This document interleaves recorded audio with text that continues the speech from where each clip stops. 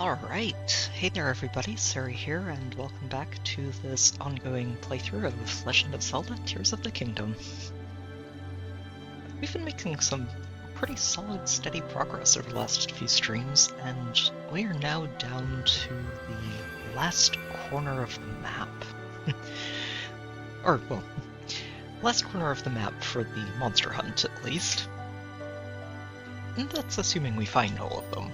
There's a decent chance that I've missed one or two somewhere along the way.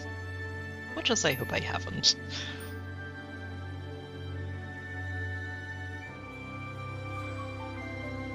Sorry, turned off my headset there. Either way, though, I think we're doing pretty well here. Overall. Alright. Hey there, Nagon, welcome back.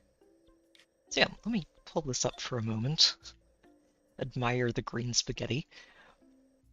So yeah, we've gotten through basically all of Hyrule, except for the Necluda region and Mount Lanayru. Even took a tour through the Necluda City last time.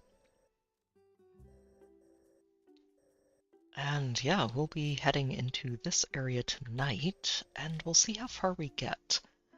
I am sort of expecting to be able to make it through all of this, but the mountain regions can take a bit longer, so there's a chance we don't actually finish this entire corner tonight. But we will see. We will see. Alright, now I need to remind myself where I wanted to start. That's right.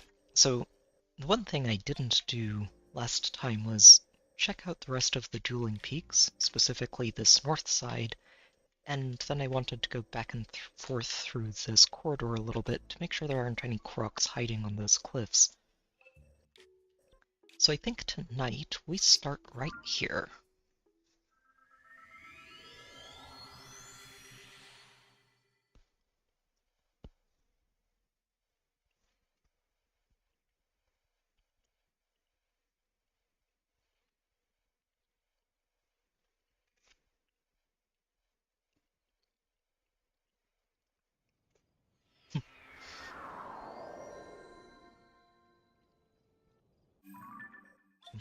Outside of Koroks and monsters,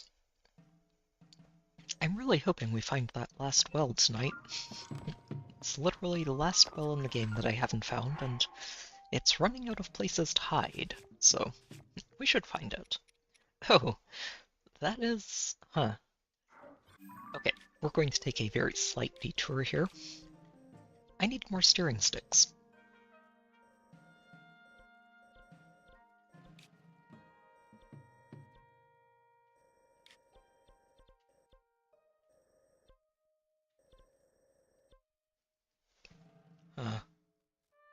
I could use the fans, I guess.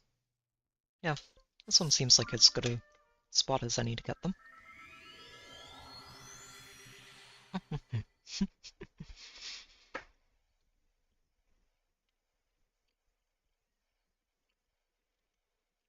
I really haven't been paying attention to how quickly I've been going through those, have I?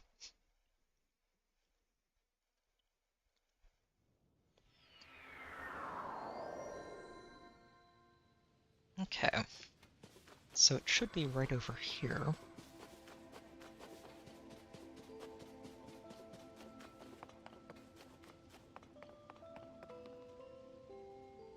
Possibly up top. Let's see. Nope, right down here. Good.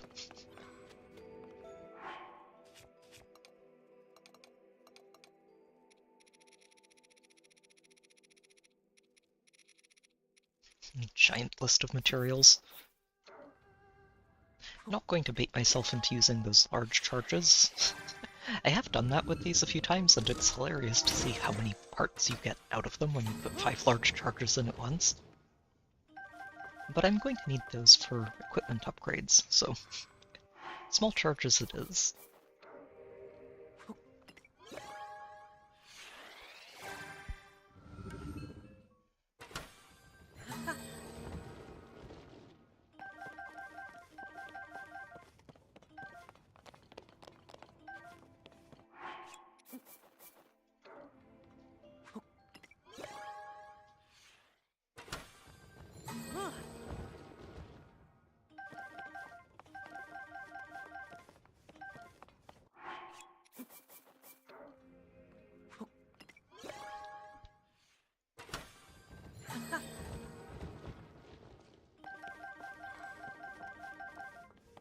Okay. Probably going to go below 600, and that should be enough for us for a little while.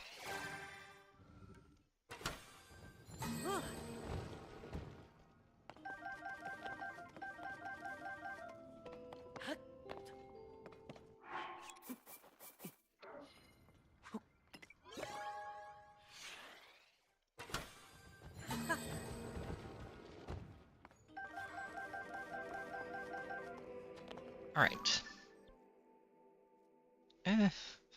It's only 12 sticks. Wow, I have not gotten as many sticks as we have anything else. I think I've gotten... Oops. Oh. Tulin. Tulin, please. I think I've gotten, what, 13 stirring sticks and something like 20 fans, so it's a little unfortunate there.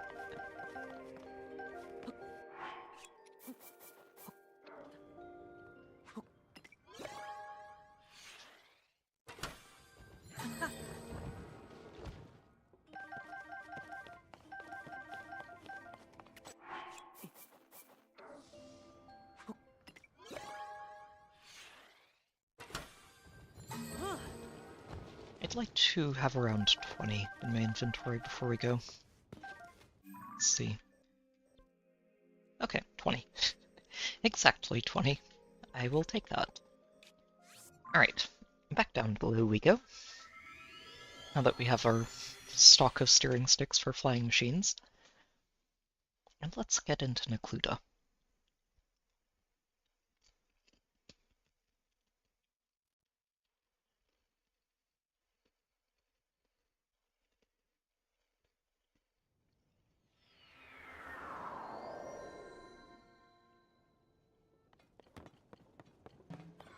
Alright.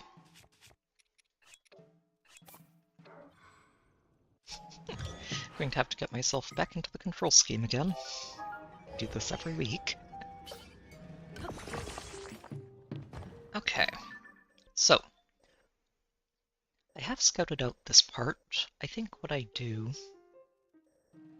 is head towards yellow, to start with, and head up through this section.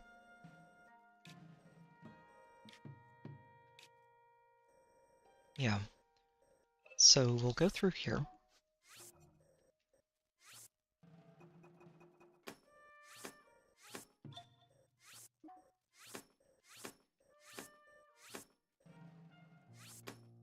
And do a little bit of climbing. I'd like to get all of Maple Ridge covered before we head around and into that little canyon.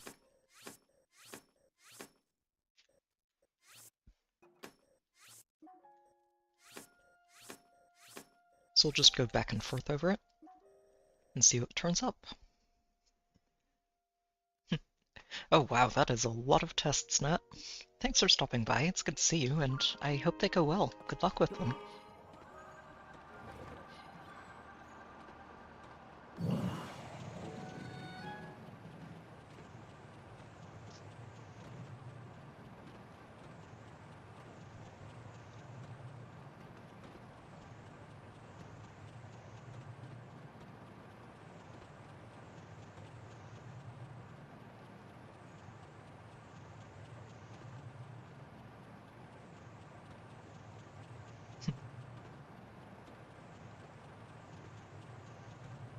This is one of those points where I'm just probably going to become increasingly suspicious of any random outcropping I fly by. And we're going to be doing a lot of just checking as I go through all of this for Koroks. Because at this point I'm pretty convinced that I've missed quite a few Koroks, even with how thoroughly I've been going over everything. And I want to try to avoid missing any more.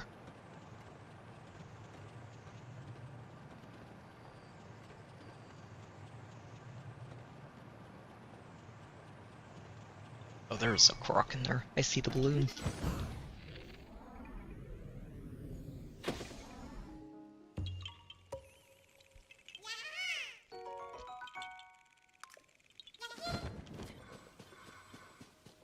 Oh no. Well, there goes a flying machine. Guess I should have secured that before I got the Korok.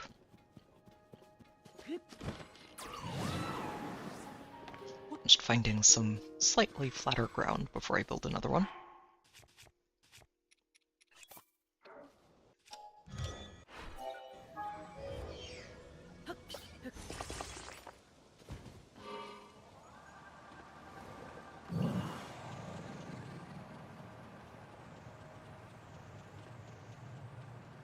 Alright. And round we go.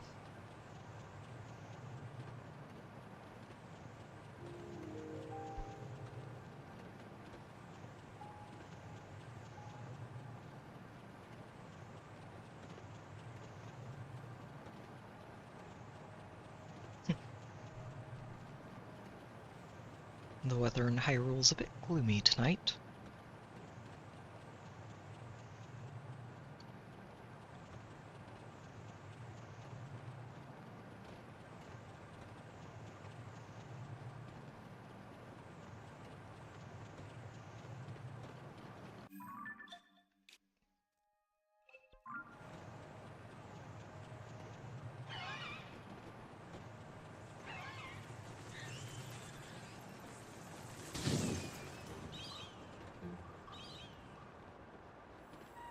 There's a Hinox down there that I've already killed.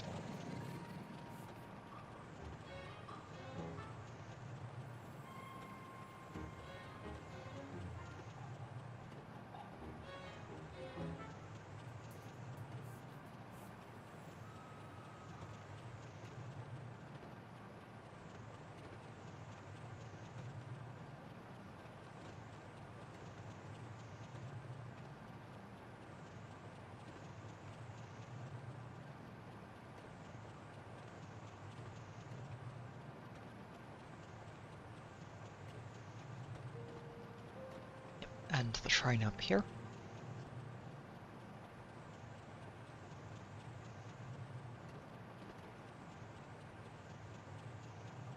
And then we hang a right and go right back through the area, at a slightly higher elevation every time.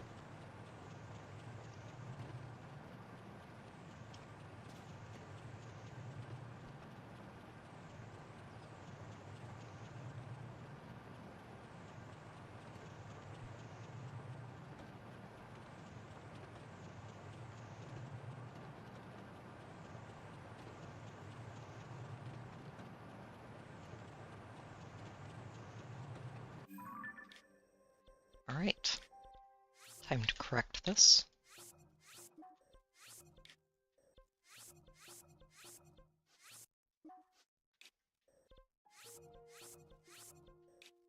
Oh, hang on. That's a fun coincidence. When there's a boss in the same spot, on the surface and the underground. It doesn't always happen, but it has been... I've seen it in a couple of places. This is not the only one.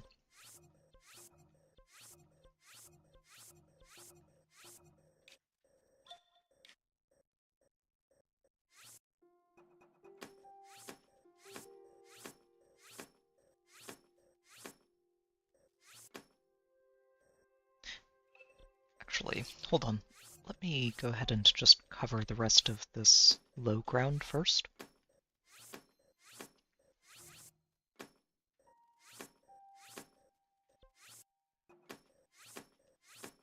And then we'll head up to the peak.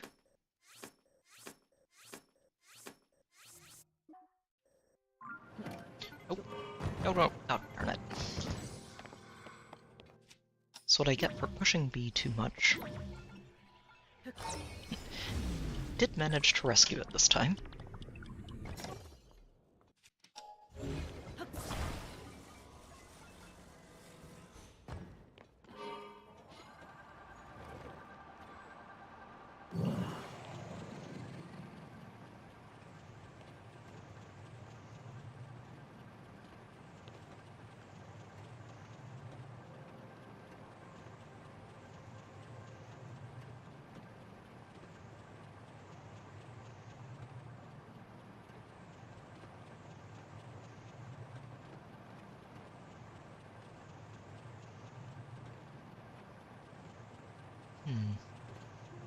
Wonder if I'll get to spot a shooting star tonight. Would be nice.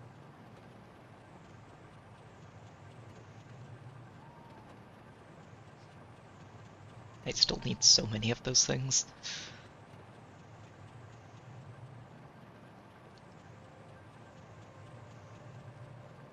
It's actually going to be one of the things we start looking at going forward after we finish clearing this flyby of Hyrule out.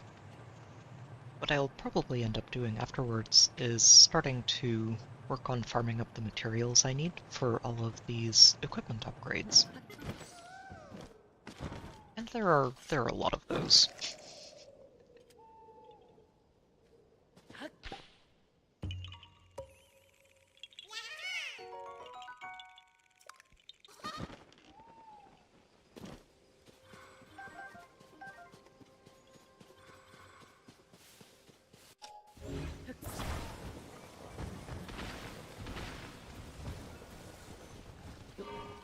Shoo, leave me alone, you ever mean.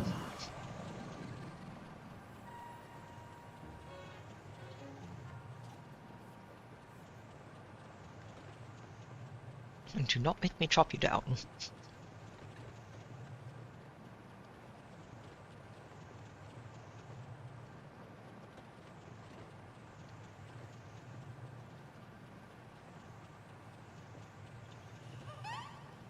Oh.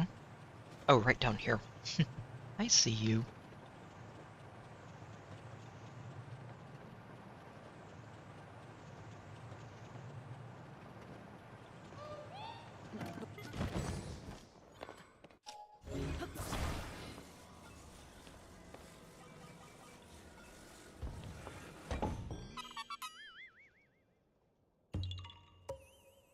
And another one down.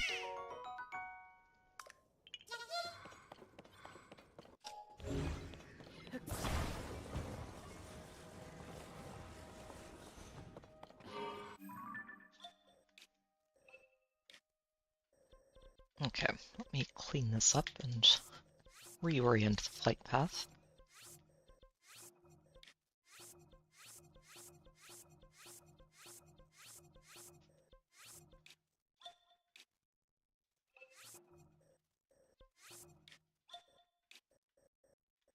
So we'll go out and around. And do a little brief loop through here.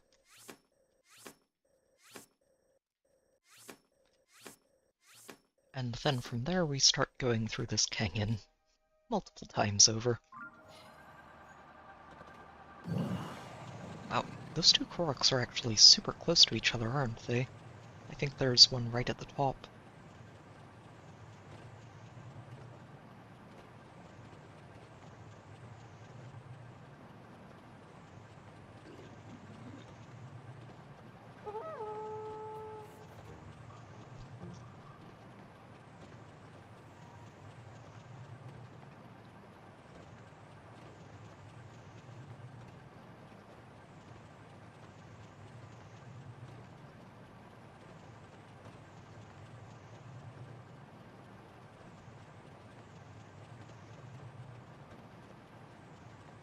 Looks like that's going to be all for this side of the peak, though.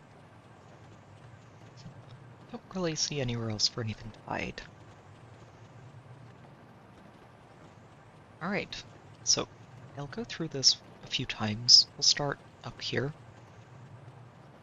Turn around, go to a slightly lower elevation, and I'll probably use these ledges on the side as a barometer for how far down to go each time.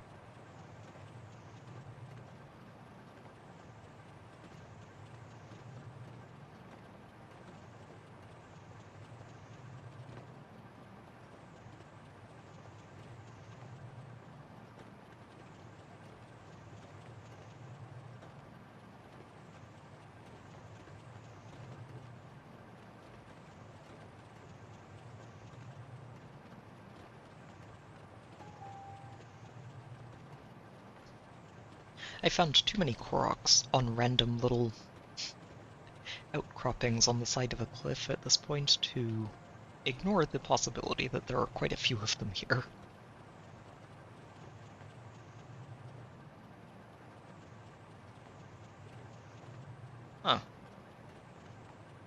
Now, why are there so many lights down there? I guess we'll find out soon enough. I am looping down there over time. Mm-hmm.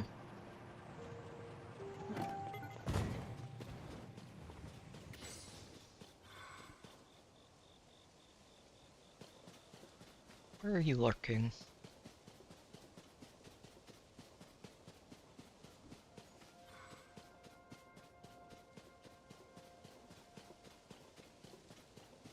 Maybe on the other side there.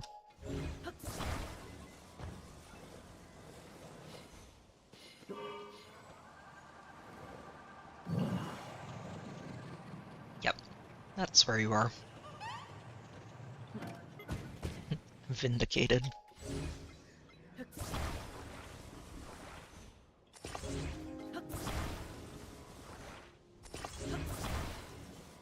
Off you go. No rocket needed. Not this time.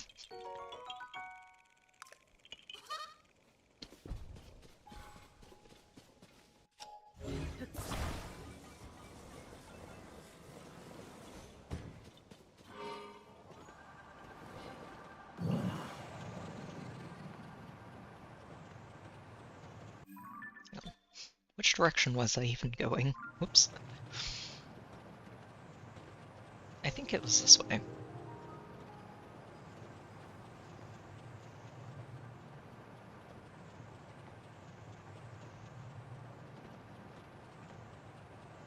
Not going to duck too far. I'll aim for the sledge over here. And then I think one or two more passes. The last one is just going to be at water level, and we'll see what all these lights are about. One of them or more may be Edison, trying to keep his sign standing. I wonder how many of those he still has left.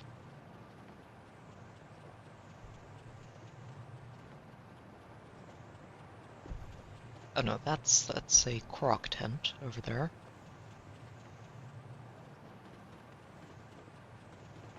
That, I think... Yeah, I think we've gotten that one already. Possibly.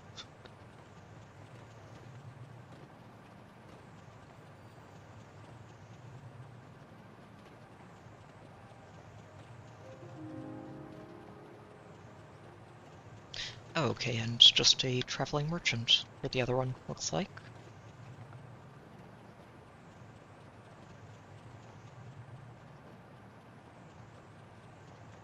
I wonder what he has for sale. Yeah.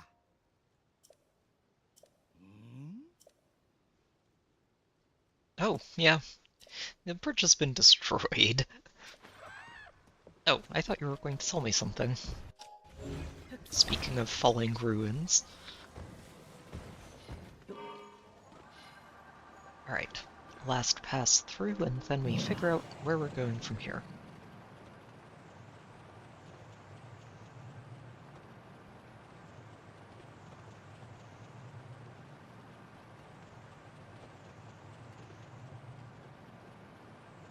It's been a pretty good week overall.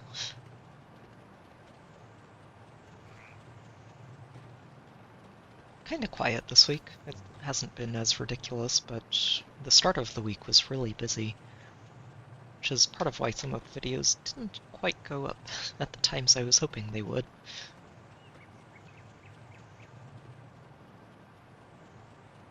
Oh yeah, hey Hudson. It has been a while. Welcome back. Good to see you again.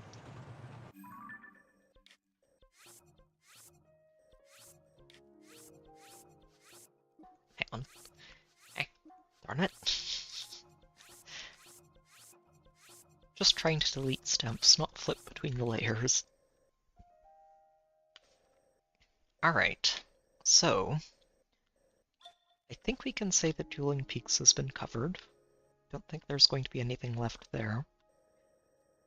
So from here... Yeah, so from here we're going to head back through one more time.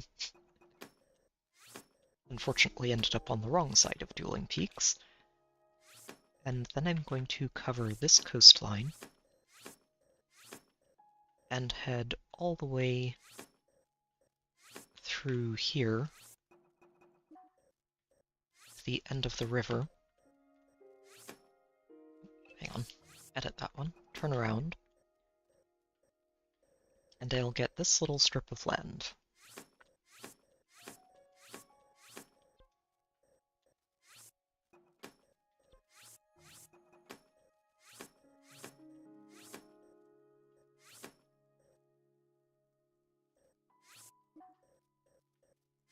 Yeah, and we can basically end at this one.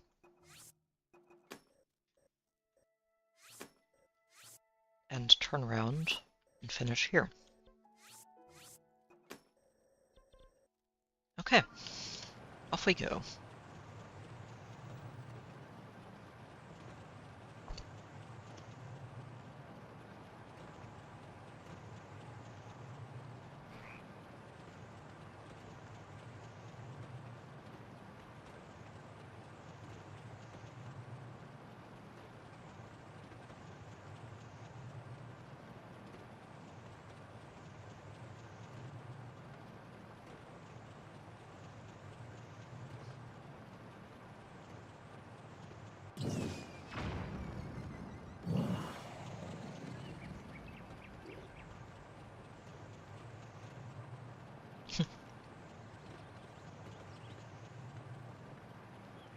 The Great Ferry over there.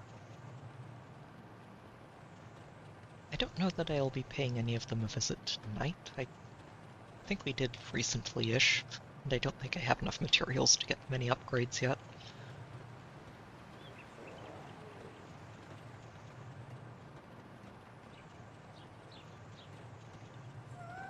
Aha, Korok, you say? Probably right in here. Yep, right in there. Leave me alone, bear. I have no interest in you.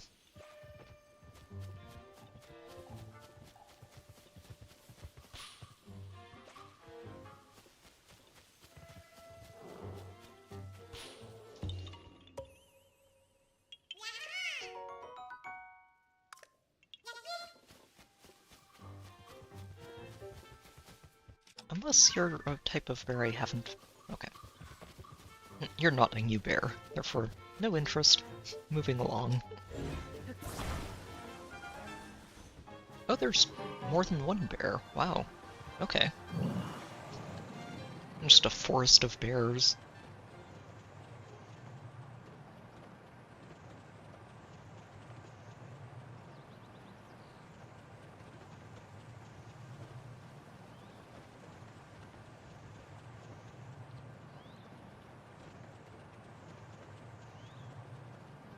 Sadly, nothing more interesting than those bears in here.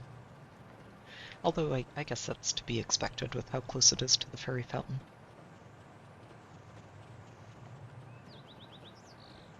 I mean, there's a silver moblin in here.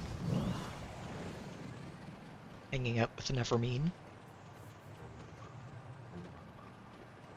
Yeah. Yahaha indeed, Unagon. These Koroks will haunt my dreams for years to come.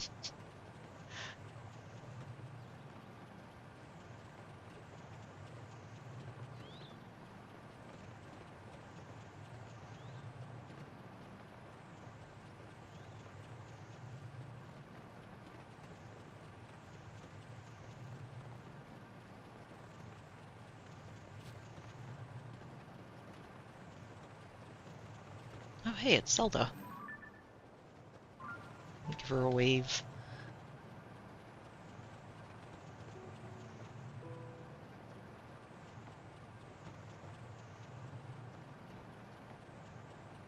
Okay.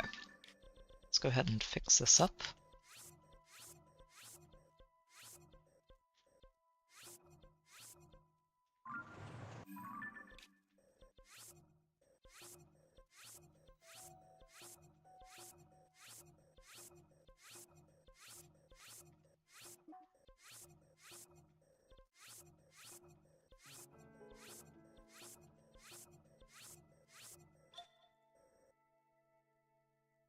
Yeah, I've already been up on this side of the mountains. It's just all of the lowlands. That's right. Okay. So...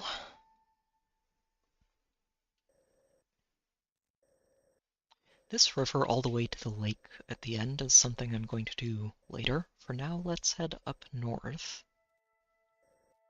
and cover the swamp and the surrounding plains, along with Fort Ateno.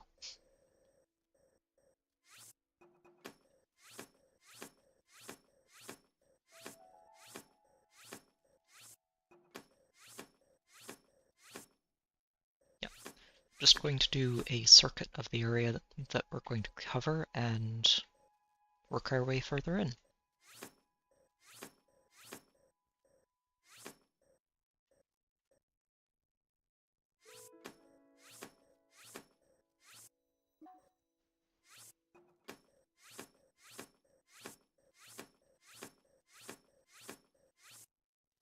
Okay.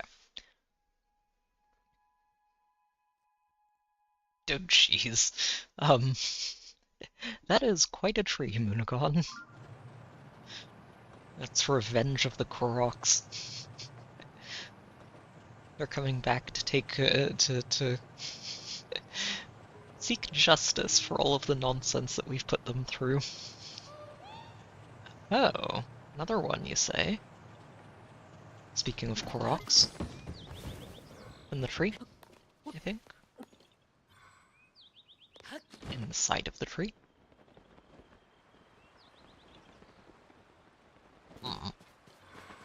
Where are you hiding?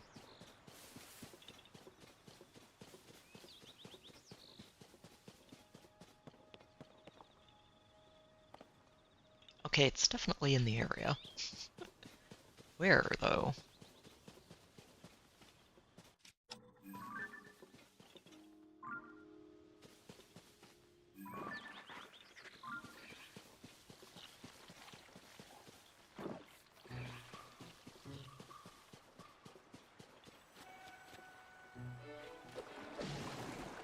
Oh, mighty carp.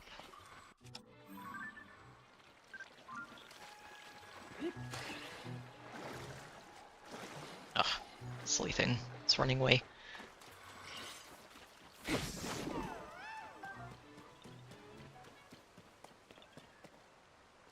Oh, I see you. Distracted by the tree. It's just in the log at the bottom.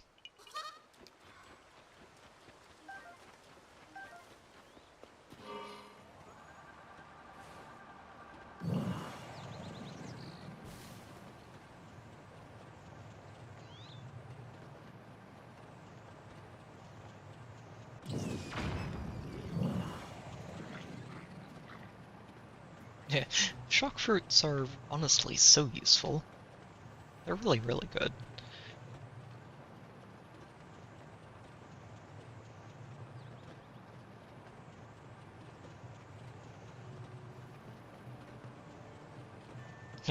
Except this time, you're the one who needs help, not the Korok.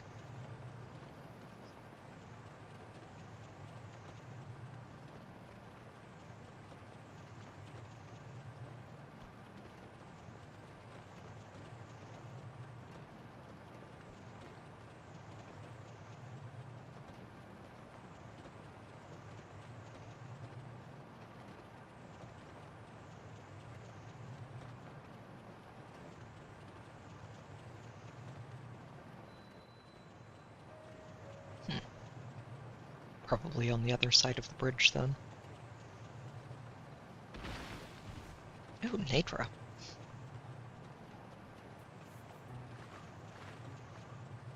This is a popular part of the sky for the dragons, isn't it?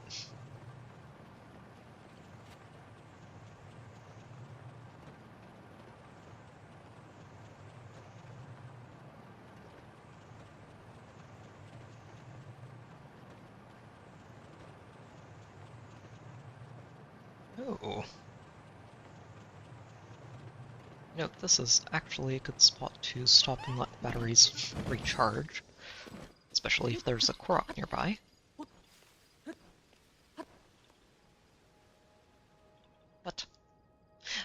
Oh. Okay, so it'll be at the top. Or, no, not at the top, right down here. But I definitely want to stop by that robot camp and see what level their captain is.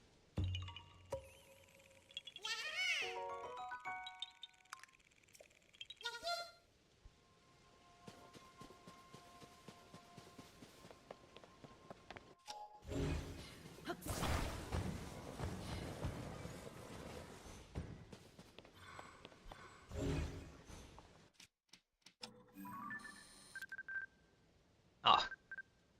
Why is he level 4? That's useless. Oh, but there is a lower level captain on the side. Okay. It is now worth it.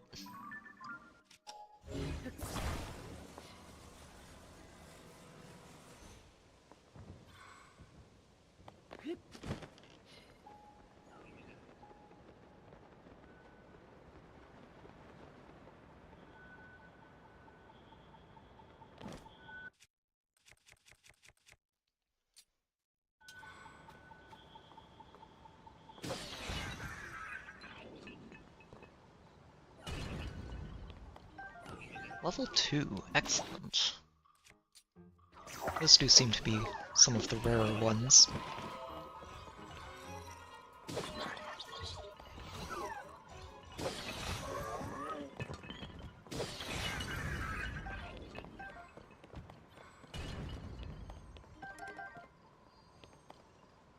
And I won't say no to a level 4 horn either.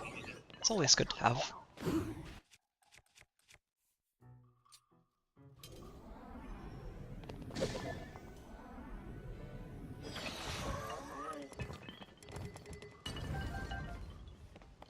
Alright.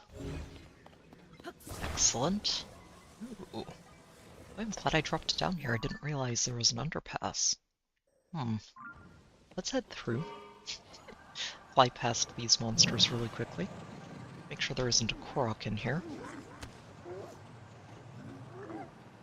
Okay. And then get back on track.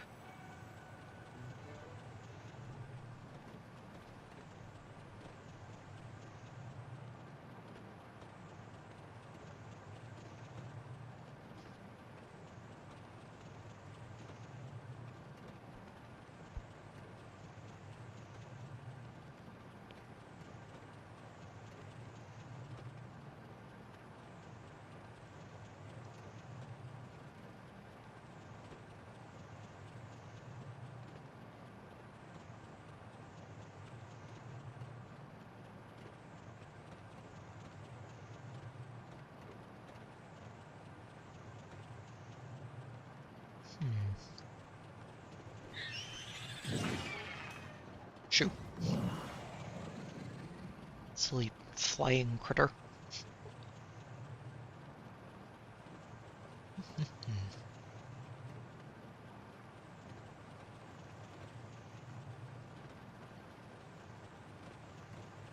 Ooh. This is going to be a fun area to navigate around. We'll have to go back and forth through it a few times.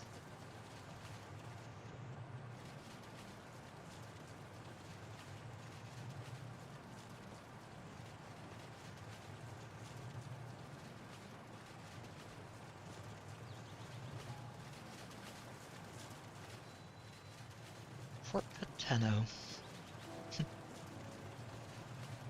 It has been cleaned up a lot since Breath of the Wild.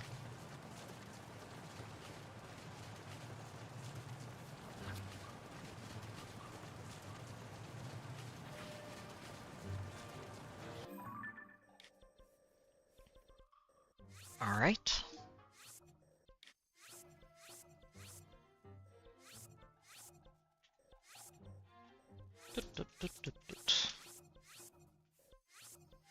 Clean that out. Gives me a nice boundary to work inwards from.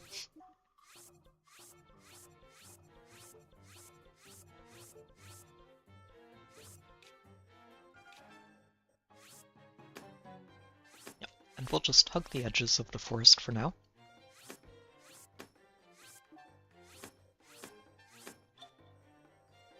Oh, right, this is where I've been to already.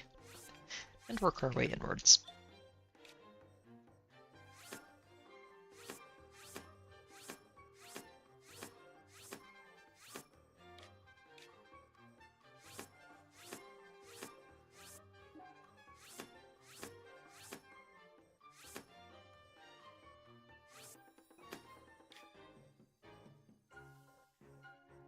I think I'm just going to double back here and go back and forth up and down a bit.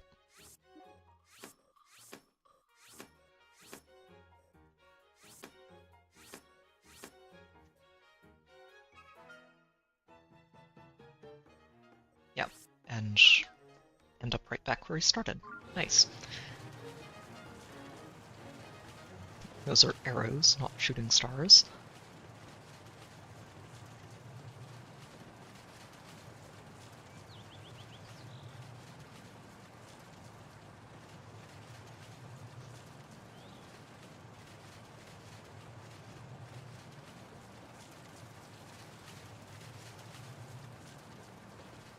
Oops, getting off course here. Yeah. Sadly, this guy is not a monster I'm interested in.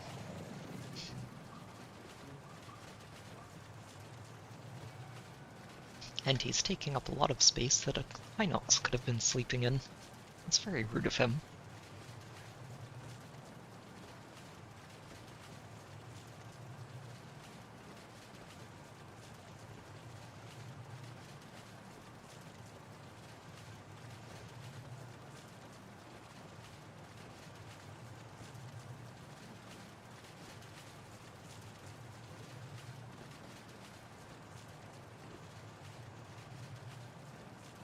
Ooh, another robot camp. Ah, Captain is level 4 again.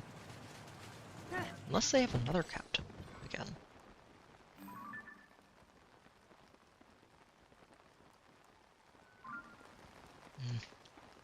Sadly, doesn't look like it. It's just the one this time. That is level 4, right? Yes. Well, don't need him.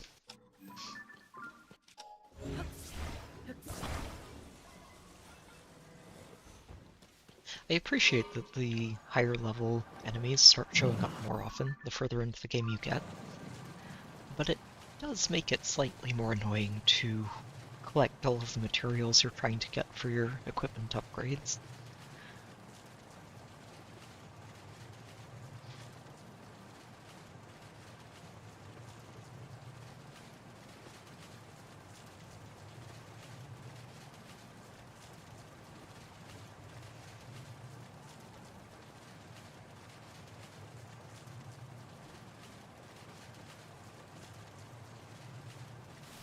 Aha!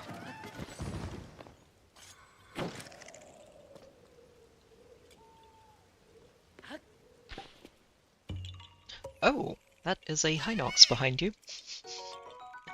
Thank you, Mr. Korok. You've been very helpful.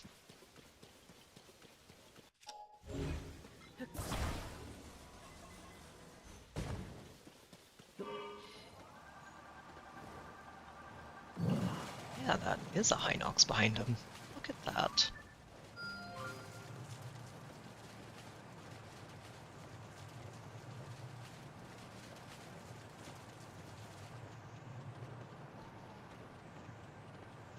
Yeah, I think for me, the Red Boss Bokoblin was more of a I needed to find more of them specifically for their horns to upgrade one of the equipment pieces, and I was completely out. I didn't have any, and I had no idea where I would be able to find more.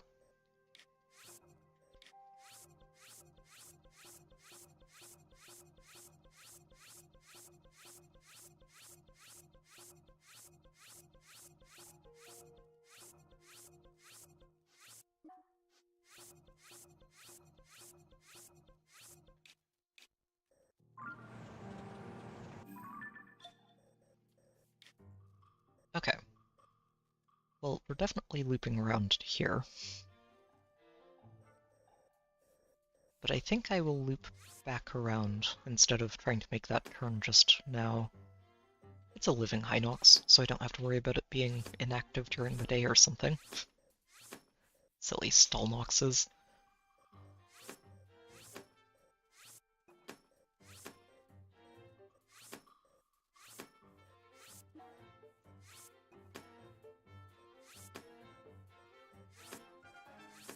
Yeah, and we'll just cover this, then turn around and come back and kill that one.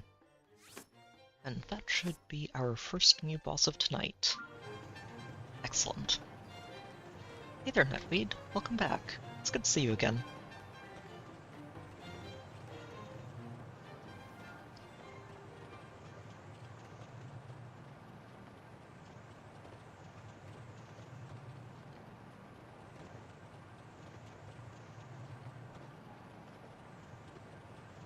Okay, before I keep going, I want to just fly along the length of this wall and make sure there isn't a Korok at the top of it somewhere. It just feels like a perfect spot for a Korok to be hiding, and I don't know if I found it already, but I want to double check.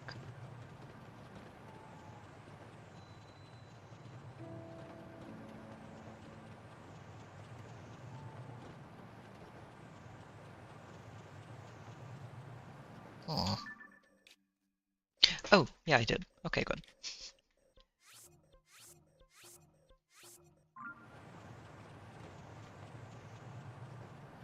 Alright, back on track.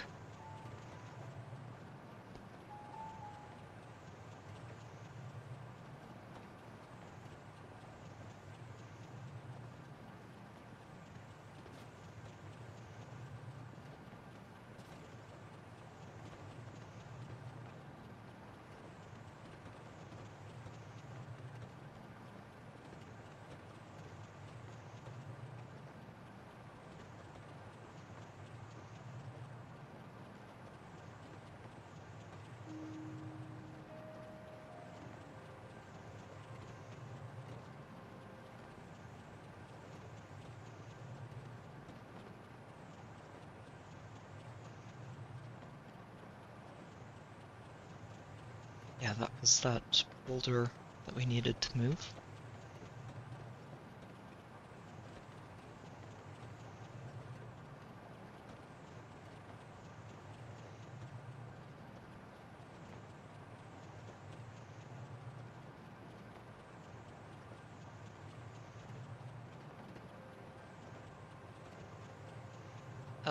I hope that Gerudo isn't walking all the way into that monster camp. That might be a little bit more than she bargained for.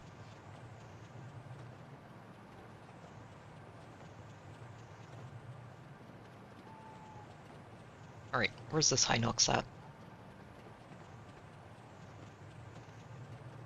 Aha, there you are.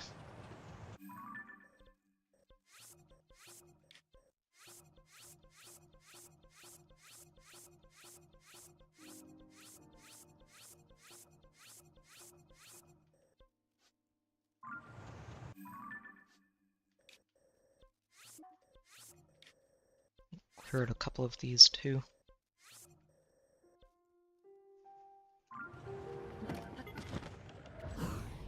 It is a new one. Excellent. Time to die, you.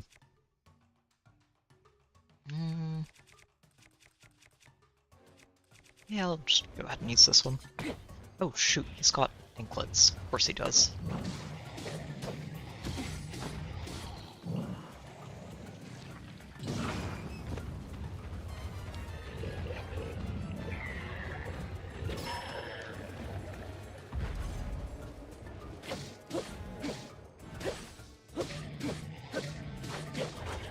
Alright, down you go.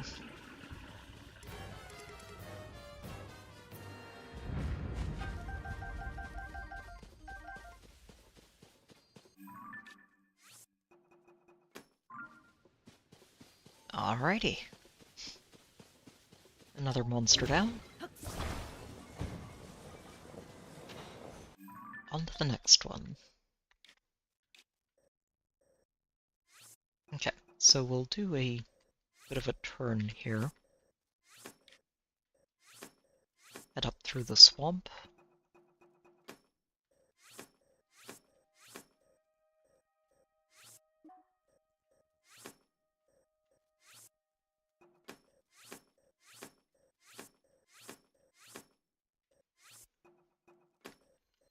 And then do one last pass, and we should be done with this lowland area.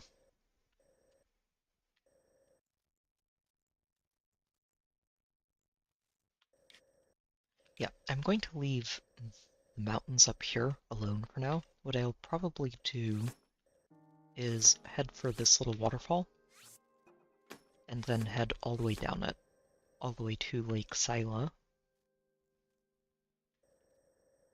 And then from there, we'll head down to this section.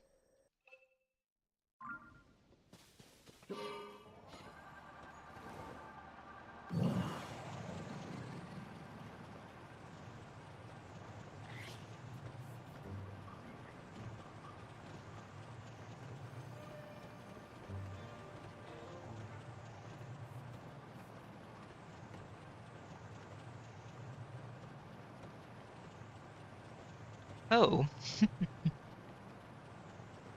Well, I guess we're making a pit stop.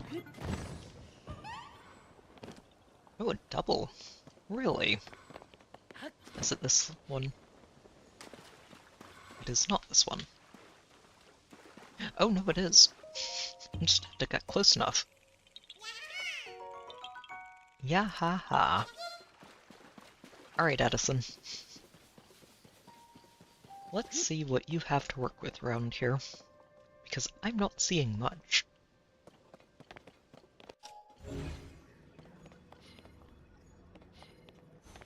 Oh, hang on. Oh. Oh, these are neat. Okay.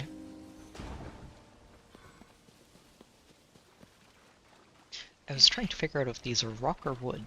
They're wood.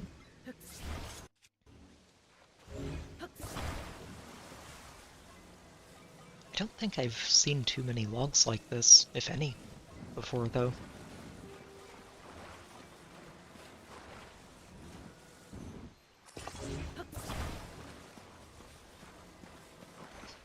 Wedge-shaped logs. Fair enough. Any others to play with? Or is it just these? I may end up needing to cut down some trees. There aren't too many to cut down in the area, but there should be a couple available.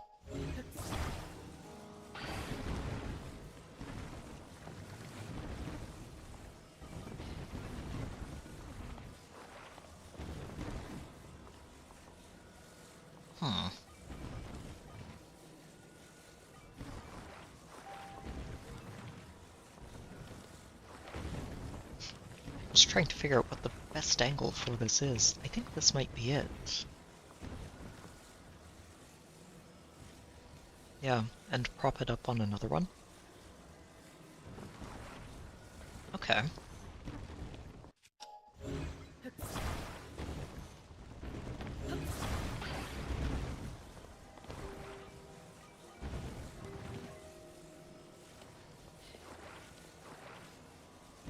Kinda like that.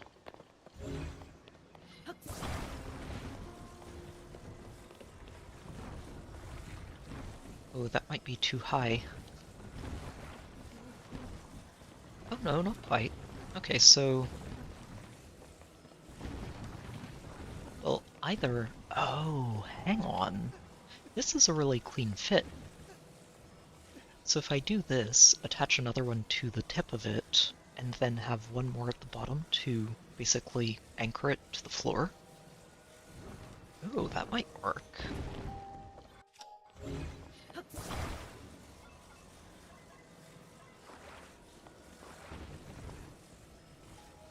Something like this.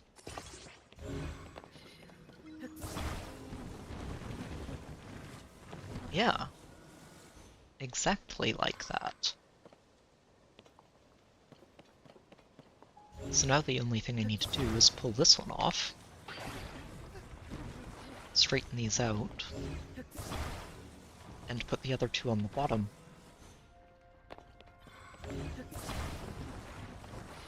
Although I will need something to hold these up, so I think what we do is attach you... oh, that's not quite right. Needs to be further up.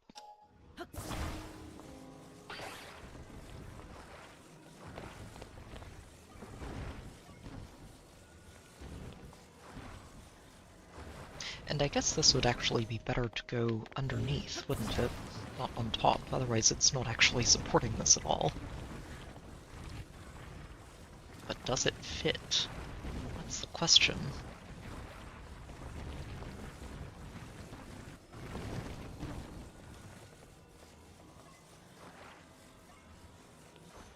Okay, this thing's being very awkward.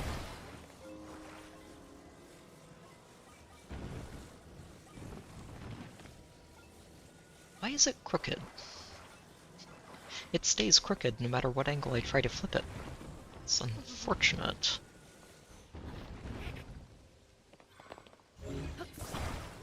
It might just be a perk of the angles at the end of it, the chopped part of the tree.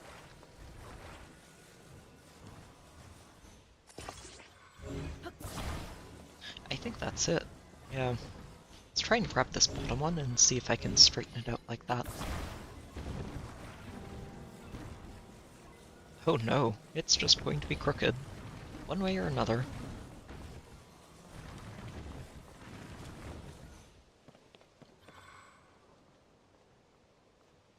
Wonder if this last one kind of fits at a clean angle. Underneath.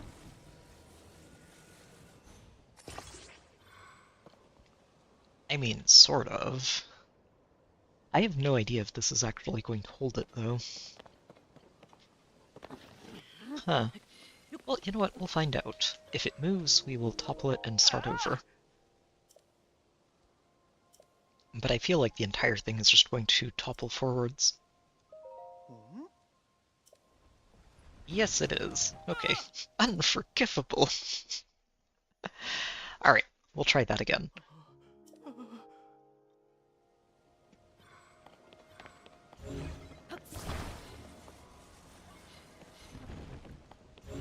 Oh, there's a rock. Oh well, a rock makes this so much easier to deal with. Yeah.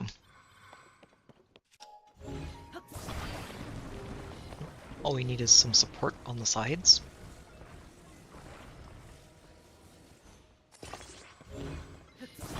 To stop it from rolling around.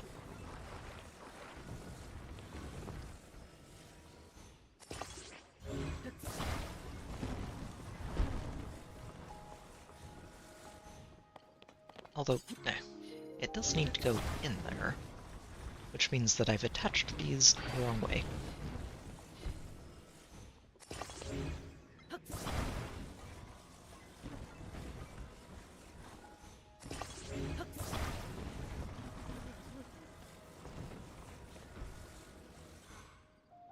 Okay.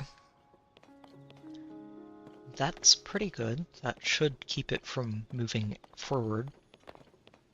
Just need to provide a little bit of extra support. Stop it from toppling to the sides.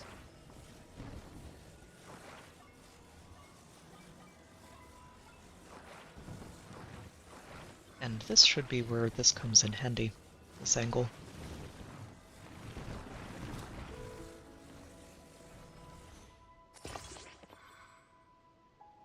Yeah, like that. Where'd my last log go? Oh, is there another rock down here?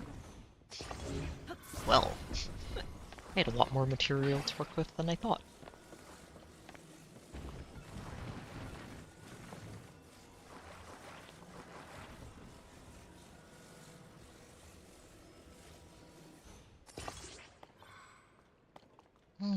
That really doesn't do anything.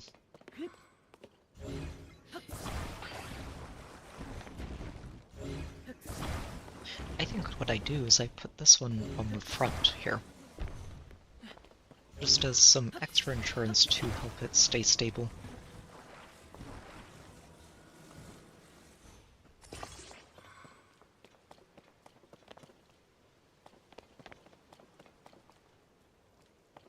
Alright, I don't think I need the extra rock. You should be able to let go now, and I don't think this is gonna move. Better not.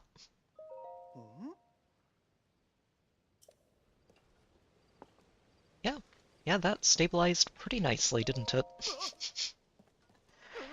Ah, the things we do for these signs.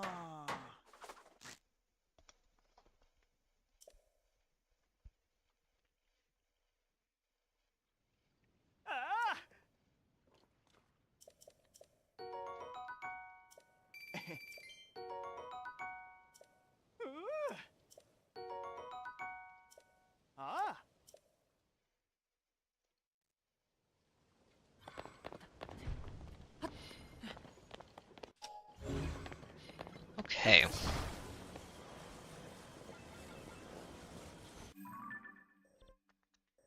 Yeah, and then all the way up. And then one more circuit back through the middle, and off we go to the next part. I already checked this one. Yeah, this is the one with the level 4 captain and nothing else. And is therefore useless to me.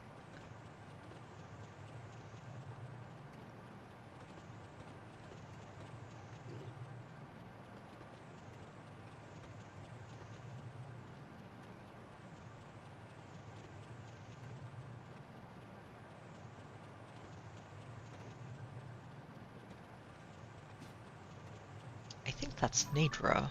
Yeah, definitely Nadra.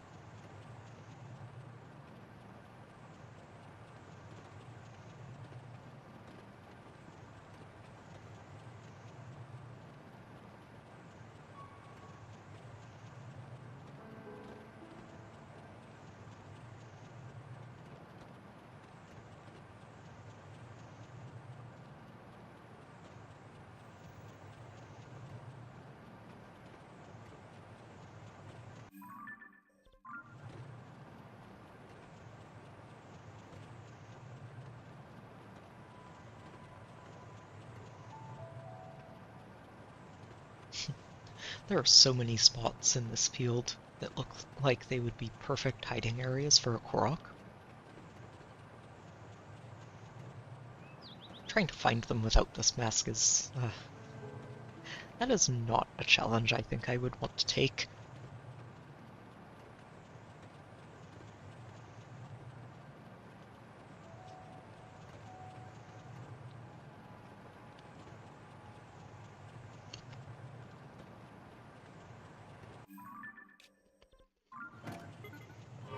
Oh, whoops.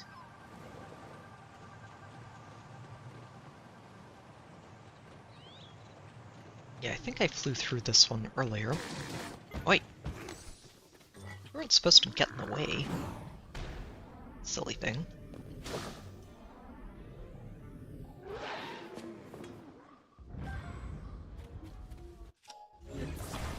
I guess it's been a while since I got properly ambushed by a Horoblin.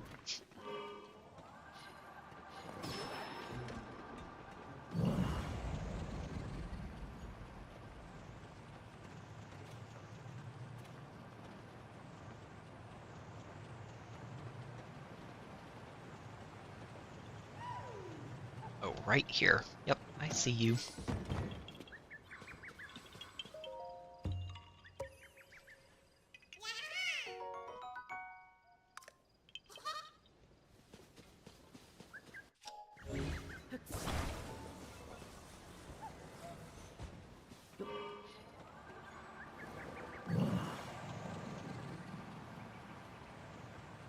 Oh. Okay, I'm also going to make a stop up here. Those are... oh, well, other than the Korok hiding at the top, I need Swift Violets.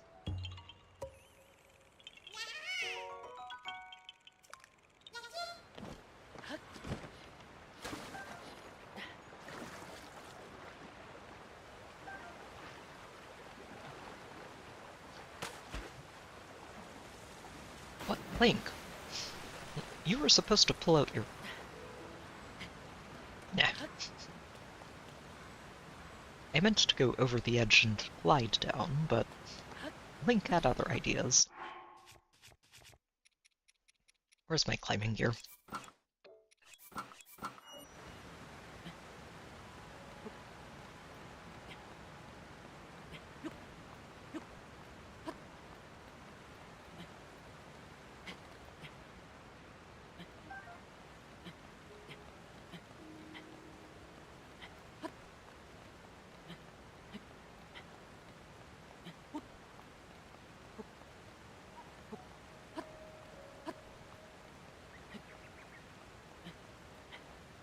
Should be a spot up here that I can take a breather.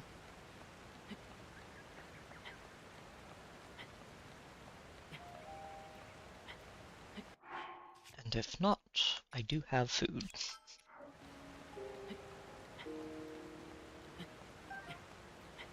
Yeah, actually, that's way too steep. It has been a while since I just climbed a cliff, hasn't it? Done so much flying that climbing has not really been an issue.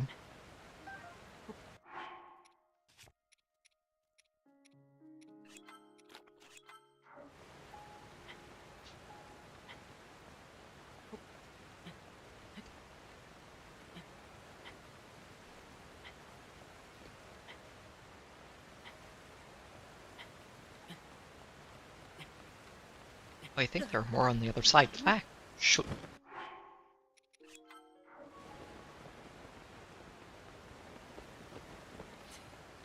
Yep, there are more on the other side.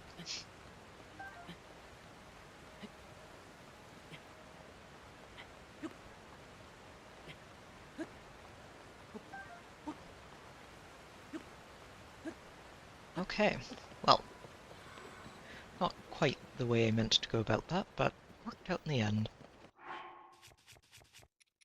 Now, back to your usual equipment.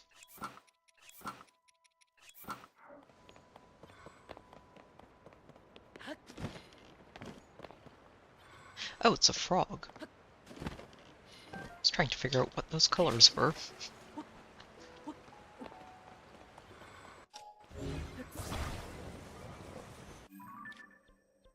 Okay, we can delete all of these. Don't really think I'm going to need to mark the path for the river. Rivers tend to be pretty easy to follow.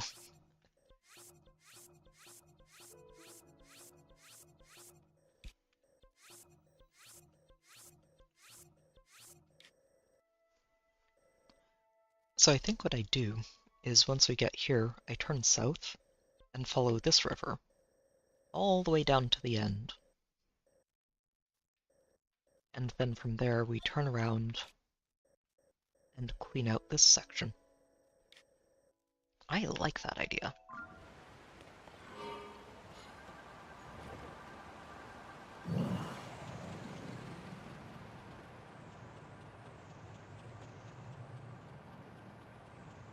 That one is just a mushroom.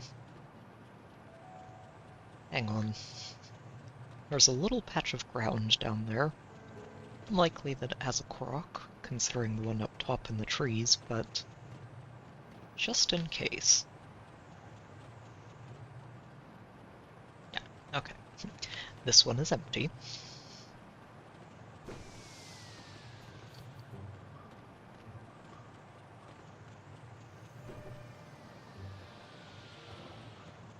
Oh. And I missed when you said that, sorry, Sign. This armor is really useful for getting back up with waterfall, but it also wouldn't let me pick up the flowers on the way up, so...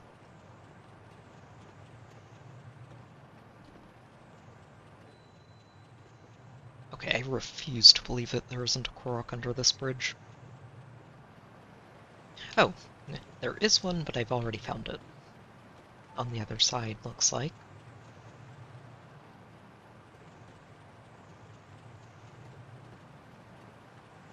Yep, right in there. Okay, good. I was going to say, this bridge is too big for there to not be a Korok under it.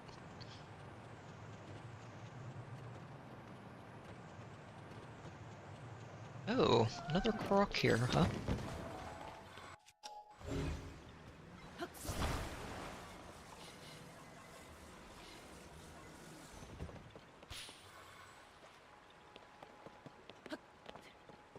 Oh, that is true. So I guess I did it the hard way.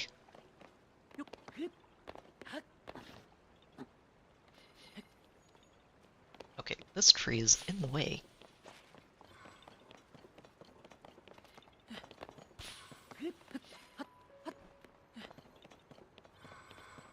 Oh, hey there, Sea Shadow. And yeah, this is a... we're aiming for 100%. It's been a very long journey so far, but we're getting there. We're getting there.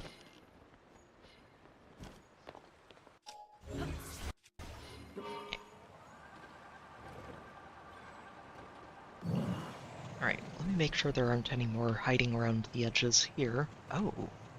Oh, hang on a minute. That isn't a cave.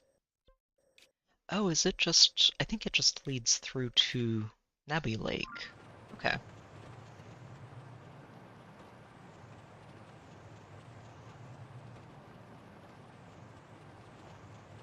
Well, may as well make sure there aren't any Koroks in here. Oh no, it goes up to Telta, I think. Not Nabi.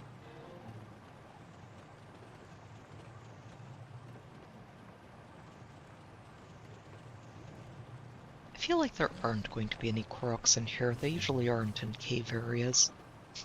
And even though this isn't technically a cave... Oh, well it might not be a Korok I find in here after all. Hello there. Wake up.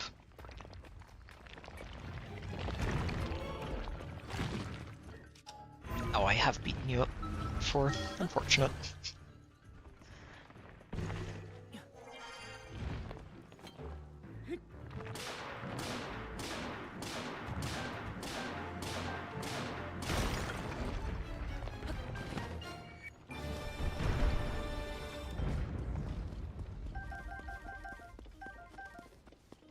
Well, may as well mark it on the map.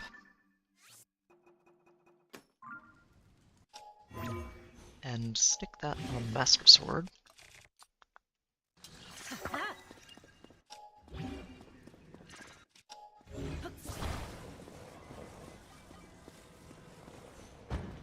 And head the rest of the way through.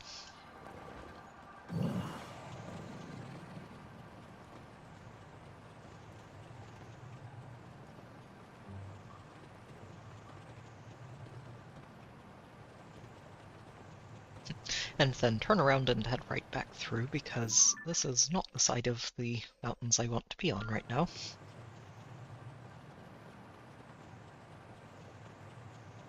But that's okay. It's unfortunate that Talus was one I'd already beaten, but still puts it on the map so I don't get sidetracked by it again.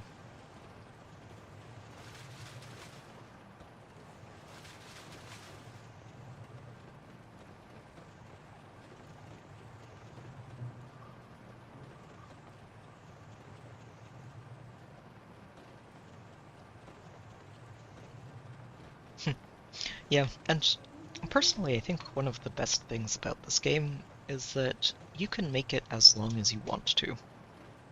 Either you can just sort of blaze through the main story of it and have fun with that, and honestly have fun with that because the main story is something they've really improved on, I think, from Breath of the Wild, and just told a much cooler story overall. But yeah, you can either just do that, or you can spend as much time as you want wandering around Hyrule, and it feels like there's always more to do in this game, which is one of the things that I've really enjoyed about it over the last, what, several hundred hours that we've spent in here.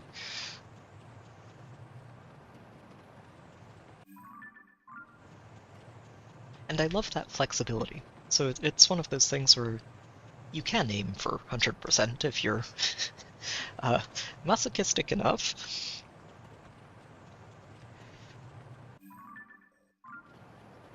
Or you can just play as far as you want and put it down when you're done.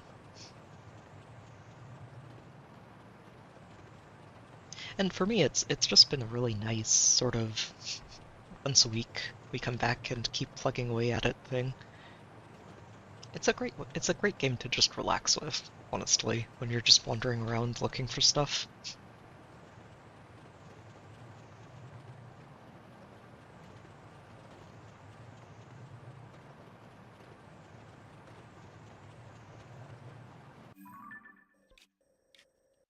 Yeah, and just keep following the river. Oh, going to have to repair the flying machine, though. Oh, hang on. Where's the Korok?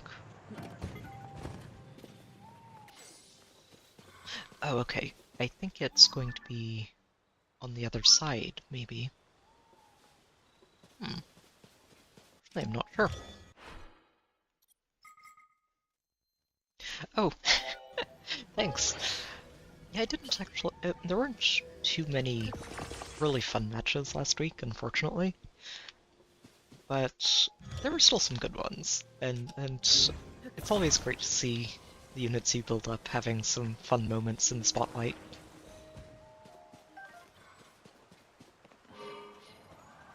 I actually had a match earlier today with Selgius where he tanked his way through a legendary Camilla and legendary Hinoka cav line, or flyer line. It's a lot of fun. Where is this thing hiding? It's not over here. I got the one down there already.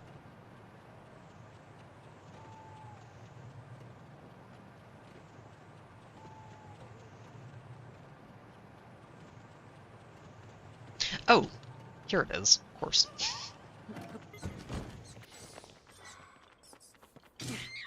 Go away, silly bats.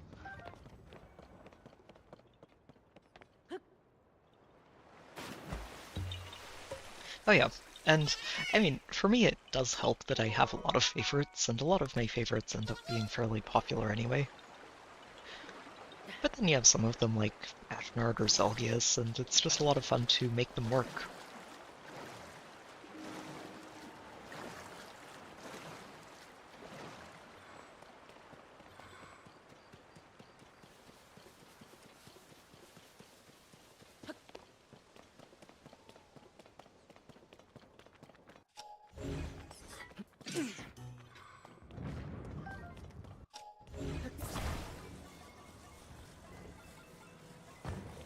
Alright, another Korok down.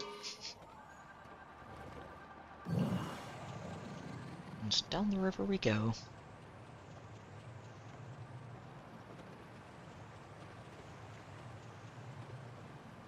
Vantage is fun. You have to be a lot more careful about it than, you know, the early days of Altina. But honestly, if you can find the right unit and the right teams to use it against, it's still so effective. I still keep Kronya as one of my light season spots. Oh, hang on. Oh, maybe right in here. But yeah, I still keep Kronya as one of my light season squads. Basically every week.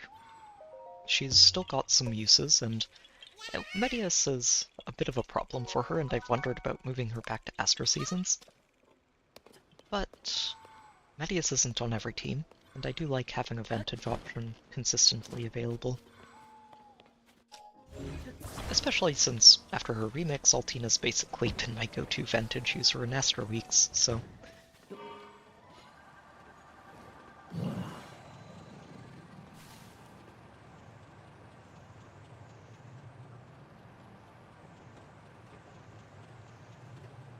Yeah, Hardy Sanaki is a bit of a nuisance for any Vantage user. Another one. Where are you hiding?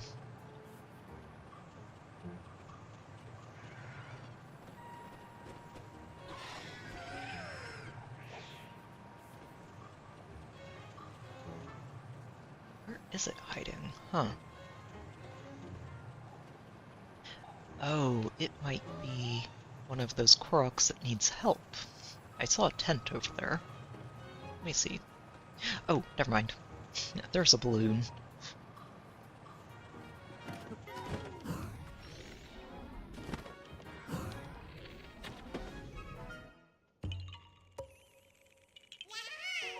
Yeah, ha ha.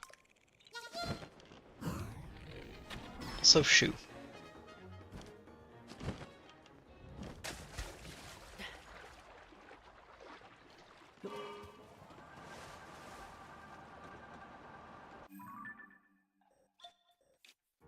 Okay. Going to loop around here. This river actually splits a bit more than I expected.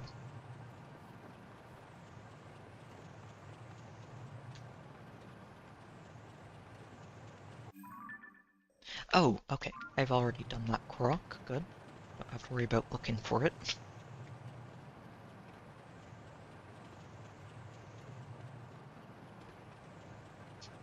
Anyone hiding under the bridge?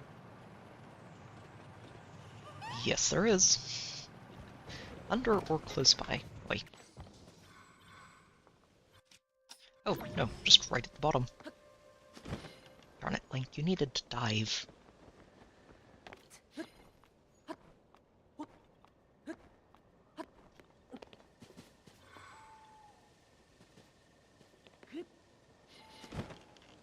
Okay, fine. Okay. Link, you're being very stubborn about this.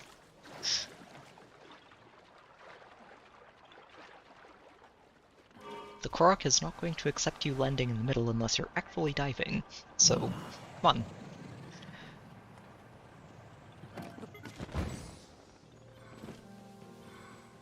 Maybe I have to dive off the bridge. There we go. Link is being picky about how he jumps.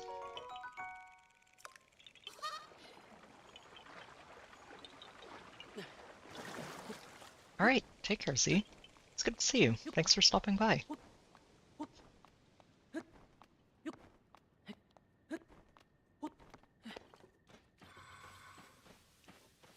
Alright, where did I put... There you are. Wait, no, that's a tree. Other side. Okay.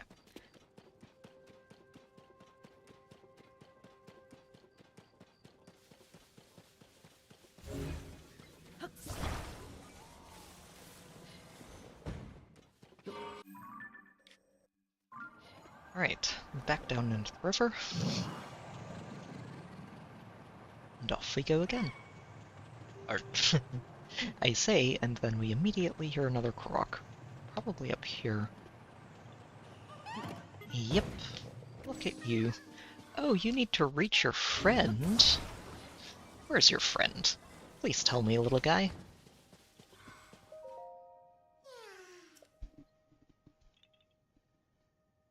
Oh wow.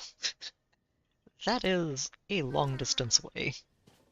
We're going to let you ride in style today, instead of being the latest in a long string of test subjects.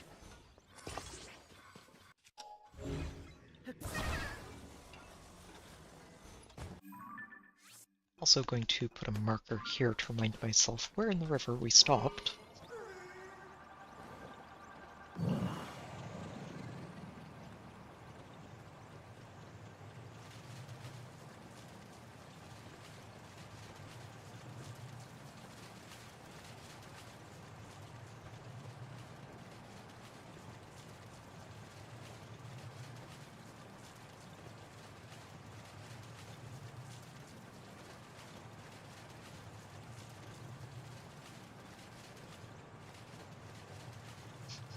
Windy, rainy night. Lovely.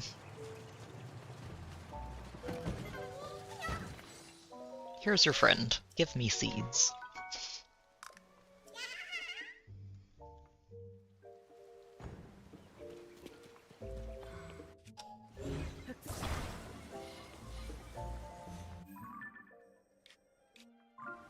Okay, and back to the river we go.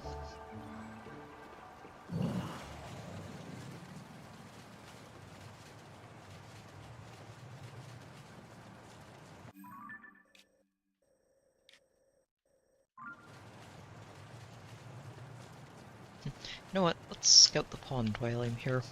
May as well.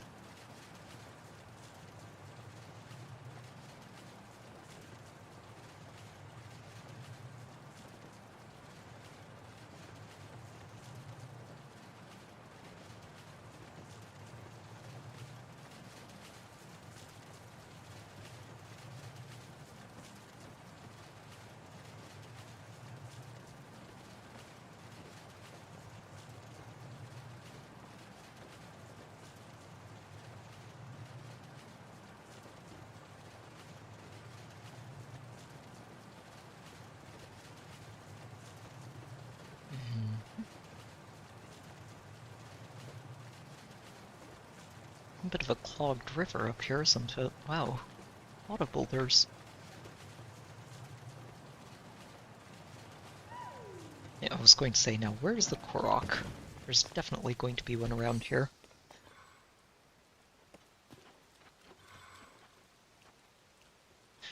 Up in the tree.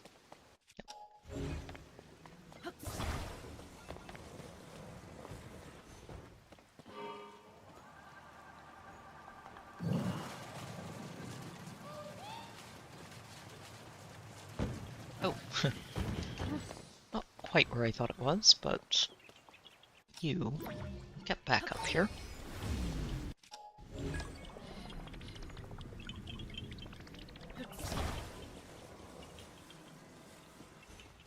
And you give me a seed.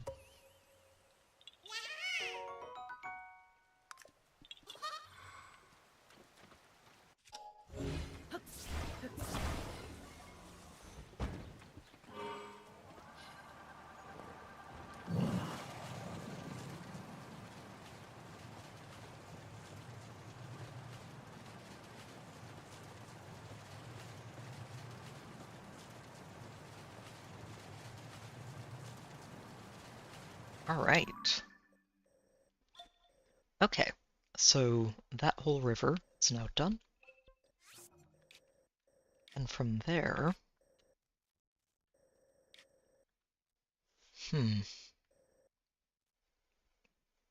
I'd like to leave Hateno and Ebon Mountain alone for now.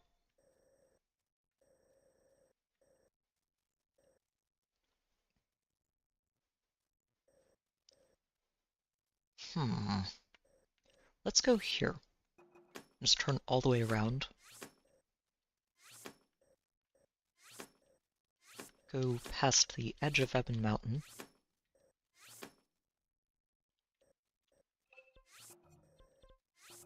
And do this.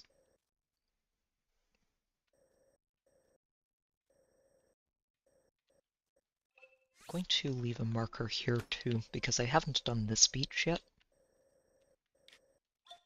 Yeah, I left this beach alone, so I'm going to need to make sure we come back to it.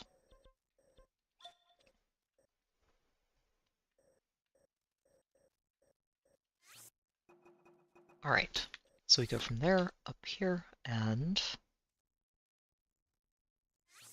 yeah, we'll make another perimeter.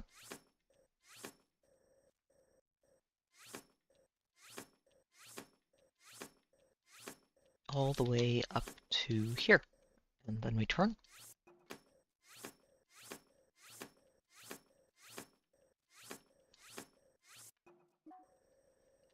Okay. Very good.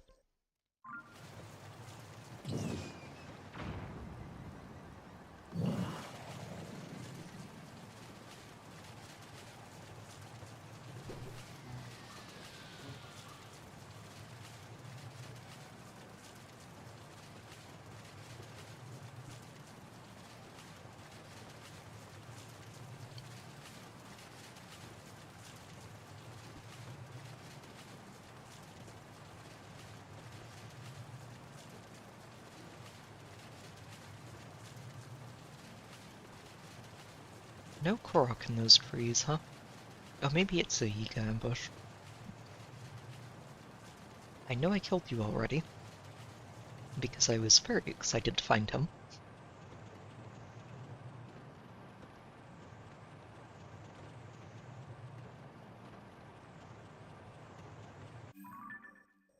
And then there was that Talus in there that we also killed last time.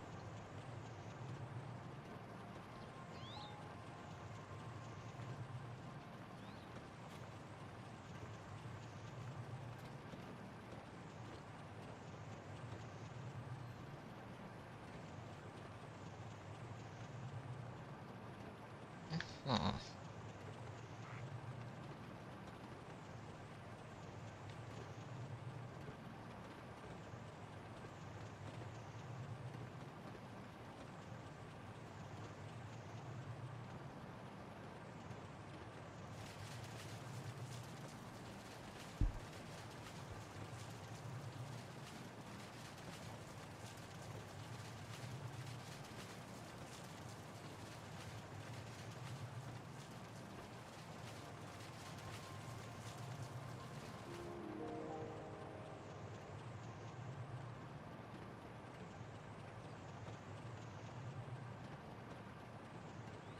monster fort over there.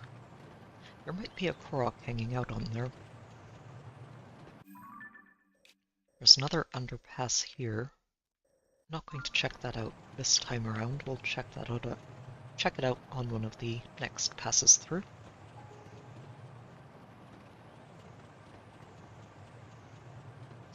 Korok we've already found.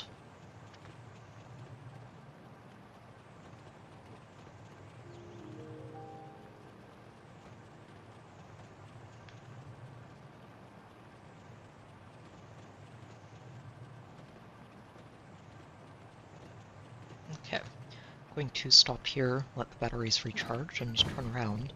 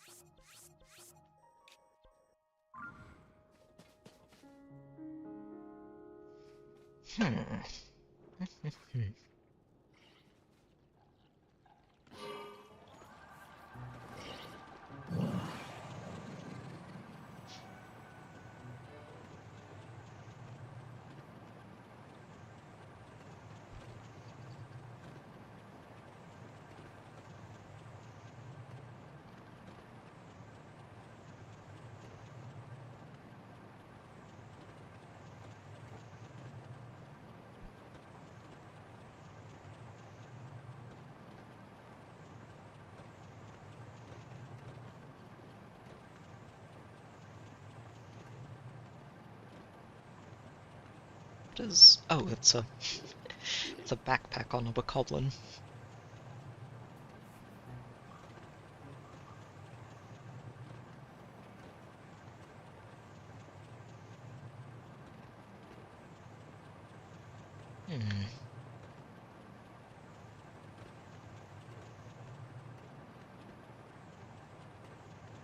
I love that the horses are completely unbothered by a flying machine going by overhead. They're just like, we've seen worse. At least it's not a bokoblin trying to get on our backs.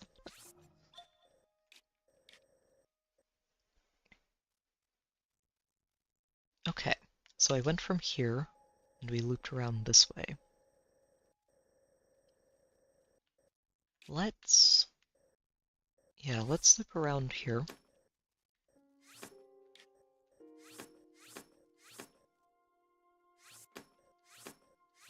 Going to finish closing this off, yeah.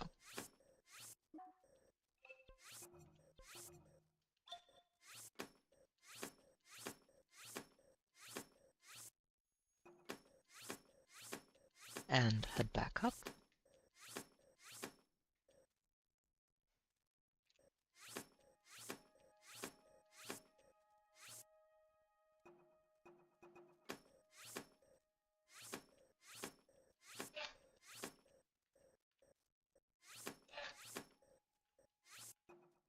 Okay.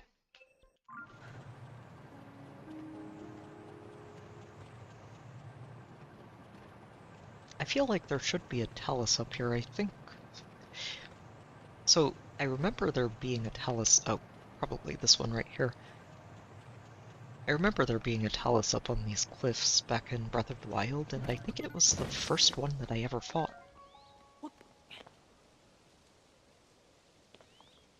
Really, it's not a talus. It's the perfect shape. Ugh.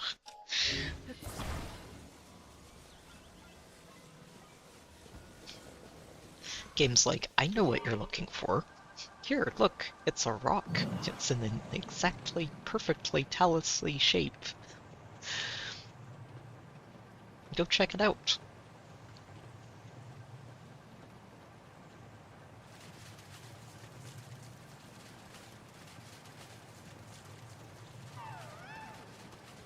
Ah, I see you. You want an apple. We can do that.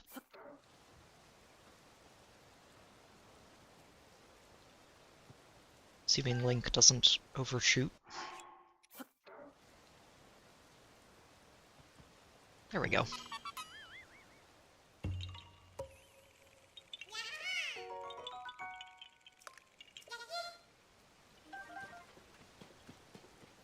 Where did my flying machine go? There you are.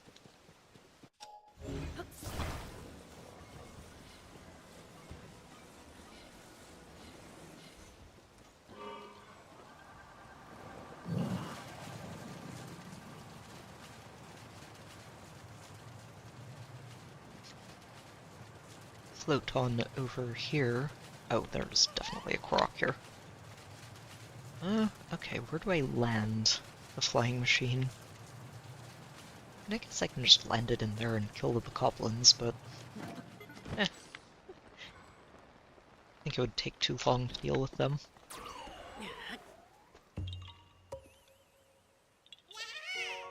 Starting to think that there's probably a Korok in all of these monster forts, too.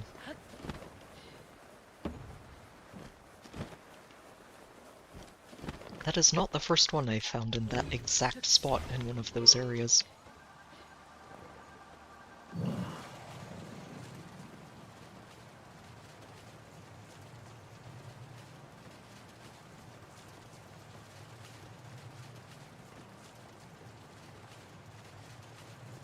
Which also means it's an easy thing to just check for after we finish and see if I've missed any forts, or missed any Koroks in those forts, rather.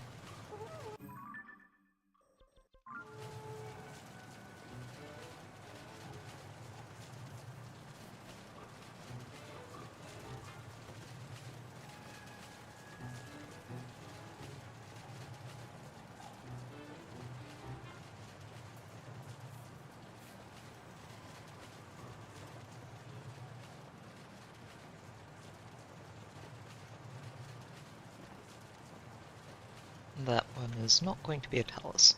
It's too close to the horses and there's a rock right next to it. But it is the perfect shape. Let me check.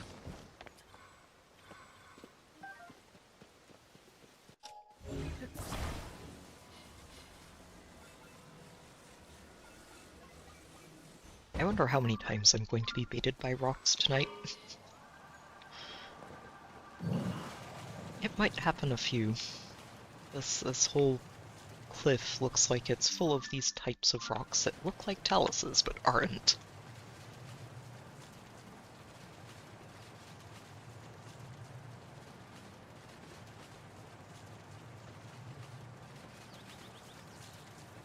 What is that?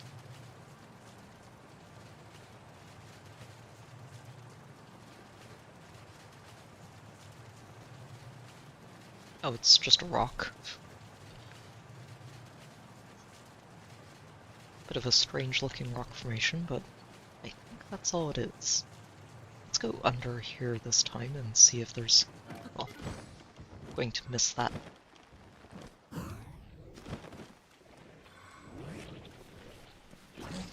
Yeah, leave me alone.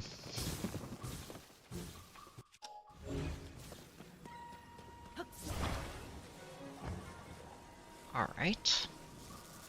Oh, shoot. I did not think it was actually tracking me with those. It's okay.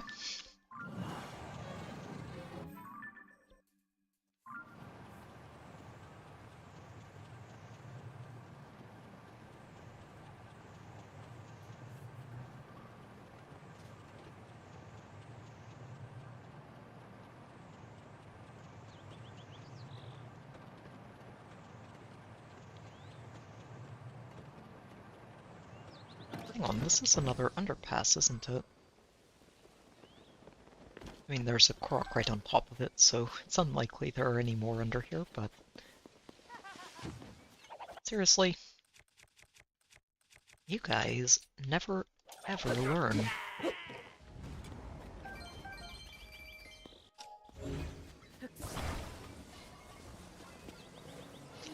If you leave Link alone, you're going to get away with far fewer injuries than you would otherwise.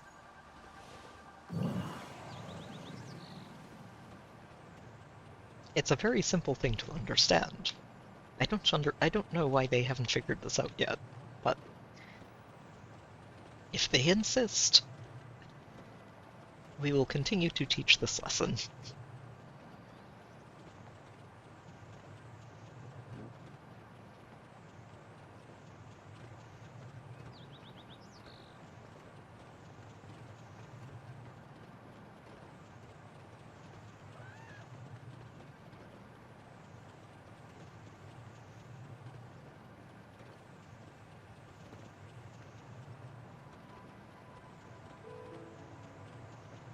Ah, I see a Korok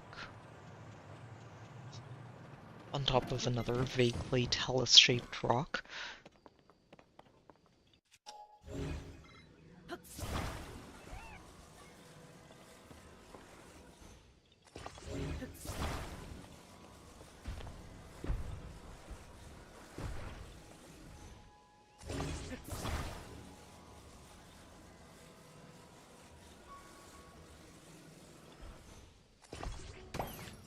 Down you go.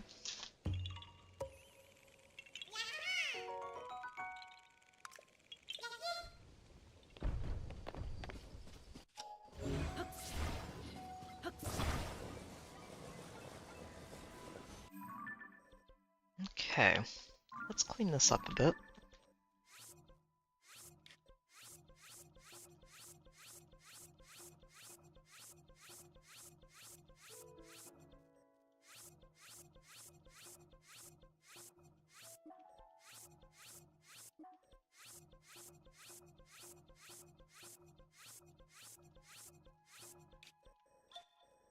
Okay.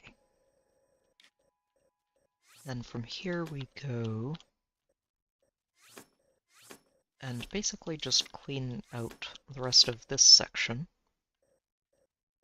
There shouldn't really be too much left to double check, but just to be on the safe side.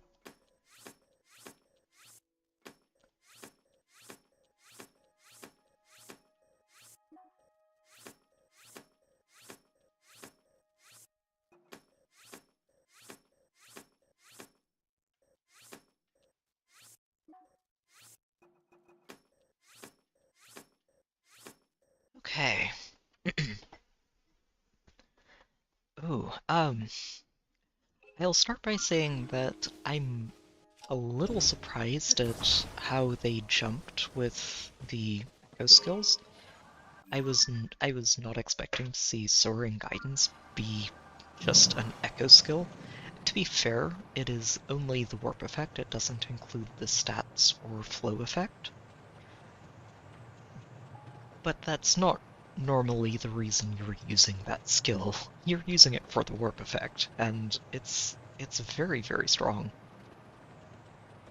Like I said, I'm surprised they did that, but I do like that we are actually getting Ivy as a non-seasonal unit. Finally. It did take a while, and I've been looking forward to having her as a merge project, so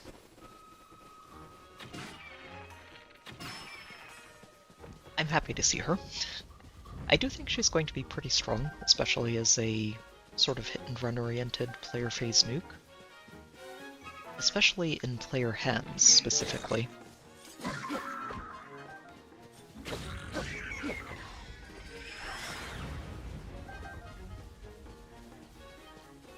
You know, I was not intending to kill all of these monsters, but all I wanted to do was make sure that rock wasn't a talus. They didn't have to die. Hortensia's... I think she's okay. I'm not sure how good that rearmed staff is going to be for anyone who isn't named Hortensia. Just because it doesn't have too much of a support capability. The post-combat healing is really nice, but yeah, I don't know if that's enough. It will be useful for anyone who wants to turn their staff into a razzle-dazzle nuke. But yeah, I do think that she's going to be the best user of that staff by a pretty significant margin.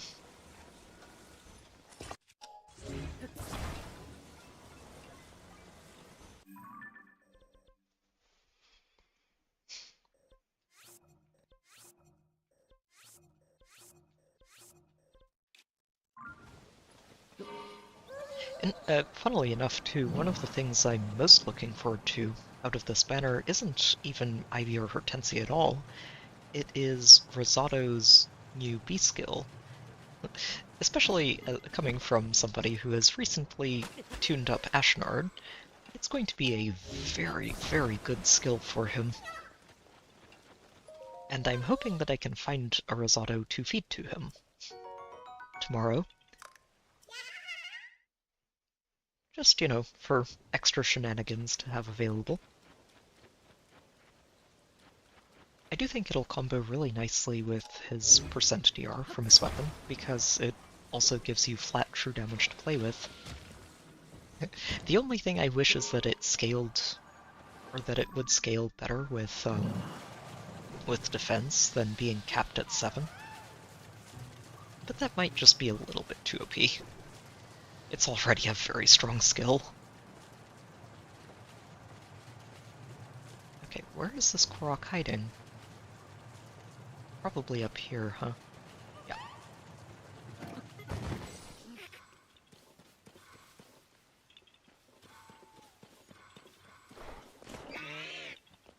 Ooh.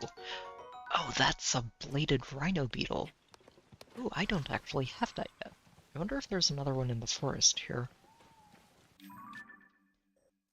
Either way, I'm going to mark this on the map so I can come back to it, because that is very important. I need a few more of those.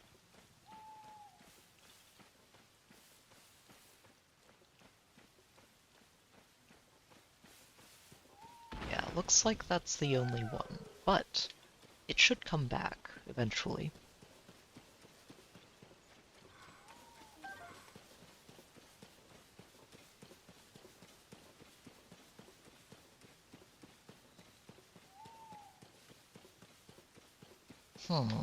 Where is this Korok hiding?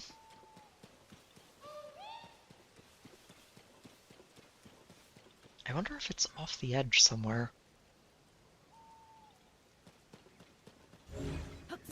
This little overlook does seem suspicious. Oh, yep, right here. These Koroks specifically are probably the most obnoxious ones in the game, where it's just there's this tiny little ledge on the side of a cliff, and that is exactly where they're hiding. And of course they do it in the rain too, to make it even more interesting to get back to wherever you were trying to go before.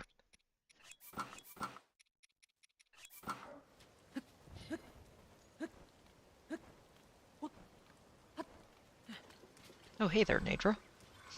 All the way up.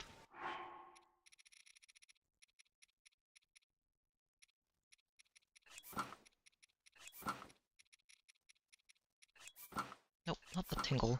There we go. Okay. What section? Oh, that's right. I came over here from the star. Got distracted by multiple Koroks. And a bladed rhino beetle. Really glad I found that, because that is one of those critters I wasn't sure how I was going to end up running across without just wandering through multiple forests to find one.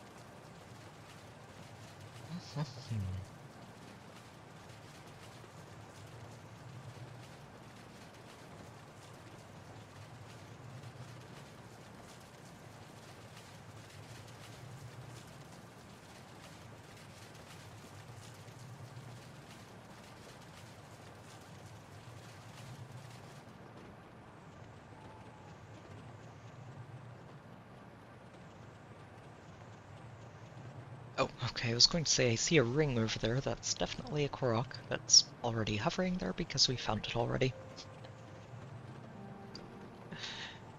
It's one of those, I see the ring and immediately start veering towards it because it's like, nope, do not want to miss you. But already did that, so don't have to worry about it.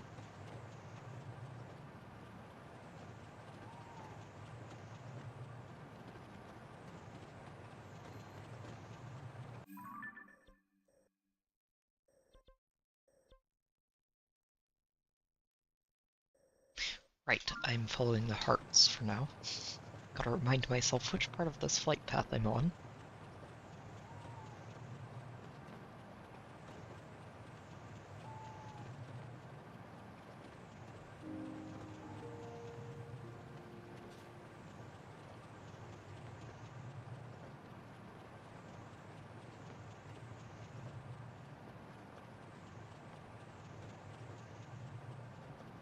Right, that's the Korok we just deposited with his buddy.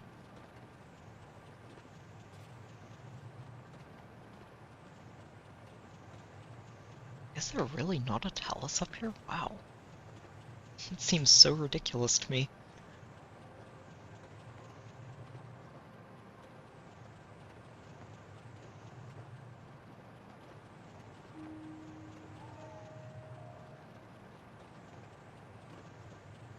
I mean, I guess that's just the previous game's bias coming through, but okay, fine, I'll help you out. You've been fighting this one bokoblin all night long.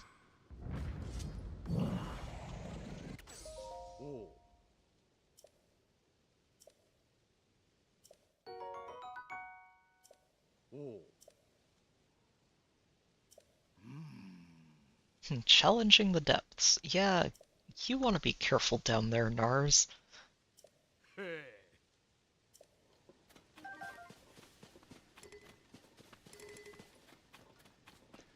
Um, I think if I had to choose, I would say Tears of the Kingdom. I think that Tears of the Kingdom has the advantage of being able to build on the foundation that Breath of the Wild set up for it. And they did a really good job of doing that, which gives Tears of the Kingdom just such an advantage over Breath of the Wild in a direct comparison. With that said, I don't think that Tears of the Kingdom would be anywhere near as good as it is if they hadn't already created Breath of the Wild first. So basically, while I think Tears is the better game, I do not think that we would have gotten Tears if they had not made Breath of the Wild first. So I don't think you end up getting one without the other.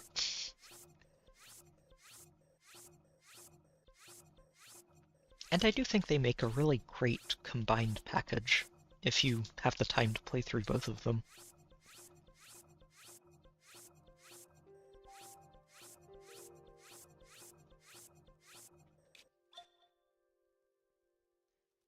Okay, so I think we've covered this section pretty well.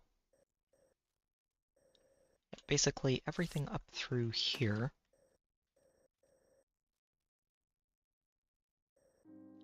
So the next stop should be heading up to the north side here. Yep, we'll go up here, down through this section, stop by Nirvana Lake, and just go through the plain and this section outside of Ateno Village.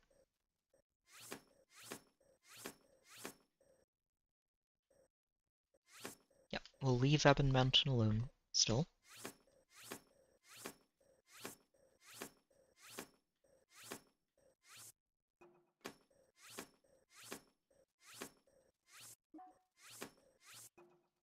And just spiral into the middle. And I think once we do that, I'll go through Hateno, cover everything that isn't mountain, and then we'll head down south, clear out this corner, and start going up Mount Lanayru.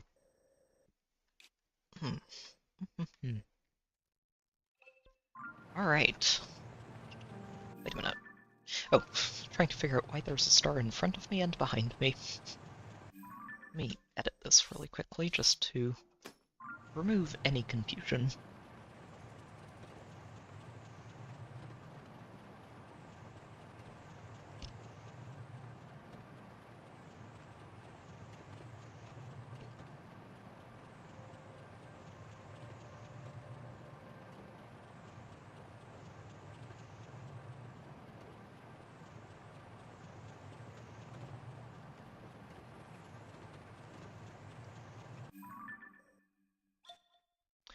Oh, hang on.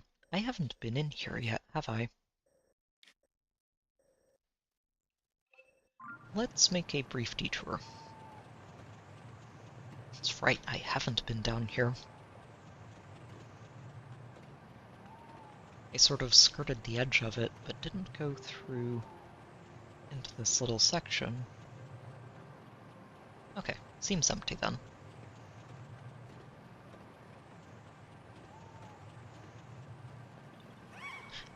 Or not.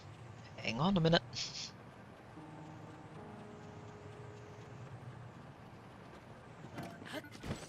Where are you hiding?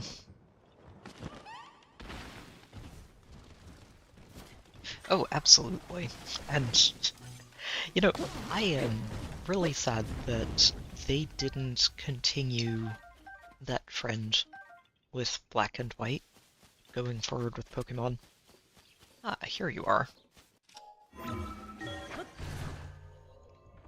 Like, Black and White, for me, were such a cool step in storytelling direction for the Pokemon series, and I was so glad to see it. But they didn't keep pushing that. They kind of abandoned it after Black and White 2.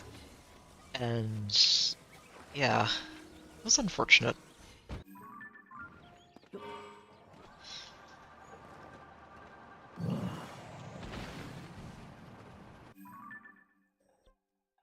Okay, good. So cleared that out, don't have to worry about that anymore.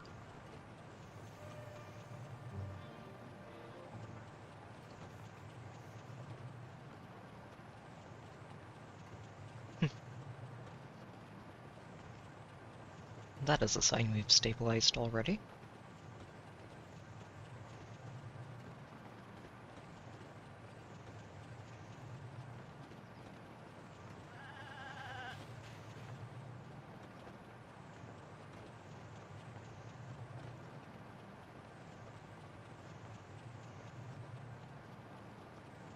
Oh, is that a talus down at the bottom of that? I bet it is. So I guess the talus rolled down the cliffs and into the bottom of that hill. Or bottom of that crater-looking thing? I don't know if hill is the right word. You're not a talus, are you? I think you're too close to the trees. And you've got a mushroom growing on the side, so definitely not. Link, what? How are you slipping that much?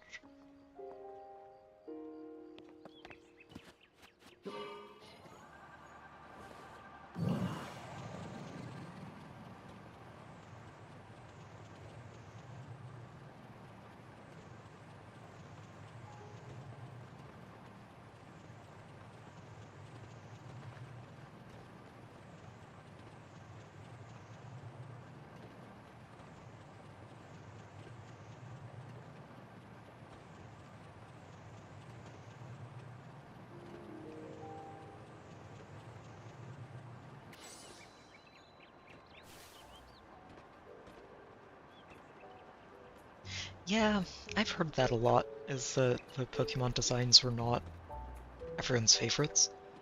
And, I mean, I can sympathize. I think every generation of Pokemon has ups and downs when it comes to that. Oh, this is a Korok. With that said, I think that every single Pokemon generation also has some really cool Pokemon designs. Like, they're hits, they're misses, and they're all the ones in between. They're just, you know, acceptable sort of type of Pokemon.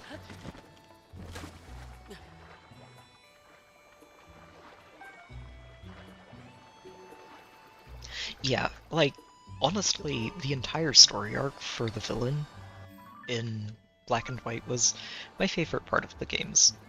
And I loved N. N was such a great character for Pokemon. It was like, he's... Yeah, no, N was, and probably still is, one of my favorite parts of a story in the mainline Pokemon games. He's great.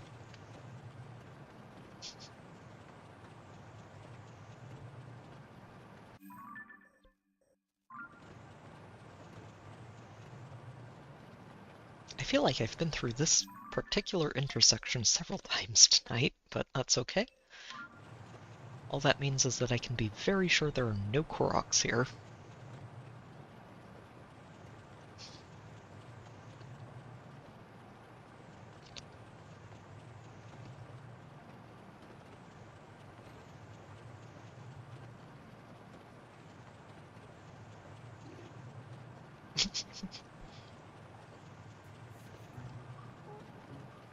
You know, people mock Vanillux, but I'm pretty sure I made it a core part of my team in my Black and White playthrough. Just because having a pretty strong ice type on your team was so helpful. Like, invaluably helpful.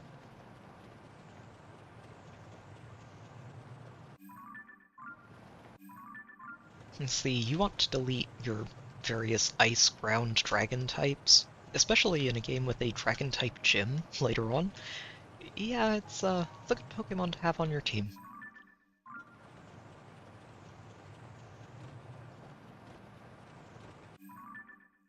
I am also pretty sure I replaced it the instant I finally caught, not, what was it? It was the third dragon of the game, the ice one. I don't know why I can't remember its name.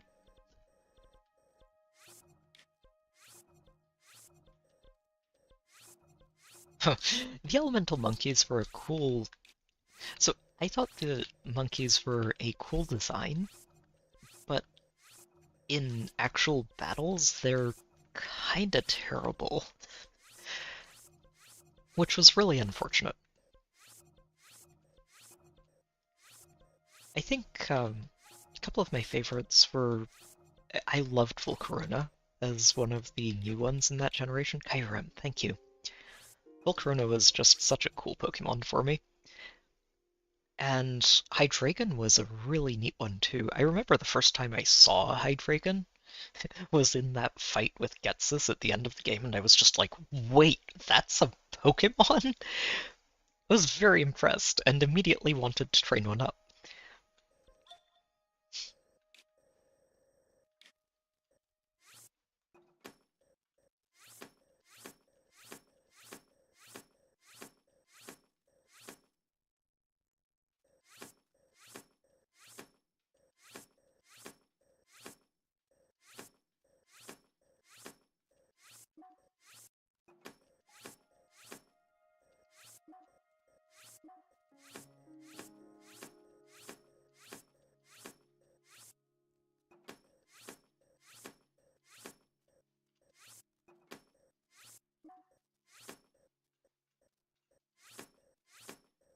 Okay, let me change a couple of these to hearts so I don't confuse myself again, and off we go.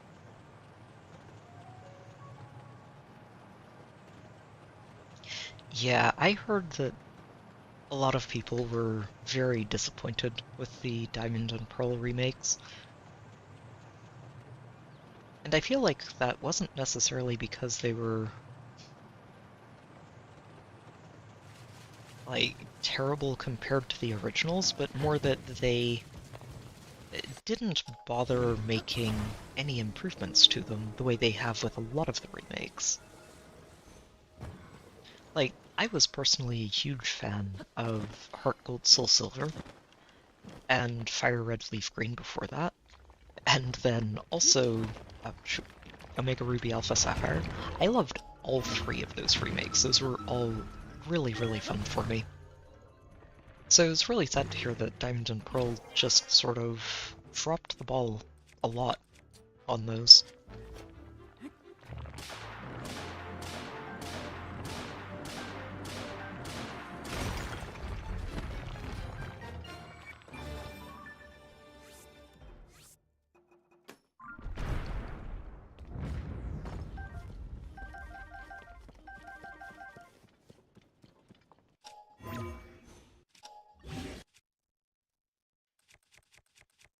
Oh, perfect. Or... Yeah, let's stick it on you. It'll be fine.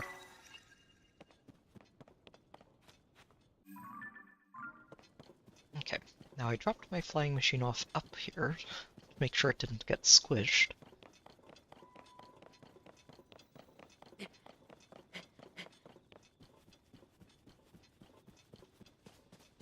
Just need to make sure I figure out which side it is.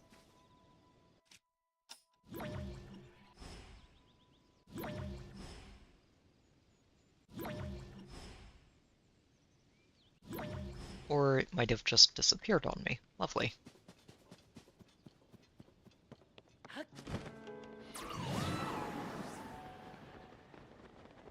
I think it did. Unfortunate.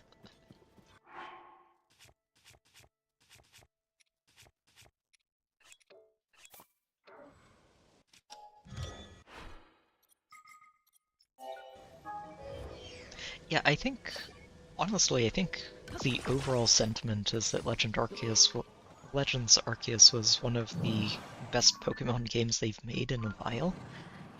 And yeah, I completely agree with that. I had a lot of fun with Arceus. I think it was the most fun I've had with a Pokemon game, or a brand new Pokemon game, rather, in a very, very long time. And I say that having enjoyed basically every entry in the series that I've played. Like, even, Addison again. Um, even Sun and Moon, I actually really enjoyed. I thought it was a cool twist on the usual formula, and there were a lot of cool Pokemon in that entry too, so it helped.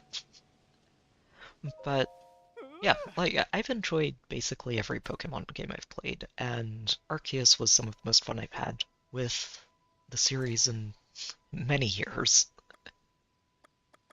I'll leave you to it. I have not built anything for you yet, but I will be fixing that.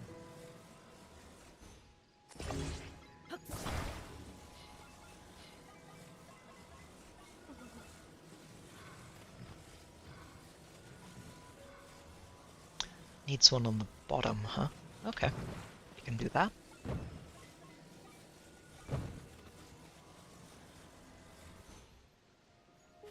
Yeah, and bottom, and it's going to need a support to make sure it stays upright.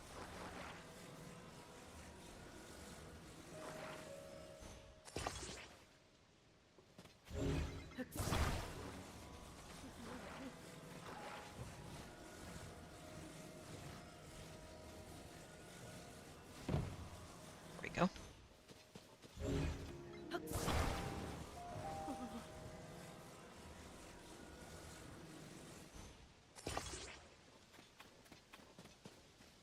I feel like it's a little bit crooked.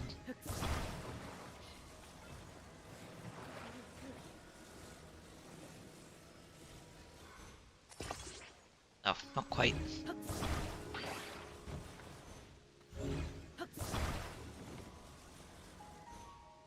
Oh, darn it.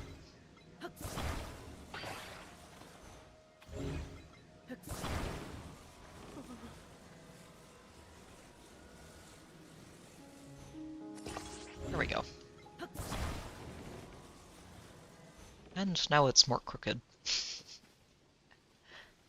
Actually, you know, the crooked is probably better for it here, isn't it? Because this actually puts the support on that front side and stops it from tilting forwards just because it's that much more flush against it. I like it. Oh, so Video games for me started with... I think it was... I found an original Game Boy with Tetris loaded into it, and played around with it, and was absolutely fascinated.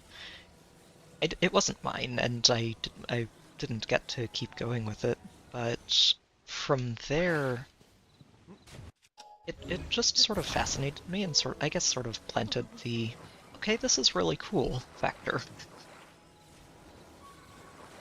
From there, the first real game that I played, or games that I played through, were Mario 64 and Ocarina of Time, which I still think kind of spoiled me as video games go, just in terms of quality, and really set me up to have some high standards for the games I play.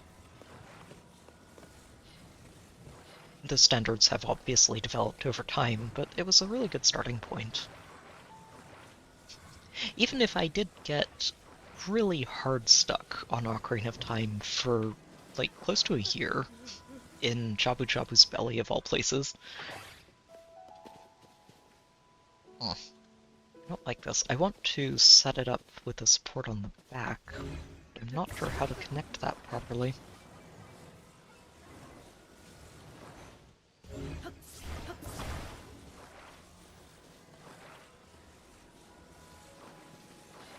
Oh, here. Okay. We're just going to put you here.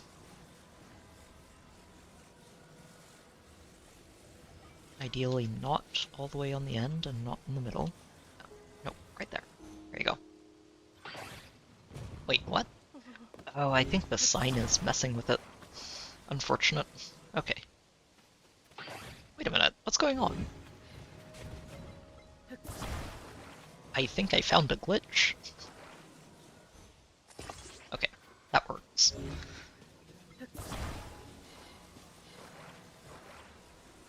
Okay, and then we put you here.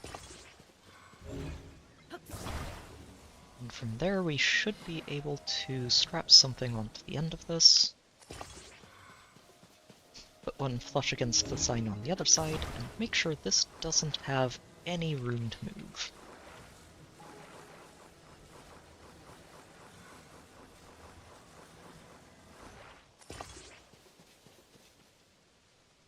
Good. Very good.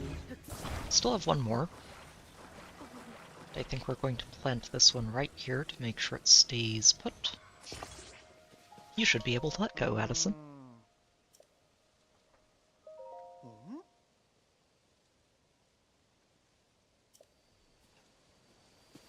Yeah! Success!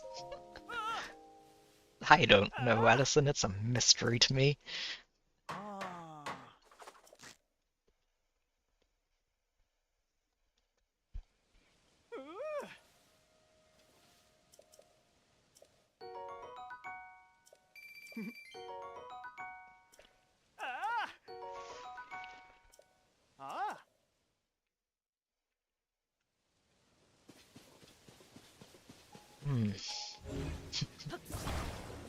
Shoot, now I'm feeling all nostalgic over the start of my video game career. Oh wait, no. This one stays. We're actually very early in this flight path.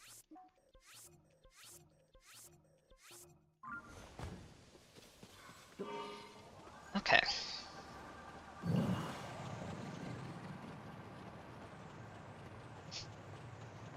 I would like to, though, not while I'm still playing Tears of the Kingdom, but afterwards, I'd like to go back and play through Ocarina of Time again. It's been a long time since I played that game. Probably Ocarina of Time and Majora's Mask. And just play through both of them.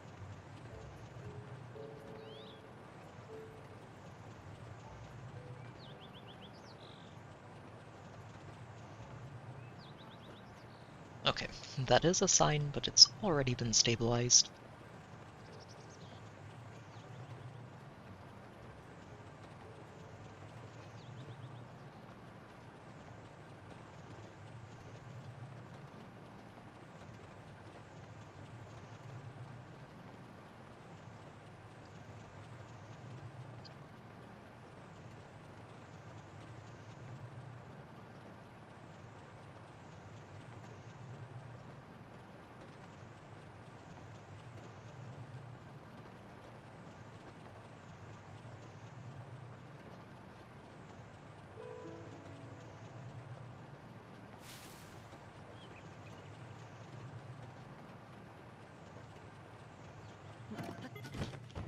Is there anyone in here?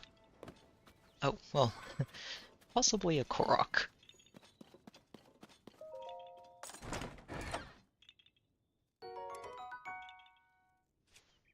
Yeah, I don't need that. I did not. I think the only LEGO game that I actually ended up playing was I think one of the Marvel ones. I had a lot of fun with it, but I haven't played too many of them.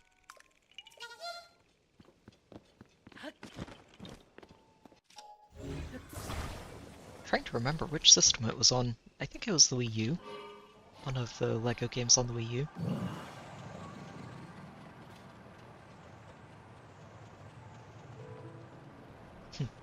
The DS, though, oh, I can absolutely relate to the DS being a major part of just everything growing up. There were so many good games on that. Obviously, Pokemon. I have been a major Pokemon fan over the course of the years. But even outside of that, there were the Zelda games on there. There were the Castlevania games too.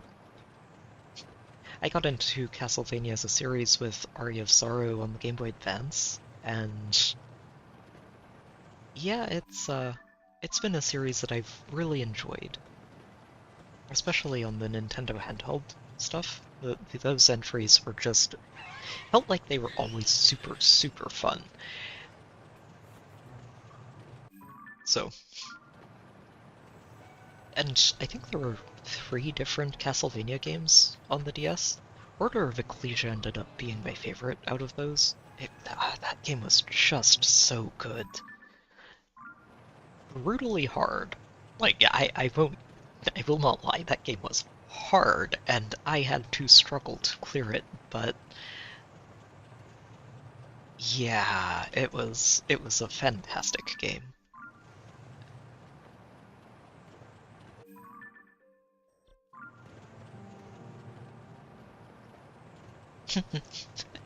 Yeah, it does. I do. Sorry, need to straighten out my thoughts here. I try to avoid thinking too hard over how long ago some of these games came out, because it is a good way to start feeling old.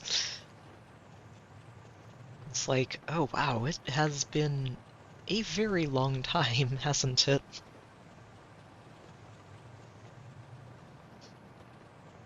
But hey, just means you've had that many wonderful experiences to look back on and remember.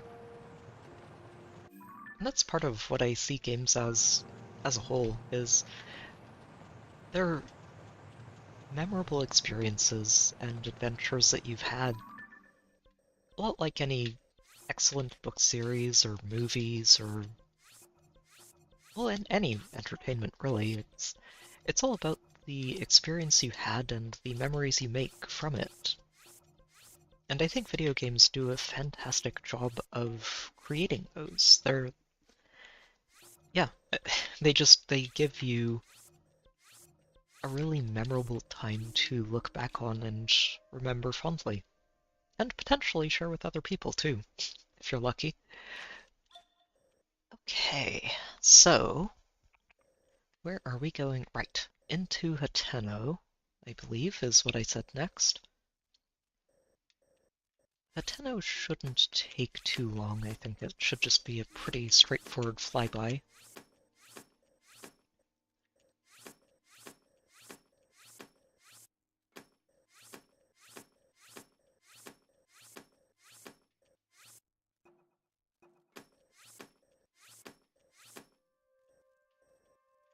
Although I should be thorough about it. I don't think I've ever gone through Hateno with this mask equipped, so let's make sure we do it properly.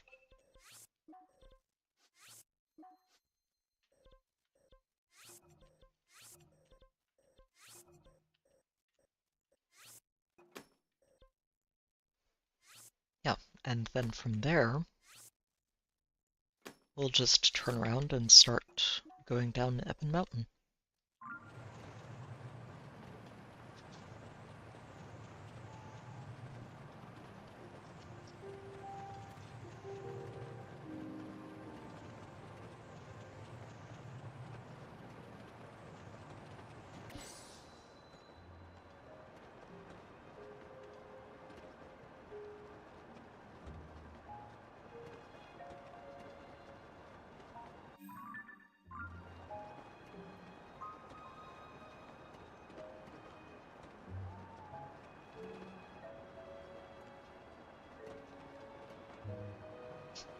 Honestly, Nadra flies super close to the village, doesn't she?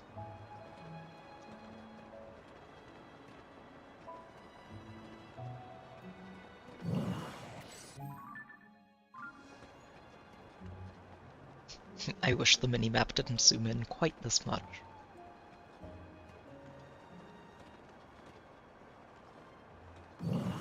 Oh wait, right. Going this way. Oh, out of battery. Fair enough.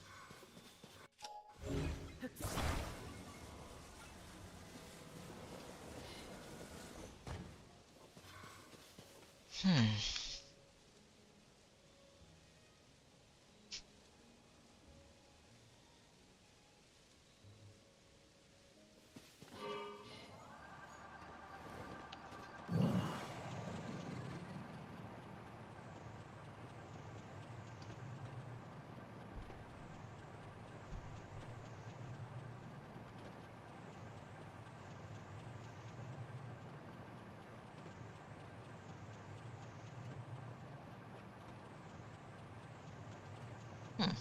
Who are you?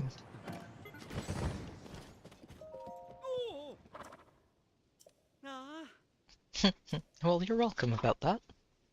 No more second-hand fish. Oh, okay. What have you got? Oh, you know, I could actually use these. Sure. Little expensive, but sure. Yeah, the rest of this I don't need.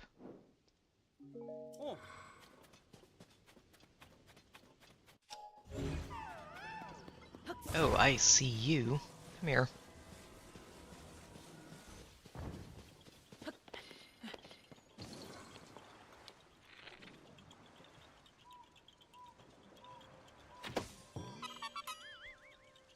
That is a sneaky balloon. Yeah, ha ha. Indeed.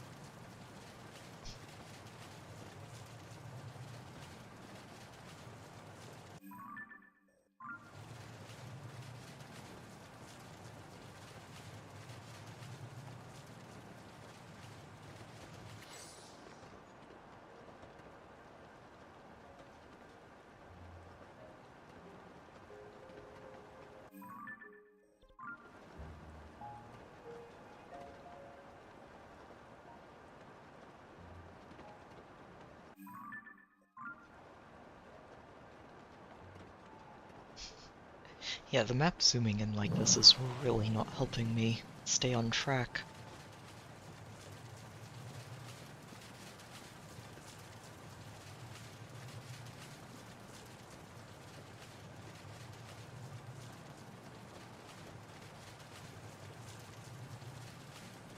Already found the Korok up there. Good. Because, you know, of course there's a Korok there. Why wouldn't there be? It's an excellent vantage point.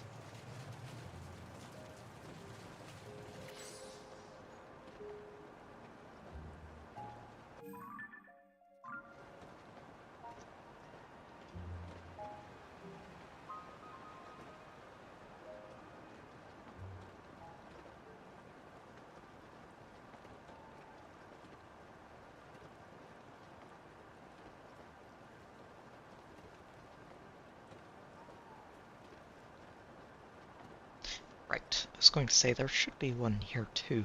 It's just such an obvious spot.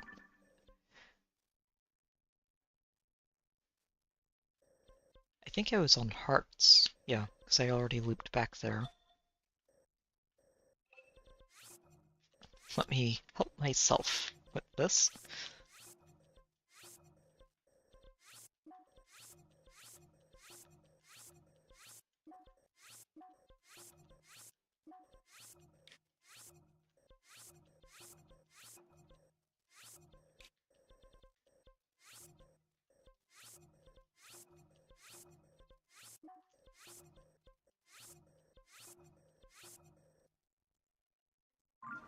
Oh, shoot. Whoops. Darn it. Push B one too many times, and suddenly, off you go.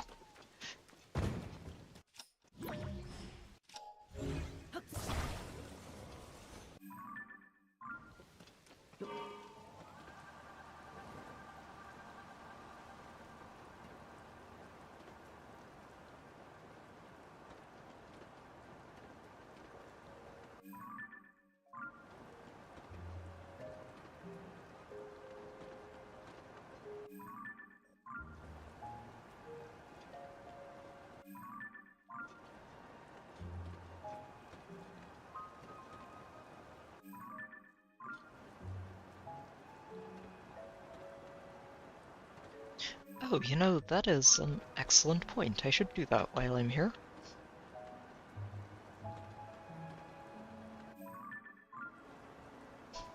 May as well harvest and replant.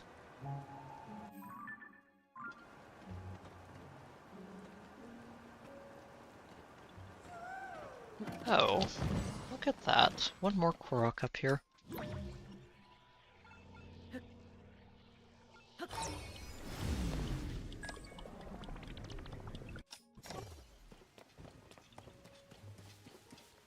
You all the way at the top? Yes, you are.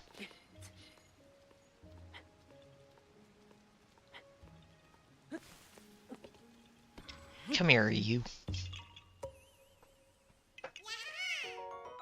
Yahaha.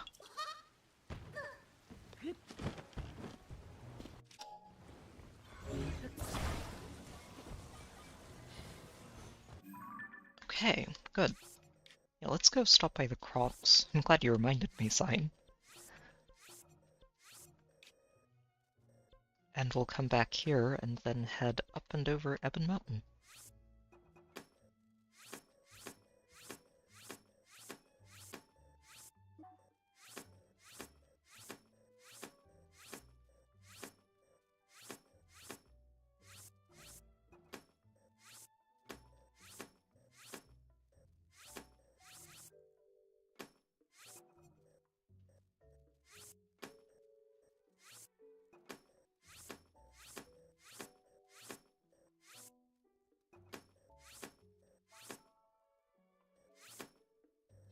I will need to double back to double check this peak, but that's okay.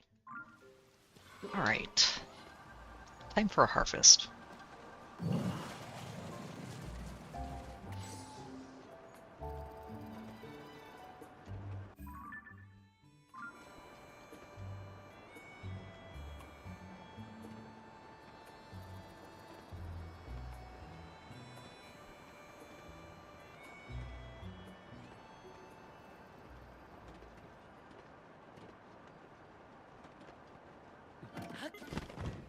Was it? I think it's this field, right? I know it was right next to the school. Maybe it was a different one.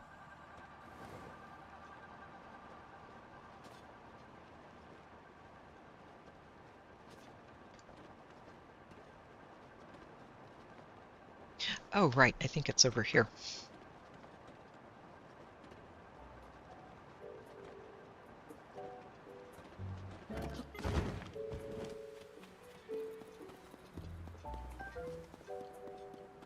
Or not. You can tell how many times I've actually come by to do this, especially lately.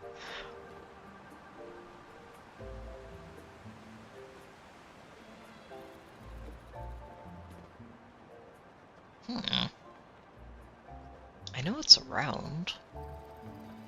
It's not further up. This is the ranch, right? Yeah.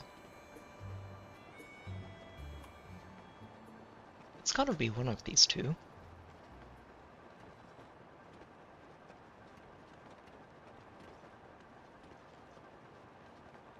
Or it might just be too early in the morning, and the person tending them isn't out here yet.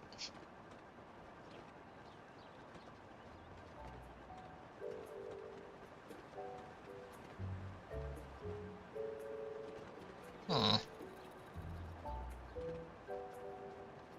Oh! Down here, of course. Yep, this is it.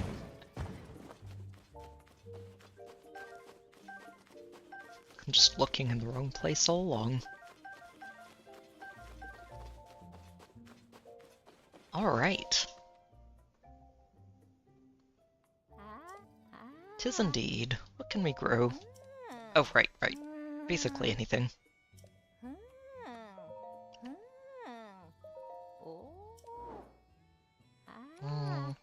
What am I low on? Sun pumpkins, honestly, maybe, again. Oh, never mind. Bantha wheat. Yes, please.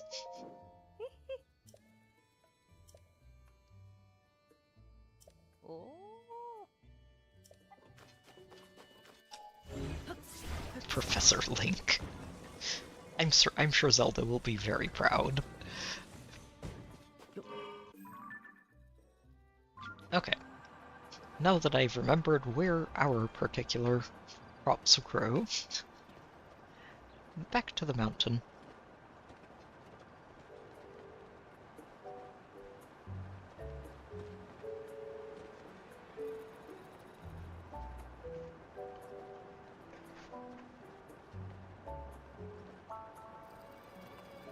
Oh, wait a minute. Is that a Korok? No.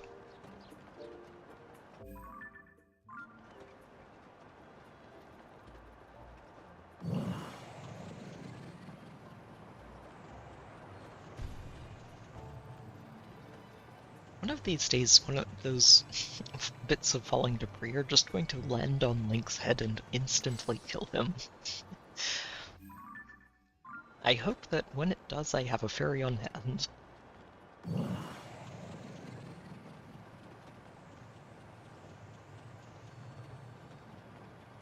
Because that would be a very awkward way to run into a game over. It's just, well, falling debris. Not much I could have done about it.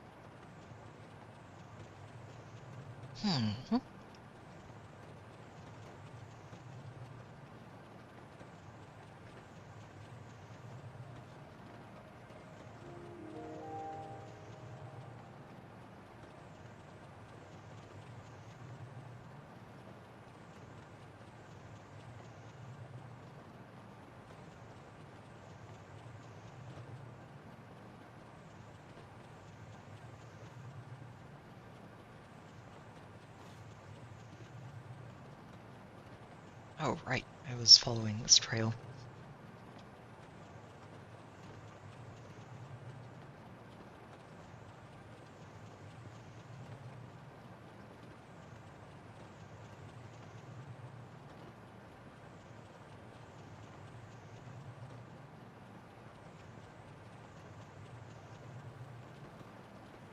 Yeah, probably not any bosses up here, but there could still be a Korok.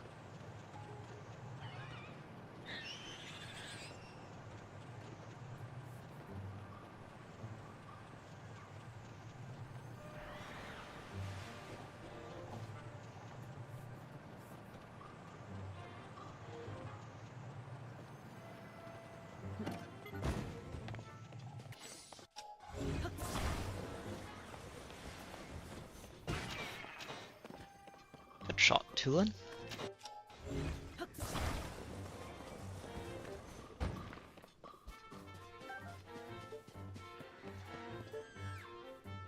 Is there another one? Ah, silly things. They never learn.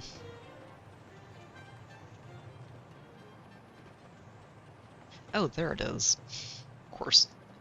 Not at the top of the mountain, just a little bit below, to fake you out properly. Oh, that was close. Nearly lost my flying machine.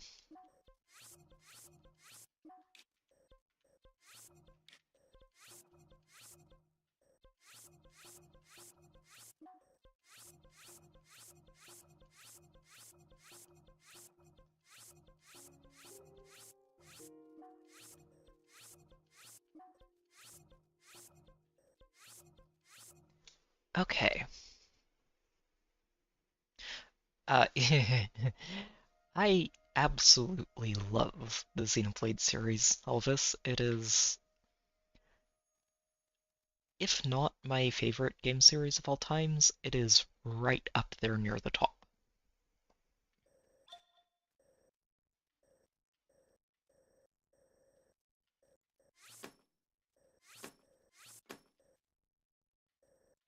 Actually, I'll just target the blue, and we'll go for the beach from there.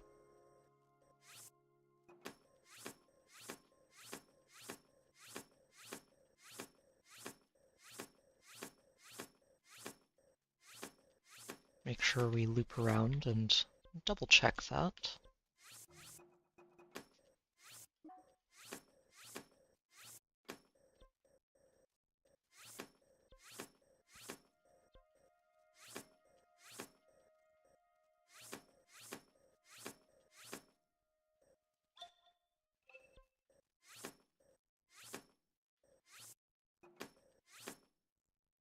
Oh, hang on.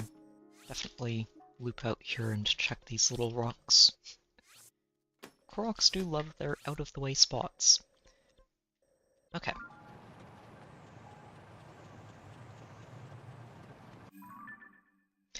Yep, that tracks. For me, oh wow. So for me, I actually picked up Xenoblade Chronicles 1 and wound up putting it down pretty early in the game. Like, I don't think I even made it out of Colony 9.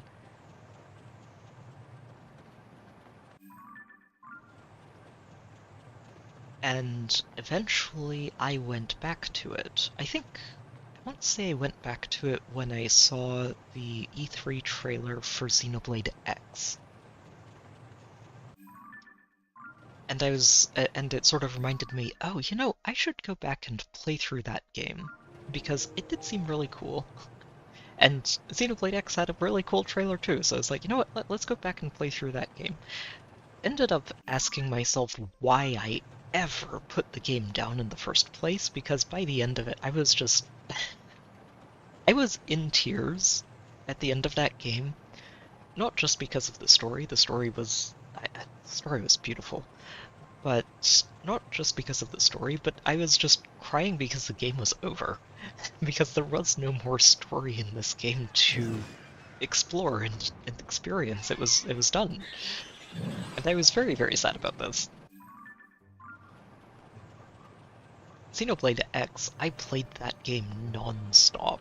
Like, just non-stop for so long. It was a lot like this one, honestly. A lot like Tears of the Kingdom. It's the sort of game where you will never stop finding something new. There is always going to be something new in that game. It's like, no matter how much time you spend in it, there's just always something else.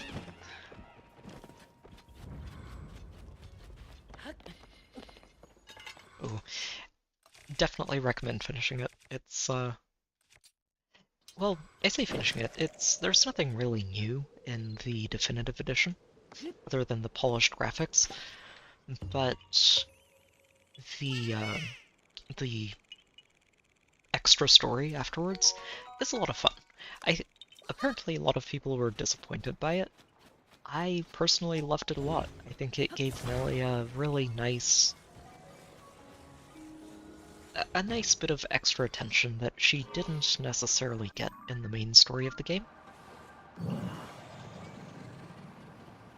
And, well, frankly, I think she deserved it. So I really enjoyed it.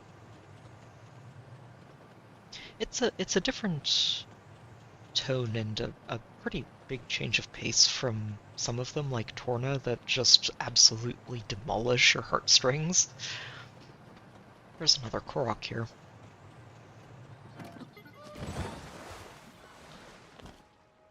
Yep.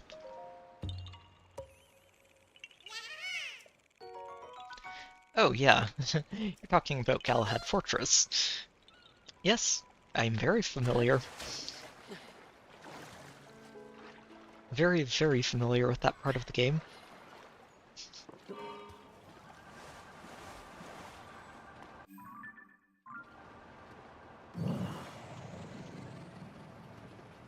Unlucky 7. Yeah, you know, sign that, that's... I think that fits.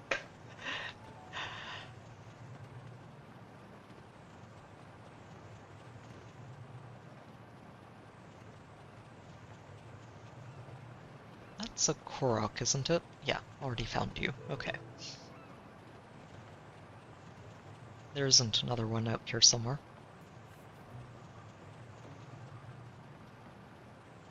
Nope.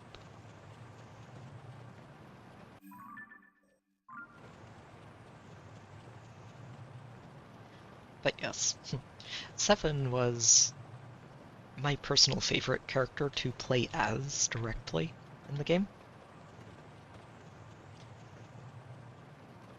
Just a really, really cool character with a skill set that feels really, really good once you get the hang of it.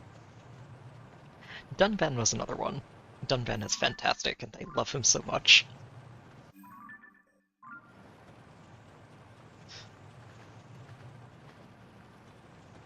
Also Melia.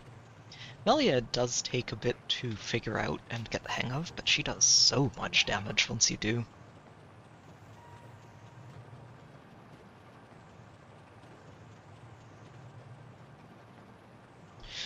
Gotcha.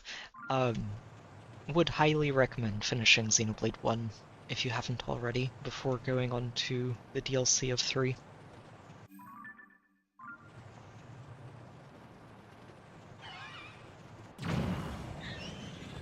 Oh, shoot. I missed, and then I crashed into a cliff. I deserve this.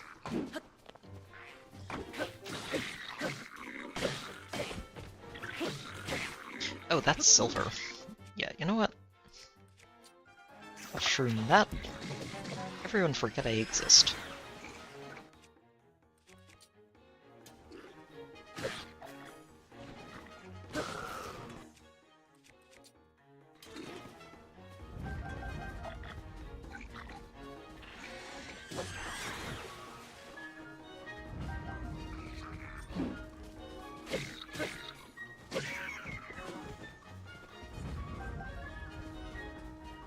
Where's that bird? There you are.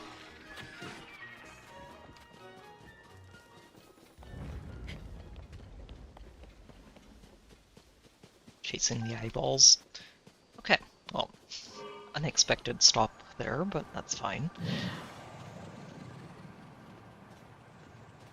But yeah, back to Xenoblade for a moment. I think out of all of them, Xenoblade 2, I think, hit me the hardest emotionally overall, with Xenoblade 3 being a very close second. Xenoblade 1, I love the story of Xenoblade 1, but I think that the emotional gut punches that they perfected in 2 and 3 just hit differently. It's kind of amazing, and yeah. No, it's a series that never stops giving, and Monolith Soft is one of a very few studios today that I frankly trust completely to create a game that I will enjoy, and I feel absolutely no hesitation in looking forward to whatever game they come out with next. Right down there. Honestly, Xenoblade 2 is a great one to start with, even though I do think that playing the games in the chronological order probably gets you the best overall experience. I don't think it hurts to play Xenoblade 2 first.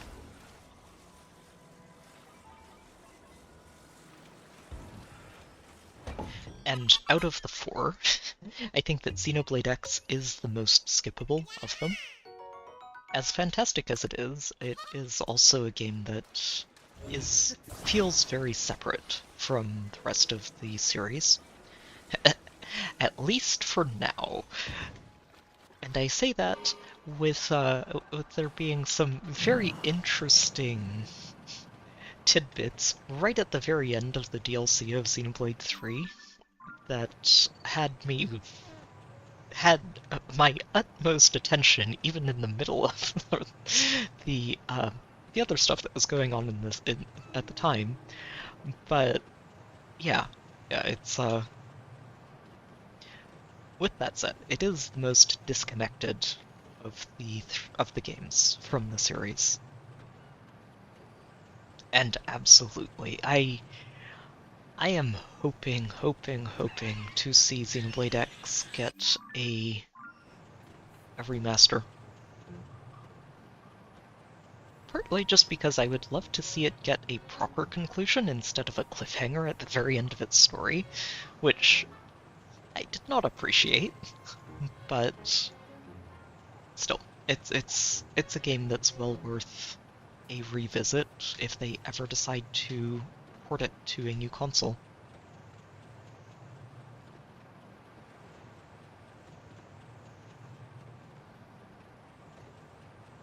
Oh, already found this one. Good.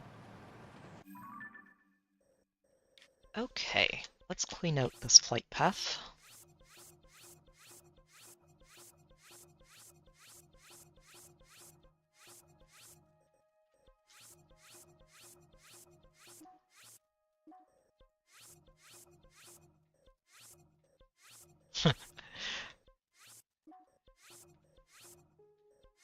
I'll be honest, if we ever get a, not Tora, uh, oh, darn it. I am really not remembering names properly today. Hang on a moment. Right, that's it. Tatsu. If we ever see a Tatsu show up as a kid Nopon in some Xenoblade or other, that feels like it might be leading into a potential space-based sequel. Yeah, we're gonna have the we're gonna have a direct connection. Especially if there are any potatoes involved. Oops.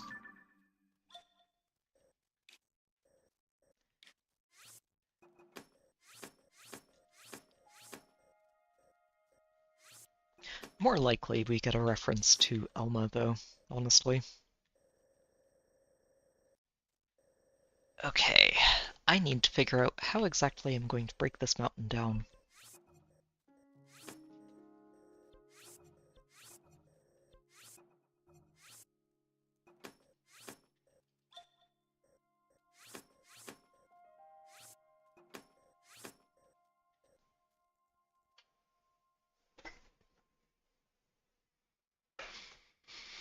Hmm.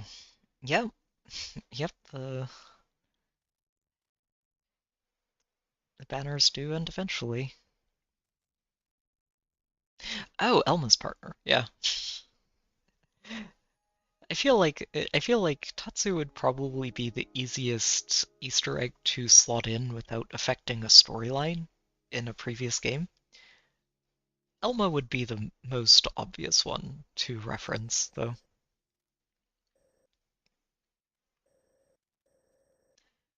Okay, so do I want to follow the coastline first? Oh, oops, no.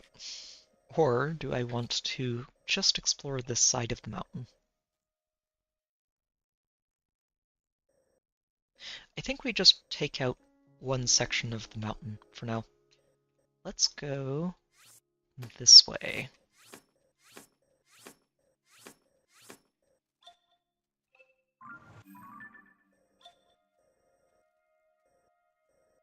Oh, hang on, there's a whole section here that I should fly over. Even if it doesn't look like there's much of a chance for anything to be hiding here. Koroks are sneaky little critters, and I don't trust them.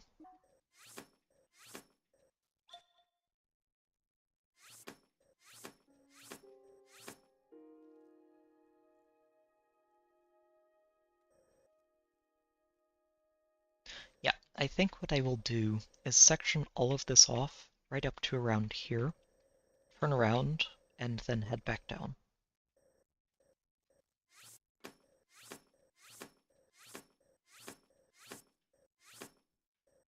Hey there, Christopher. Welcome back. Good to see you again.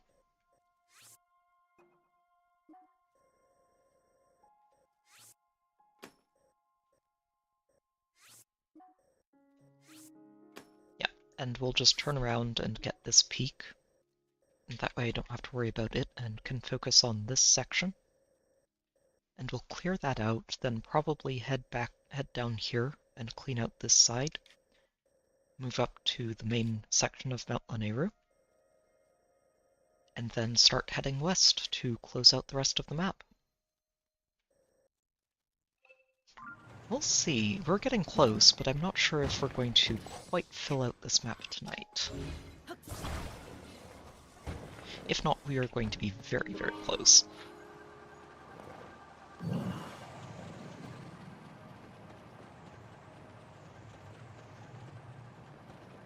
Another stabilized sign. It's fun to run across the ones that I've already done.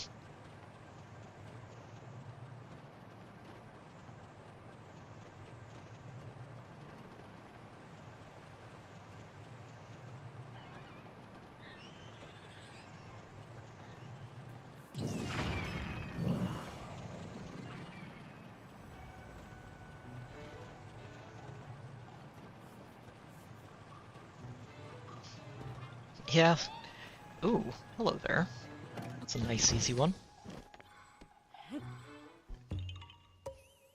is unfortunate, honestly, when a game that you would have liked to see get a re-release doesn't quite make it. But at the same time, there are so many games that have been released and or re-released on the Switch that I find it's hard to complain too much about any games that haven't quite made it in. Oh, hi there, Zelda. Oh, right. Do I have cold resist food? I do, good.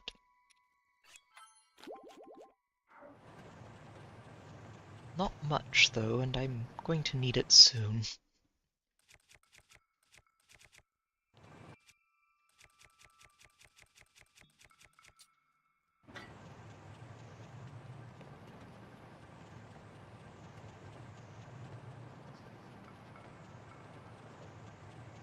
I may need to make a pit stop for a cook pot, just so that I can explore this mountain without freezing.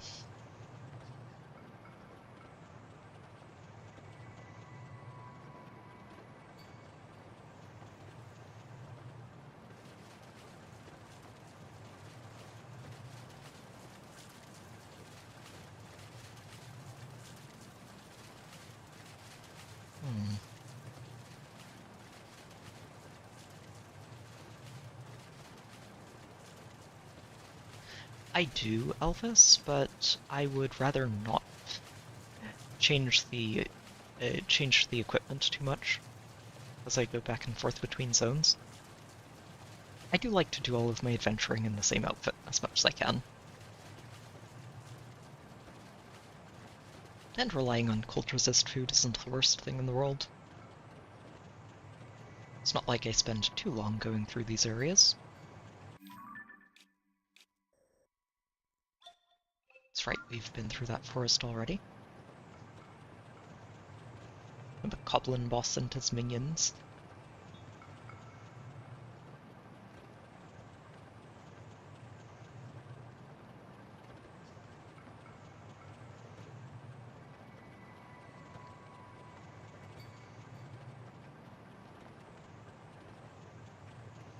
Lizalthos outpost.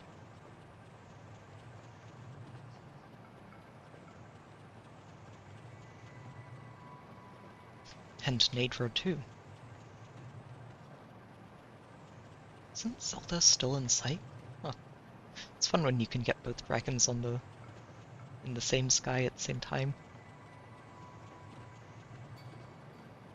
Or two dragons, rather.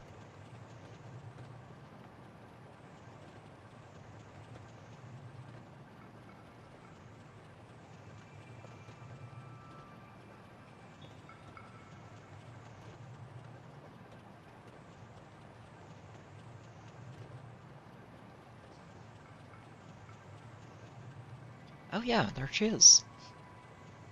So, Zelda and Nadra.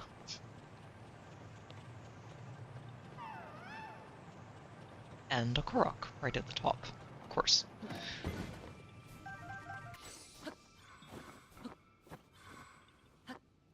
Link, climb the tree. Thank you.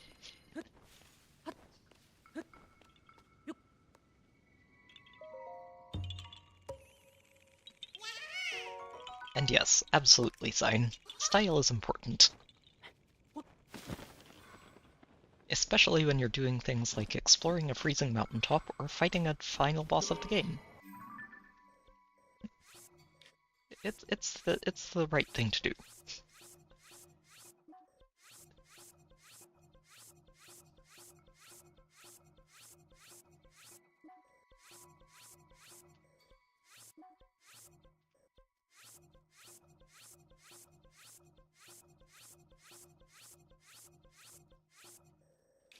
Okay.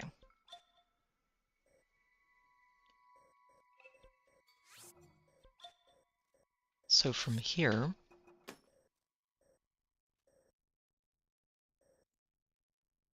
Actually, I think it is best if I just go back this way.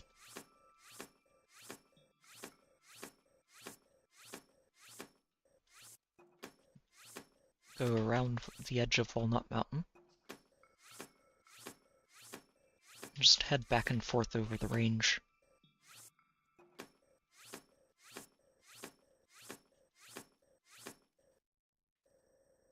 Yeah, and then I can use this as the upper limit of it, and head straight down to the coast.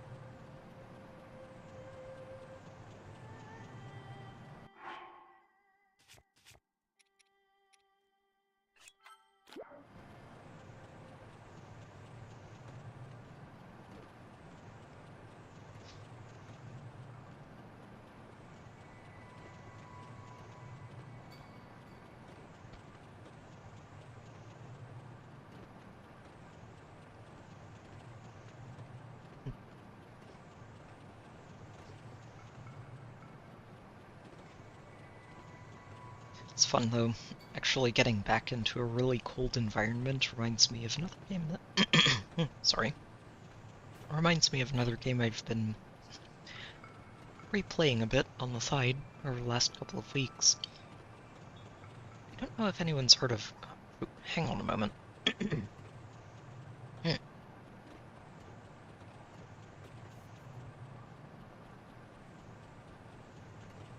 Sorry about that. Voice was being very silly.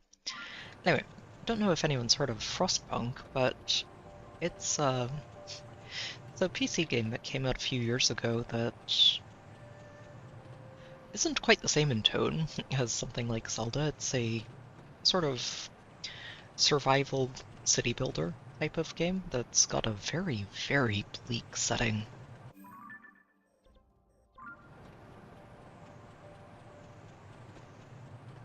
But it's really well done, really well, like, just, it's a great experience. And it has a sequel coming out later this year at some point, so looking forward to that. Might end up streaming both of them. Just one leading into the release of the other. It's available on Steam. I think it's fairly cheap, too. Yep, Korok up here, of course. Oh, I guess I'm going to have to rebuild you. I have not. I've heard of it, but haven't played it.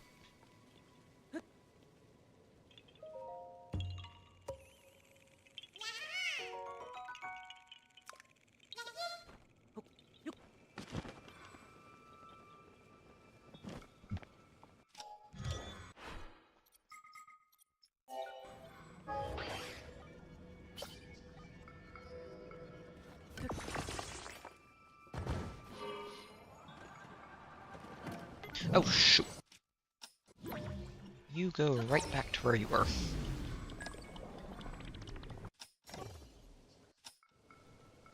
No sliding down the mountain for you.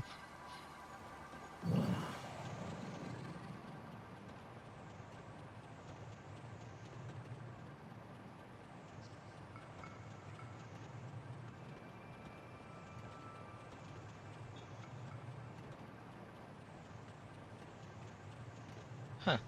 You know, I don't think that's a genre of game I've actually played.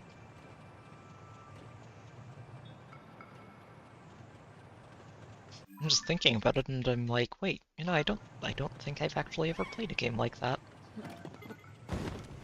Is there just going to be a Korok on every single tree here? I won't complain if that's the case. Koroks everywhere is a good thing.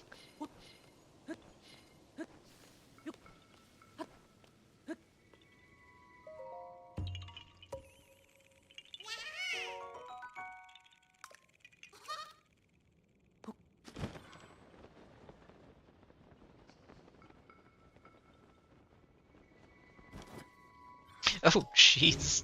Well, you know, if you want to look at it this way, it means you definitely got your money's worth out of that purchase sign.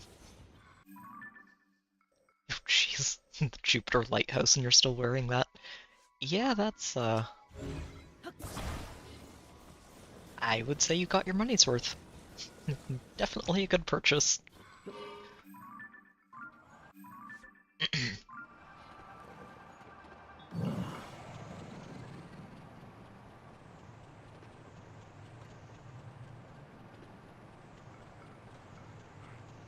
Just a monster camp.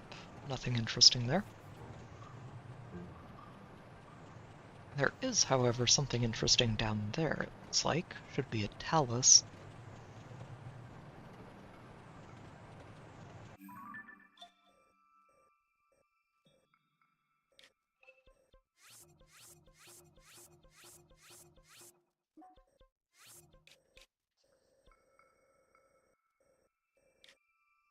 I feel like I should double check the top of this mountain just before I head down. Make sure there isn't a Korok hiding up there.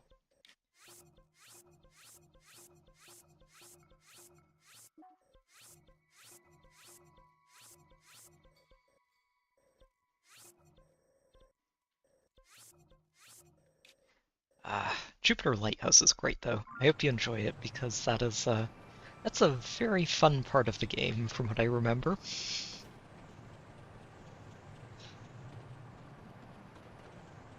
Lots of fun stuff going on once you get there.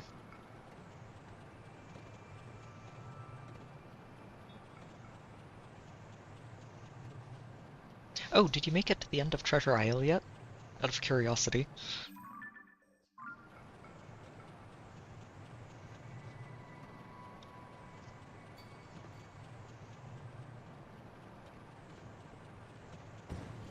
Oh.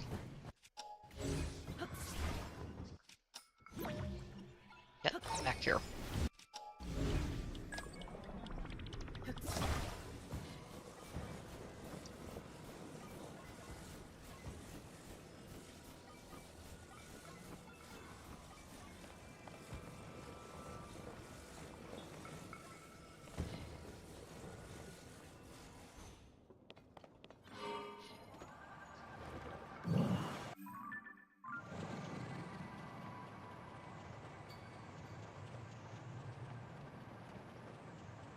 Oh, gotcha. Okay.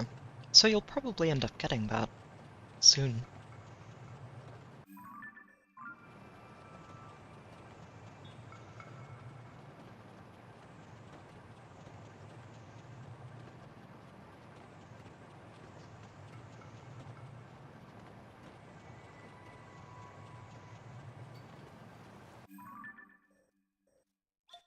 Okay, let's cover the lower coastline.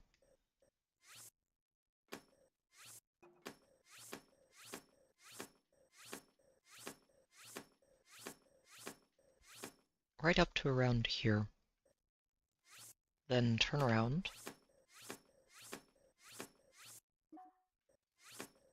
Just go back and forth through it.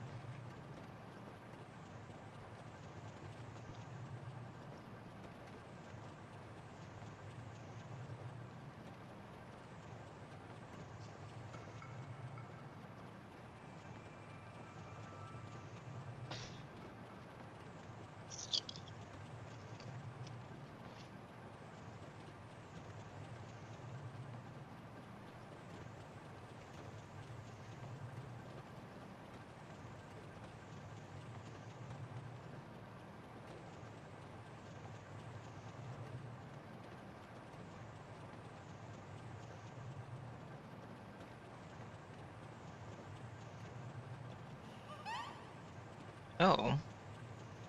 Probably those rocks down there. Oh, no. Well, not the little ones, but the tall one.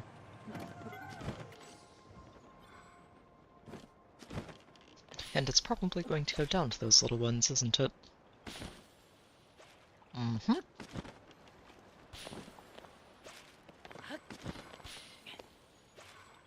Seriously, some of these Koroks are in just the most absolute remote corners of Hyrule. Like, there is nothing else down here, all the way down on this side of Mount Lanayru. Absolutely nothing else here, just a Korok.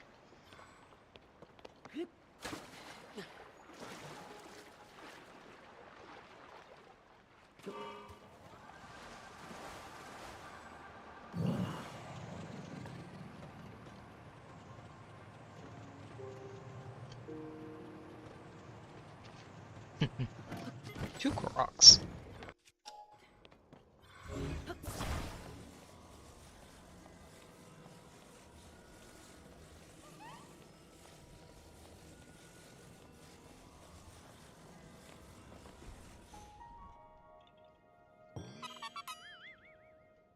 Yes, masters indeed.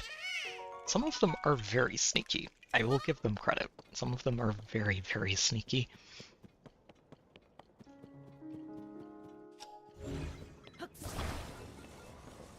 Others, well, let's just say that once you know what to look for, they're not so hard to spot.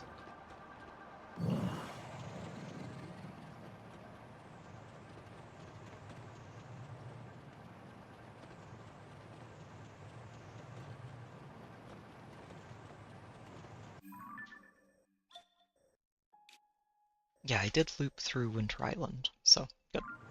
Don't need to worry about that.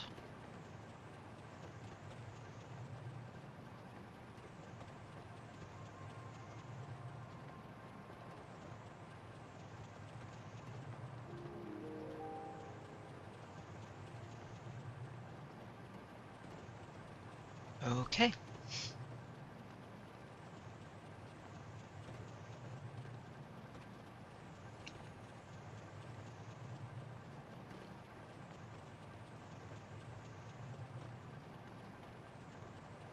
Hmm.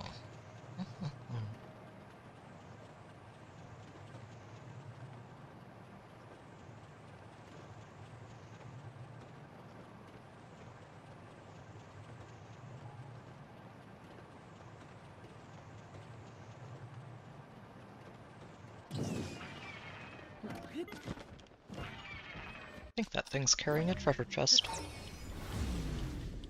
It is. Normally I don't care, but this thing is in a very remote spot, and I'm curious to see what kind of treasure it's carrying.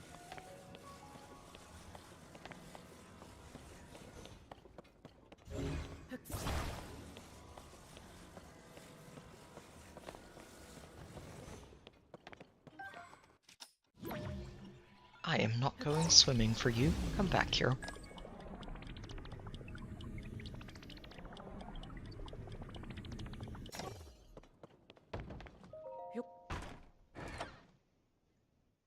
Oh. Well, you know what? I can definitely use those arrows.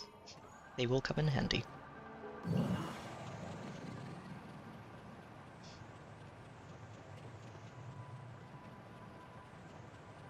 Shame there doesn't seem to be a talus or something back here.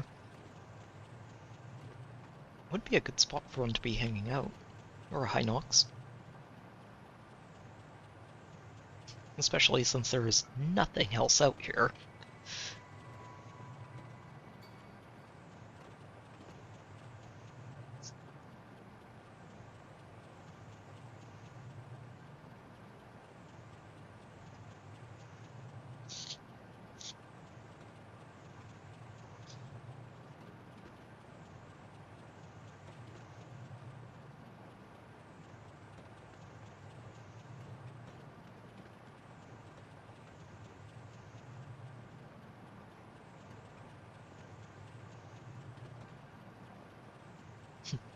It's one of those things where you know a place is deserted in this game when you don't even find monsters there. And the most we found was a single bird.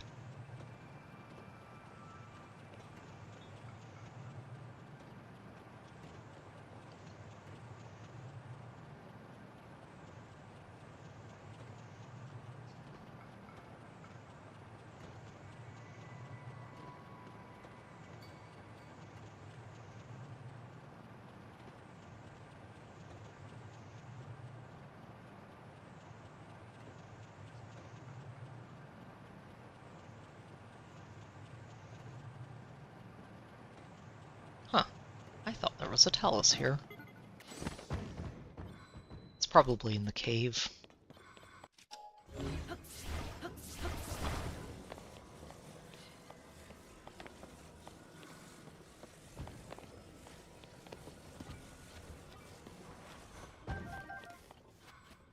Or maybe not.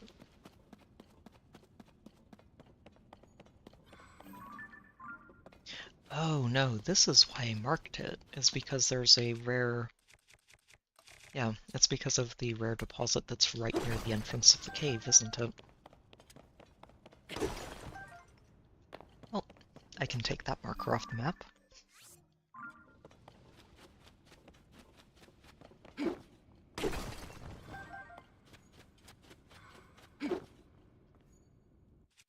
Also, don't I have... I do. I should be using this instead of the Master Sword.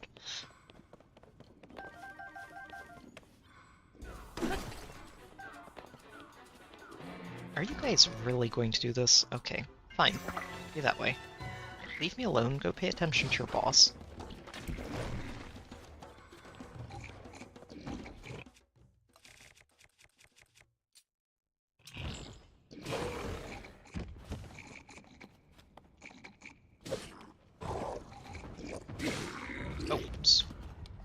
also going to need another puff shroom.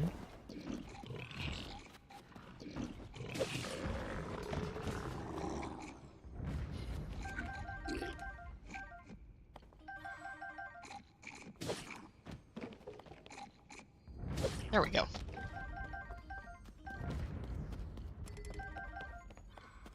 Alright, nice and easy. You guys should have left me alone.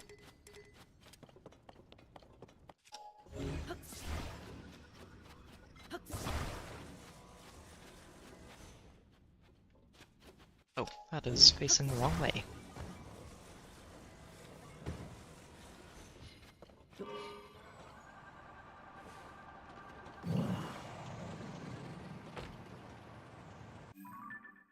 Oh, right. Caves aren't as cold. We learned that back in the desert. Oh, darn it. Ah, silly me.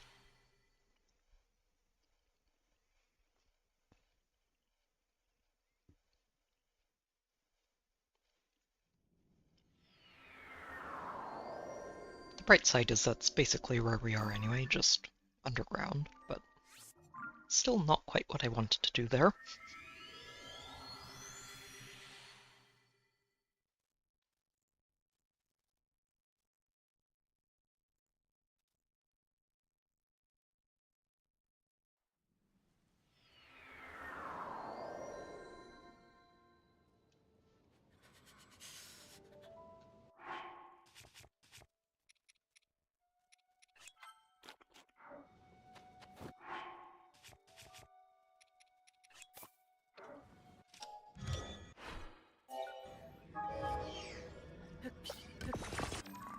Okay, let's fix the flight path without quick traveling anywhere.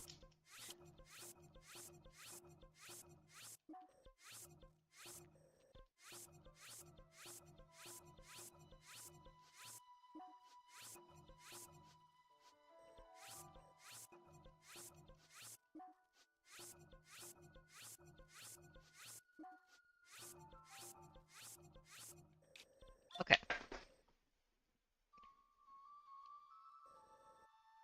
I would like to do a brief loop through here.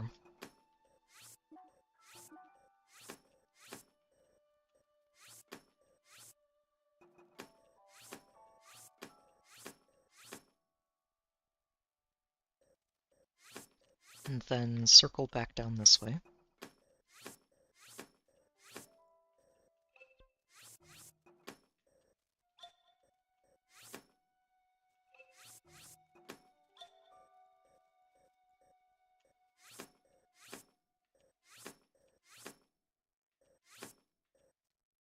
And just do a circuit around this peak, and then we'll work our way to the top.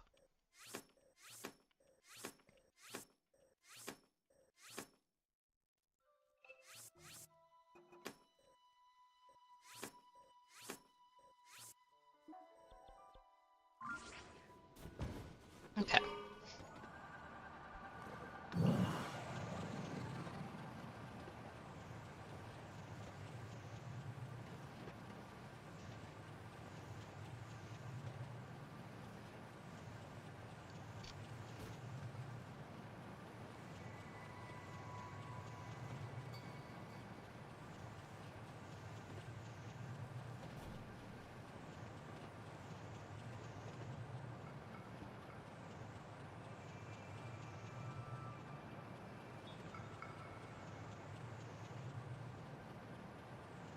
Oh, look at that. I would have missed you. Oops, sorry, Link. Alright, where's the rock? All the way over here.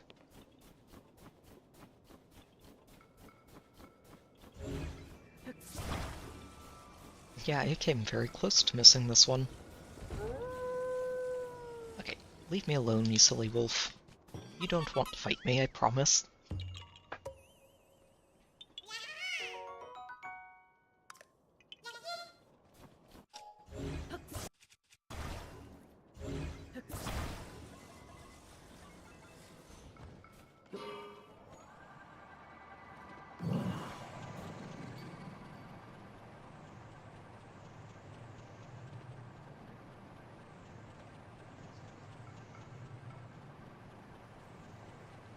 It's so foggy. Makes it very hard to see.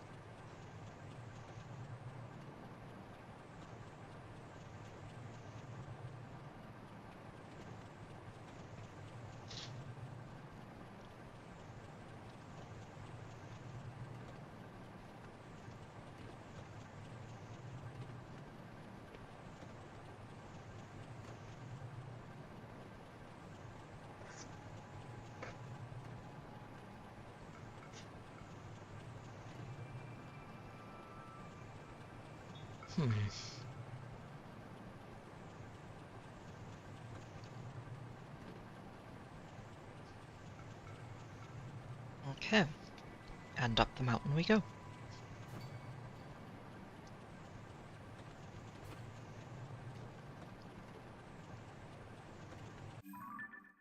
Yeah. Just double checking to make sure I'm still on the right path. Ooh, hang on a minute. I will be making stops for all of these lizards.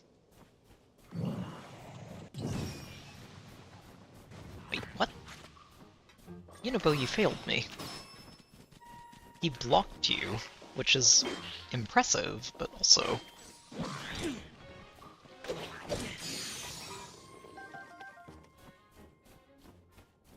I did not realize they could block him with a shield. That was a very talented lizard. Eh.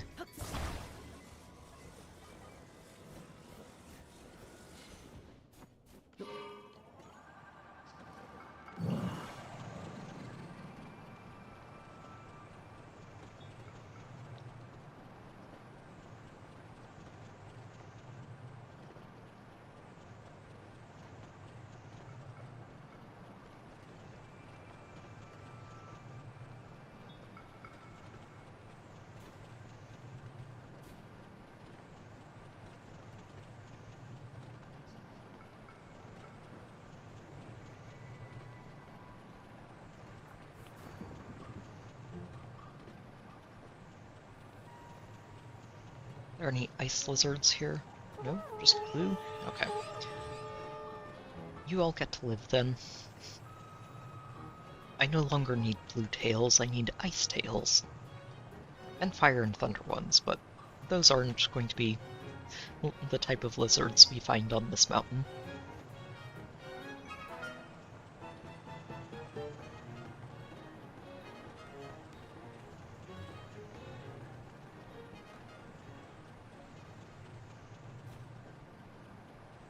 Silver, also useless.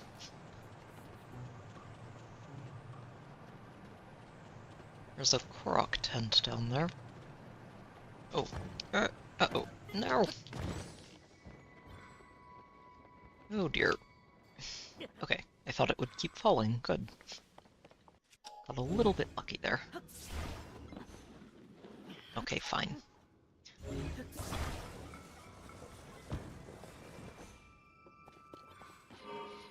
Okay. Wasn't actually expecting it to get that high that quickly, but sure. I will go around.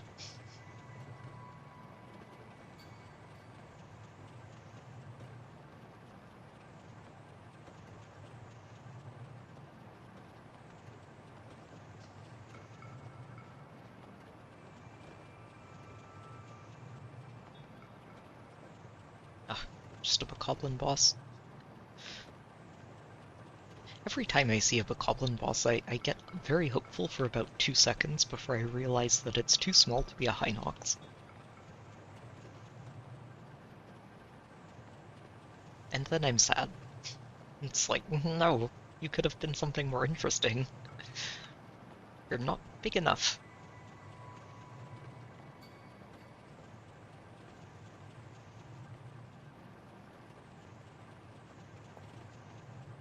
No Korok up there, huh? Oh, but there is a Talus. I see you.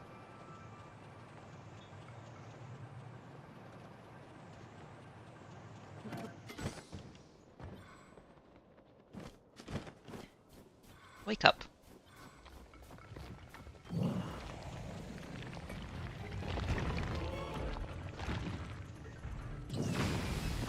And you are new. Perfect.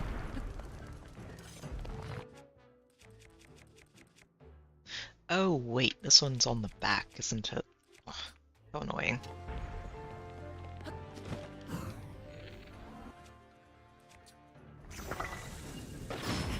Oh shoot, that was a little too close, wasn't it? Whoops. Ow. I'm being bad.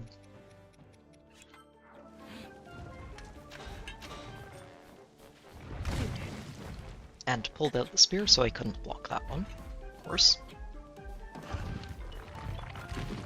Alright, you. Enough of this nonsense. And then he freezes me when he claps. It's an obnoxious Talus over here. Very obnoxious. Jeez.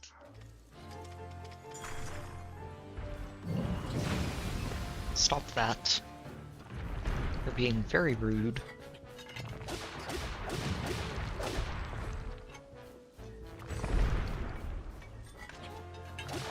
To be fair, I haven't had too much practice with these particular versions of Taluses, so...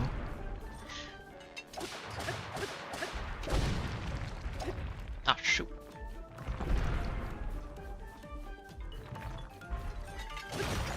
Go away.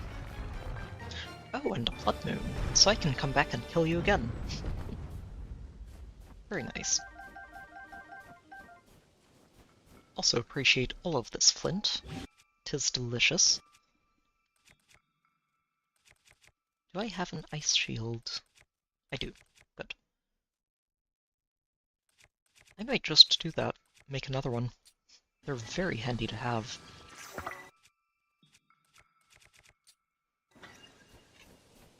Okay, good to find. Excellent. Oh, I'm going to have to clear up the flight path before I can mark that.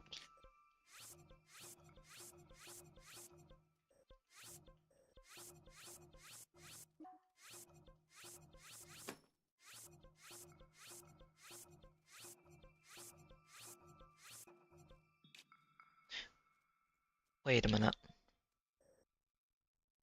That's right. I'm going up this way. These are the ones I should be deleting.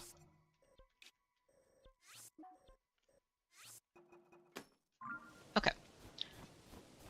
Onwards.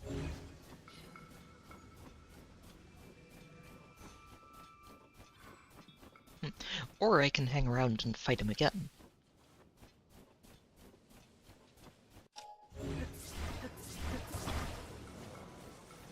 Honestly, kinda want to. I could use the flint, and another Frost Talus heart is not a bad thing. Oh. Oh, well, now we're definitely hanging around. Where are you hiding? Over here? Or further up?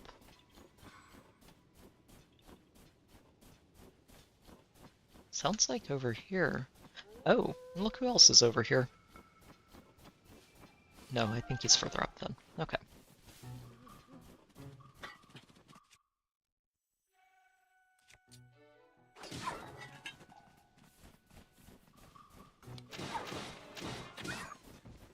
Shoo.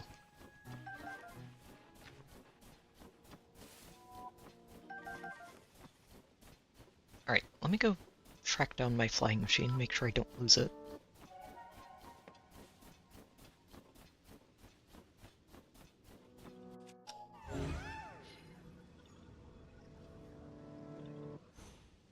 That's a snowball. Where did I put you down? Oh, did I already lose it? Is that what this is? Oh no, there it is.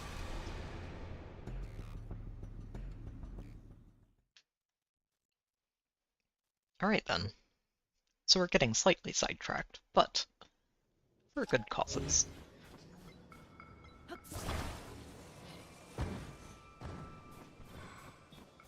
Alright, you. Round 2, let's go. And I think I'll do better this time.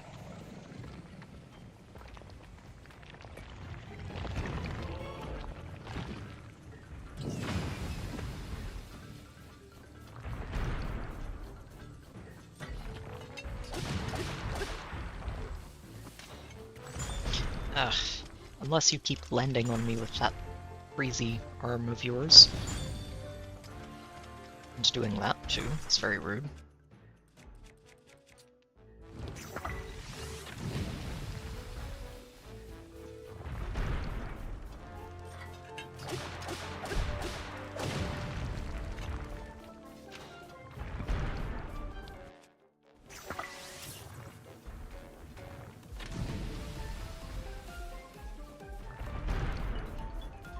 Alright, you.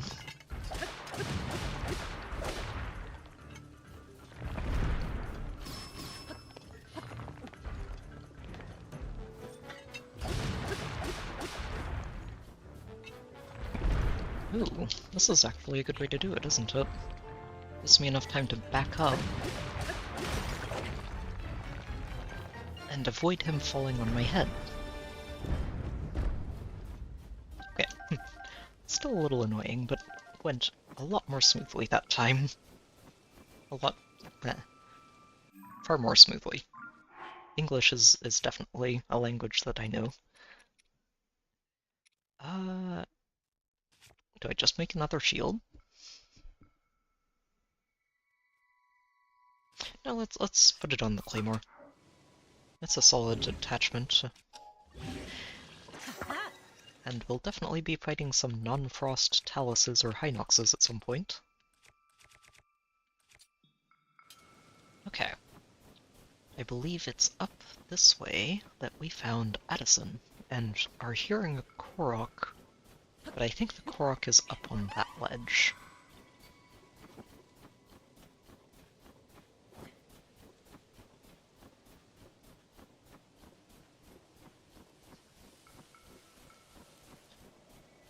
Okay.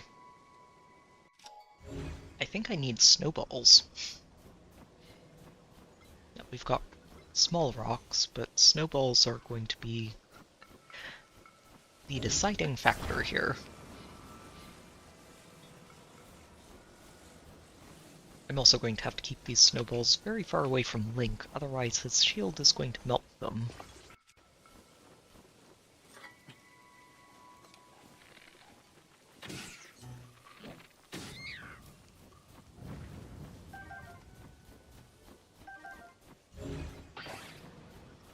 Like that. Yeah. Gotta be careful here. Oh, jeez.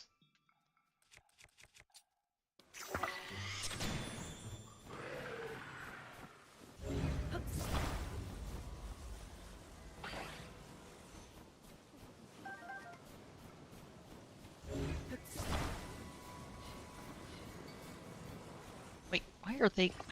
Oh, it might not be them getting smaller, it might be them getting bigger, because I'm rolling them around. Also makes sense.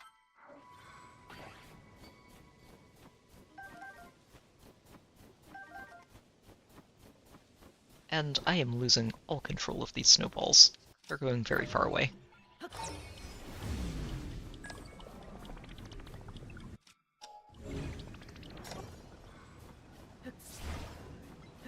Come back here. I need you to hold a sign, not roll downhill.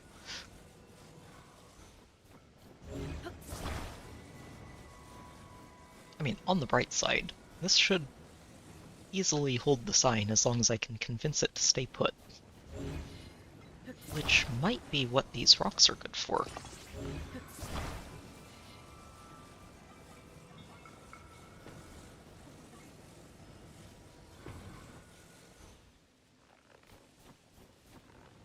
Frankly, I need to melt it at this point, it's just too big.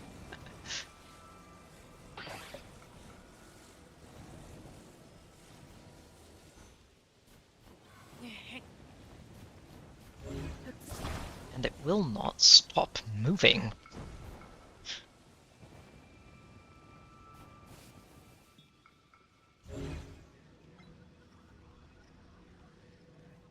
Come on, you, melt.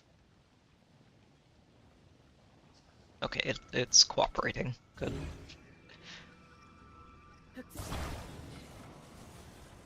I don't need it to melt too much, just enough that it fits onto this.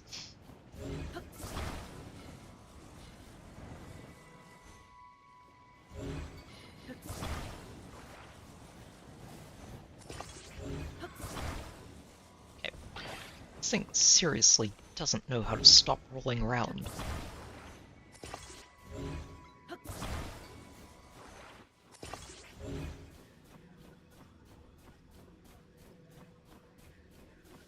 there any other rocks?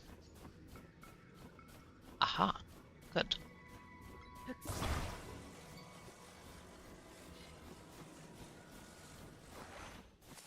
I still need you to melt, so get melting. Ah, giant snowballs.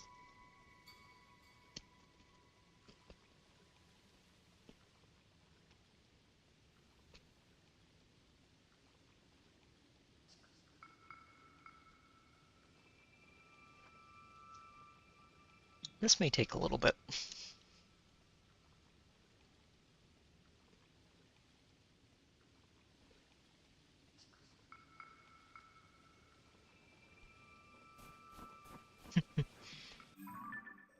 Looking at it too, this is yet another example of why is Addison here?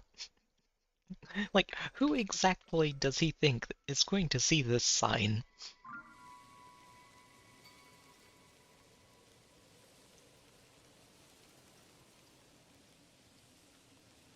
He's a very dedicated man. Alright, let's see if this is small enough to fit.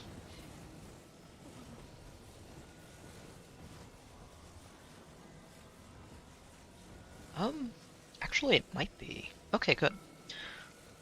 Could also be a little bit smaller, so I'm not going to worry too much if it melts while I'm getting these attached.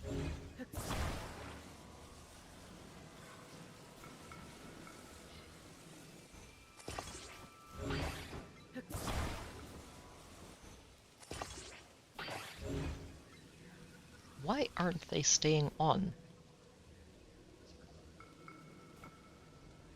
Probably because it keeps changing size. Maybe I'm too close to it.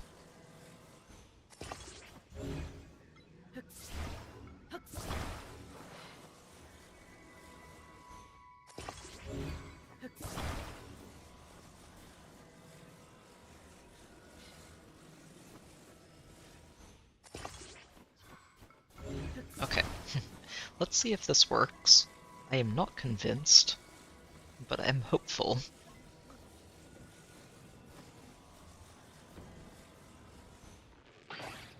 Nope, there it goes. It does not like to stay stuck, does it?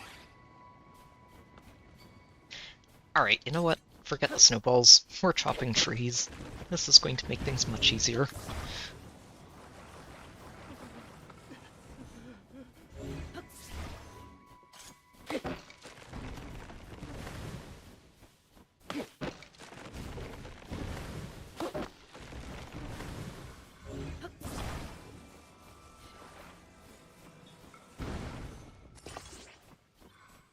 I tried to make the snowballs work. I can honestly say I did. The snowballs were uncooperative, to say the least, so they are no longer going to be part of my construction.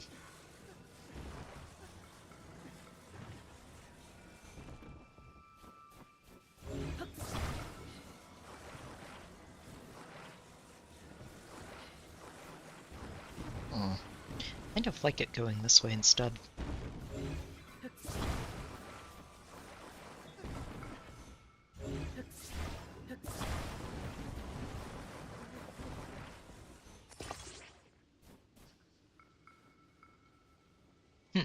Okay, so now I'm curious.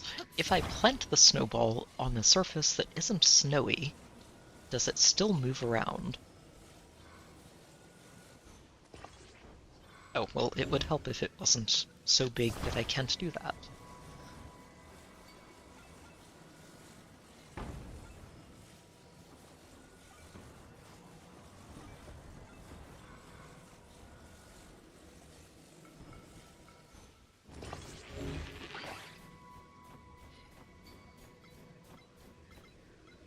Yeah, no. No, forget the snowball. It is a trap.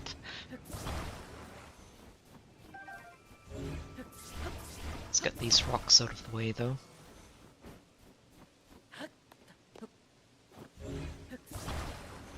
Honestly, I think this should be fine. Like, that little platform is a great way to stabilize this thing. All you need to do is make sure that you put enough weight on the end of it. Okay, you should be able to let go, Addison.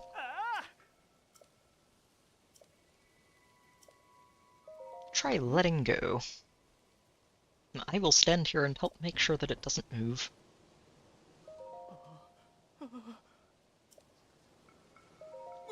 There you go.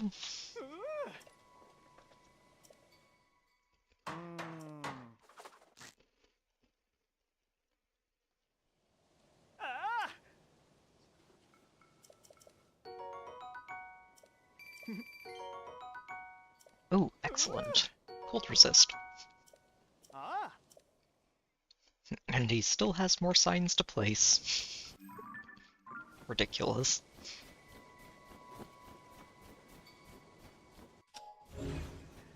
But I do appreciate his dedication. It is inspirational. Hang on, did I lose my... I lost my flying machine in the middle of all of that. Ugh, how annoying.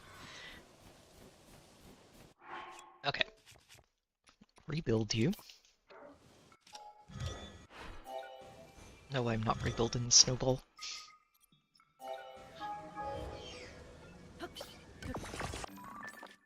Okay. And we turn around and get back on track.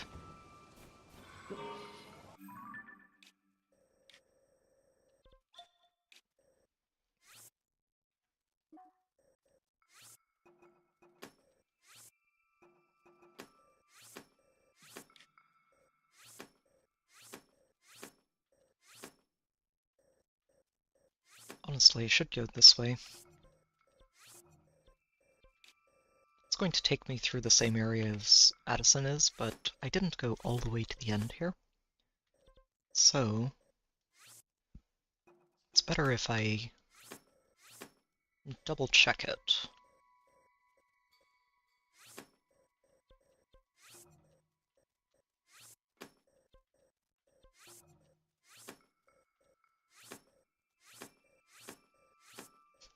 Definitely don't want to miss anything up here.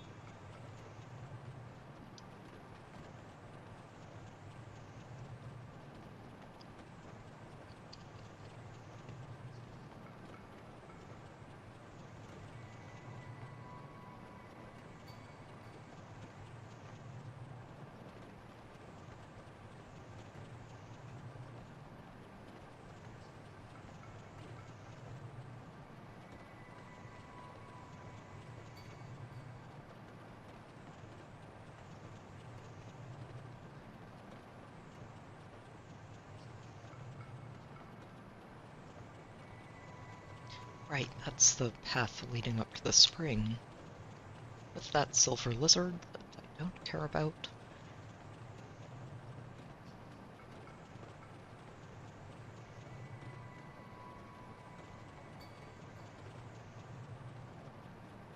Starting to wonder if this was the path that I already took. Just going in reverse.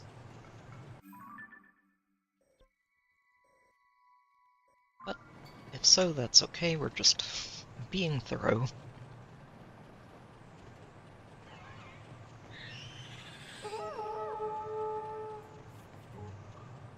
All the horns going off.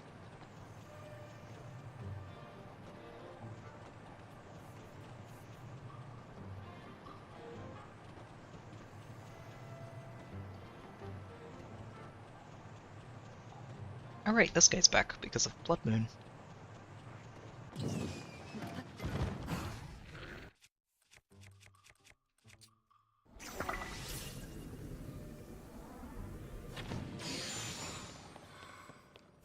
Oh, and he has a tail for me this time. Very considerate. Thank you. It's one less to collect.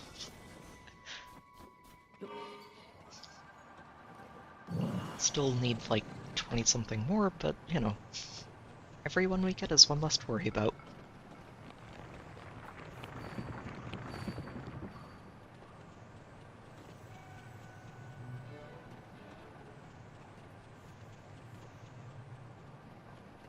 Hang on, that's right. There was a Korok here, wasn't there? Yeah, oh, right up here, as expected.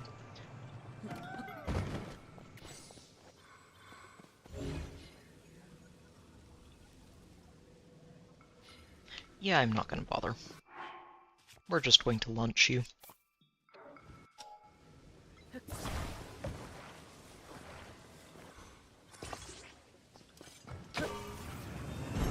Off you go.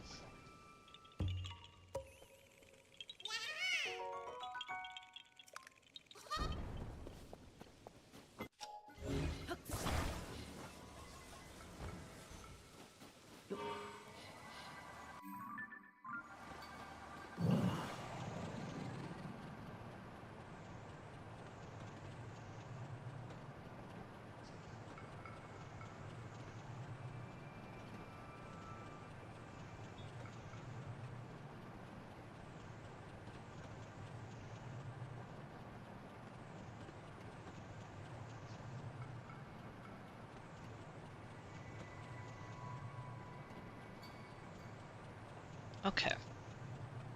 And further up the mountain it is.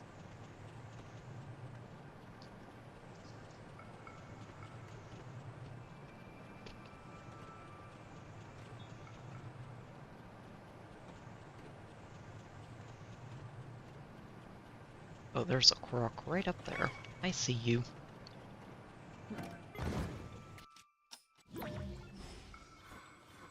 Alright, you're not moving. That's slippery. Of course it is. Why would the Korok plant itself somewhere convenient?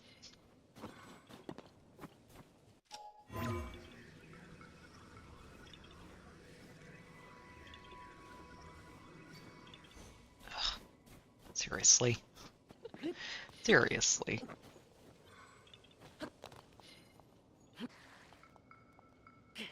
Oh wow, it is really slippery, huh?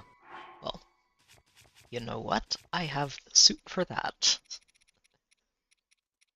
Something tells me that most frogs aren't going to like climbing ice, but Link will be the exception to the rule.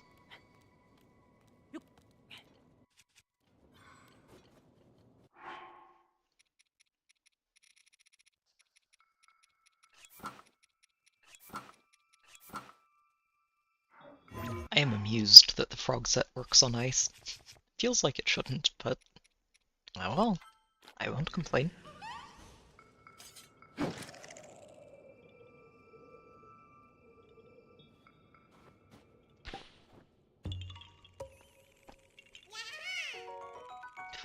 Imagine though if you get up here and you don't have that frog set with the upgrades necessary to give it slip-proof, and that Korok's just sitting there taunting you. You can't ascend through the pillar, you have to either find a way to drop on it from above, or just get really, really creative with your climbing.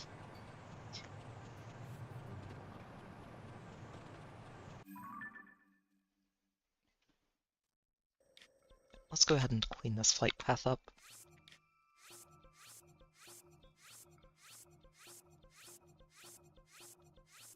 Oh, shoot, nope. Leave that there.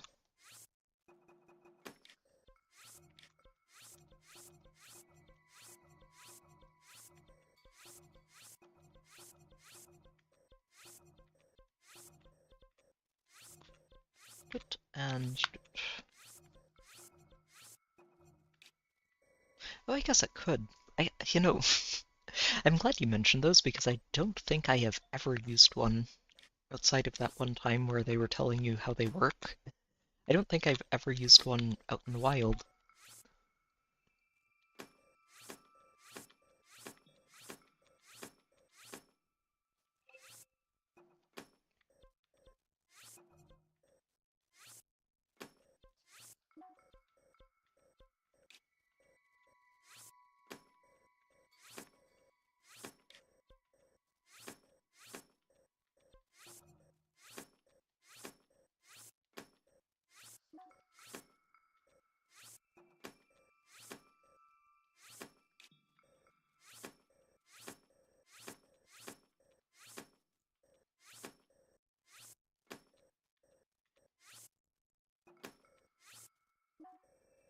Okay. Nice clean spiral to the summit.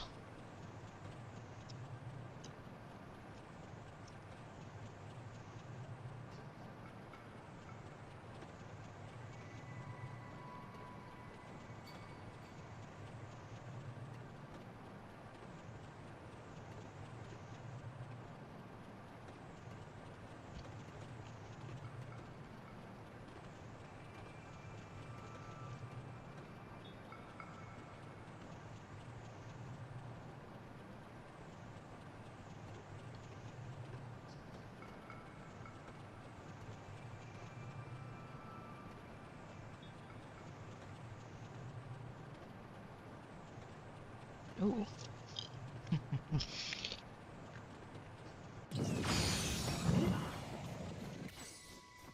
Ow.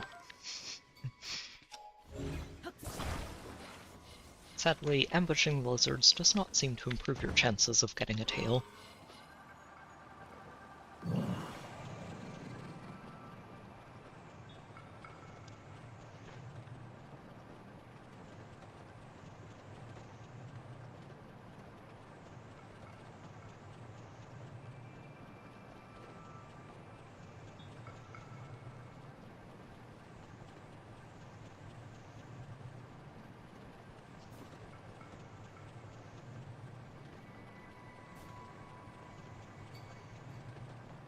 Huh. I wonder if that's a stray robot or if he has a captain with him.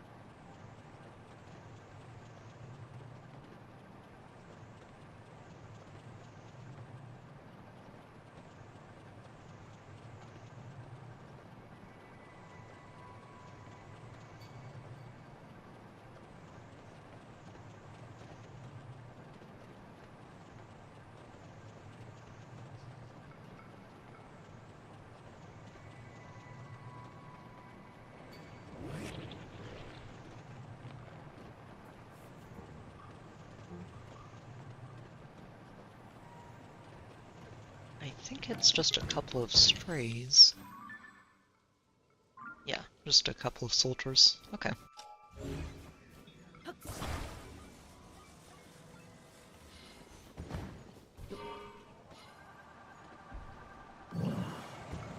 Oh, shoot. Too close.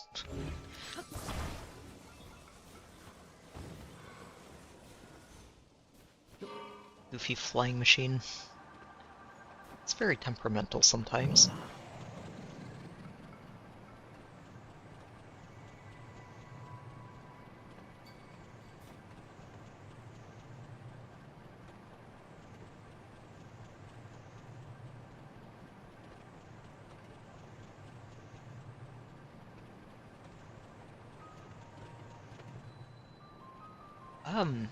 This is actually the last region, Jason. So far, let's see. I can just pull this up. Yeah, so far, we've gotten everything except this mountain region around Lanayru. So we're working our way up and to the top of the mountain now. Then I'm probably going to head back down to the beach on the north side, and then start working our way down towards this section. And that's all of it.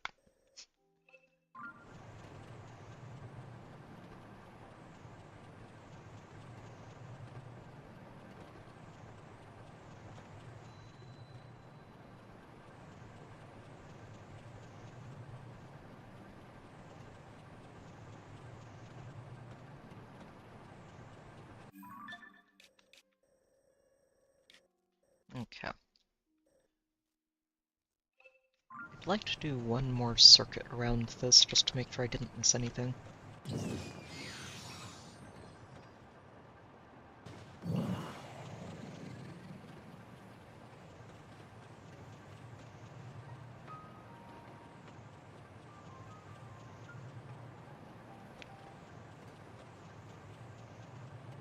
Well, Okay, so I say this is the last region. It's the last major region.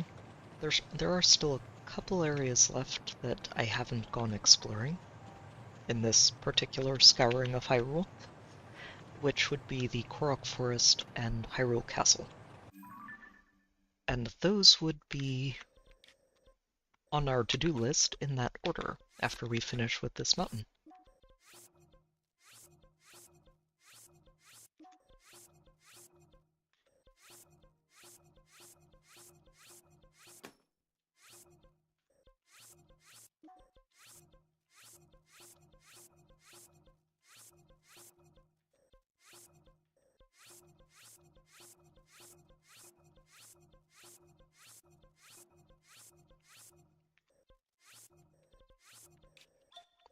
Okay.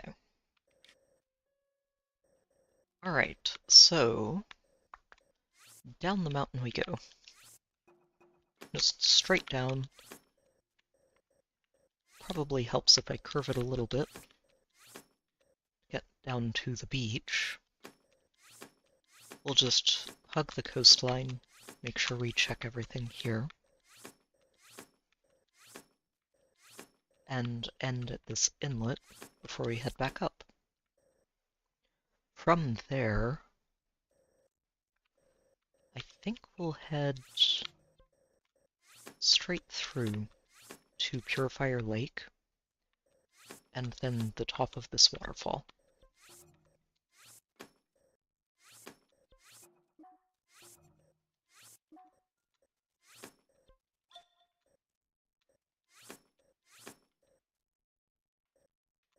Yeah, and then we just start checking out this lower area of the mountain. Okay.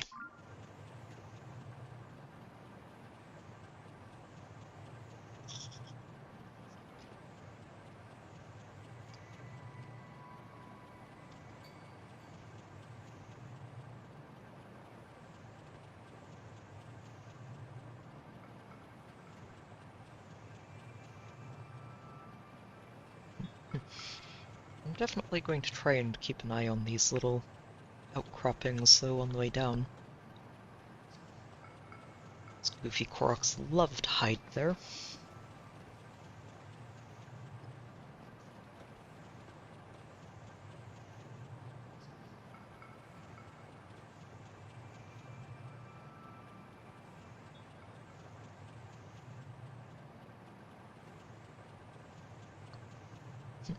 Right. Through the fog that separates the cold region from the hot region, or hot region, warm region.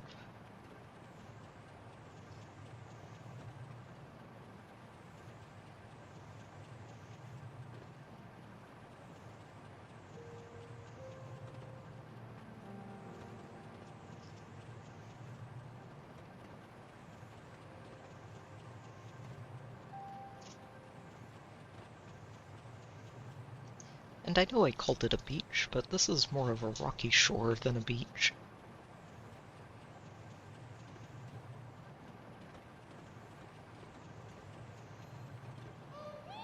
Aha!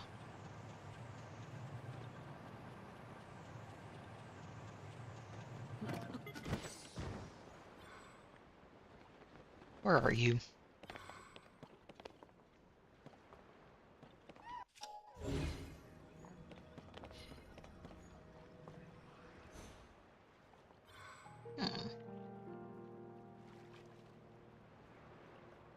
Oh, probably right up here. Maybe.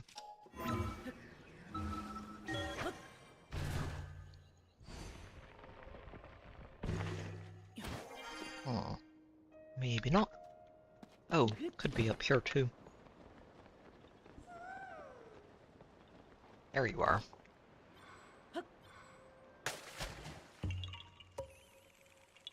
Ring of seaweed.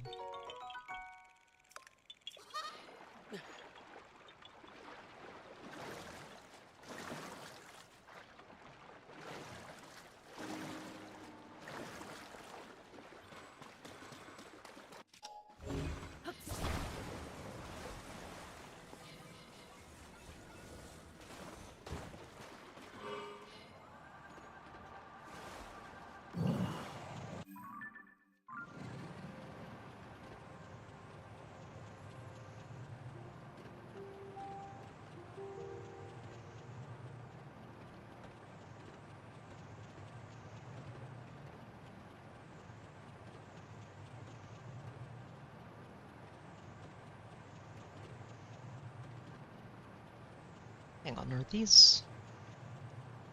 What kind of crabs are these?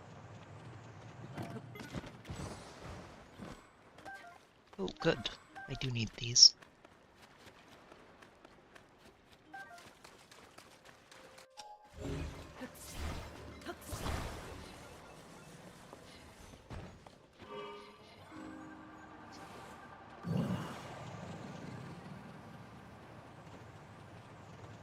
And there are more.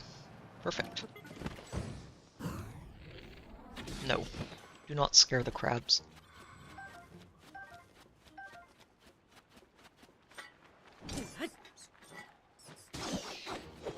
Alright, thank you everybody.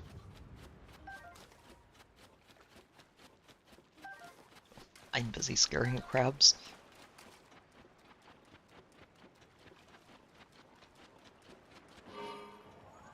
Alright.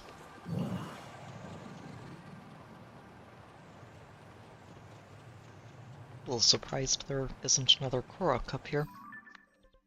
And maybe we just haven't gone far enough yet.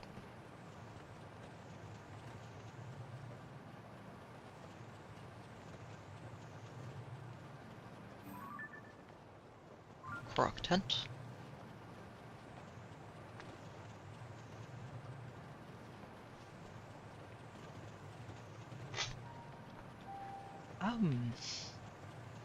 Oh no, you're fine, Jason. These are very much streams that I figure people will duck in and out of when they have time and are paying attention. We're just here to chill. I think that, yeah, for this Monster Hunt expedition, where I'm just going through it all blind, yes, I imagine there will be one more stream. And from there, I'll probably take a brief break from strictly monster hunting and go on a bit of a farming expedition for upgrading the equipment instead. There are a lot of materials I need, and if I want to max out all of the equipment, it's going to take a lot of just dedicated hunting down stuff that I need.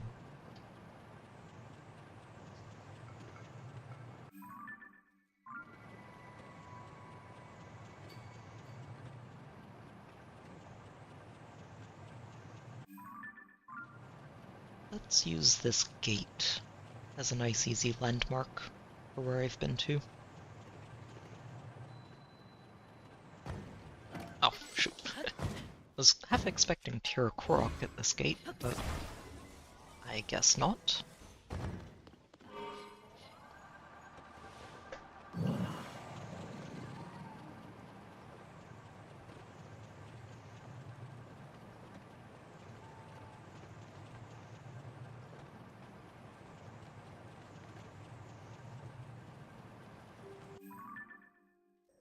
Yeah, I'm leaving the Peak of Awakening for later.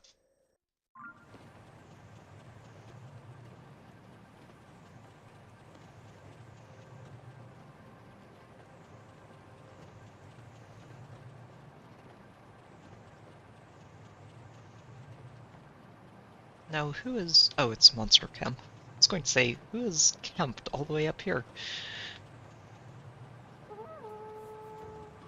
Fair enough, Jason. Thanks for stopping by. It's good to see you again. And I hope you have a good night. Aha! There is a Korok up here.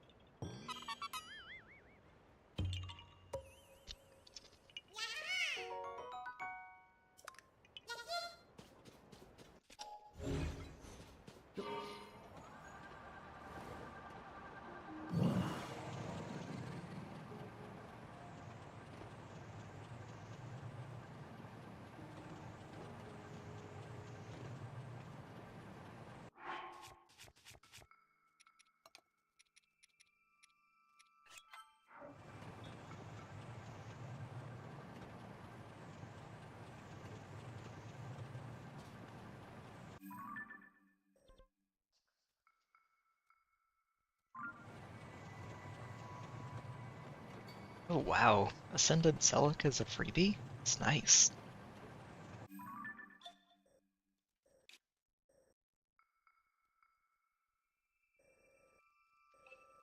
Hang on, let me turn around and duck in between these peaks. Really don't think there'll be anything here, but I would rather be safe. Oh yeah, especially if you hadn't pulled her already. That's a really nice freebie.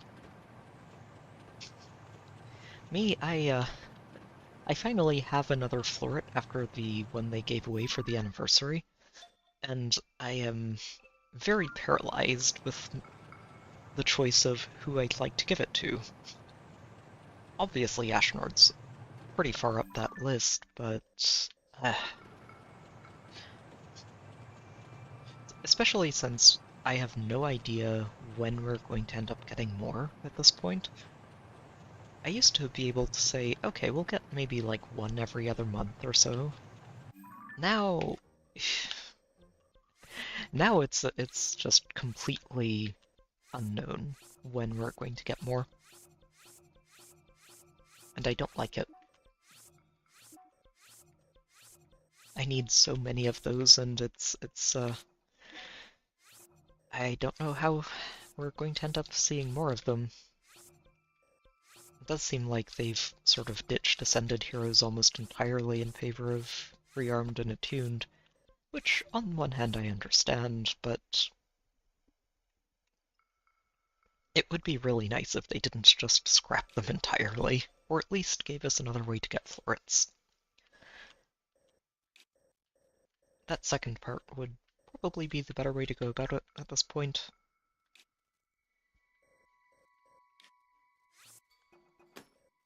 But I guess we'll see.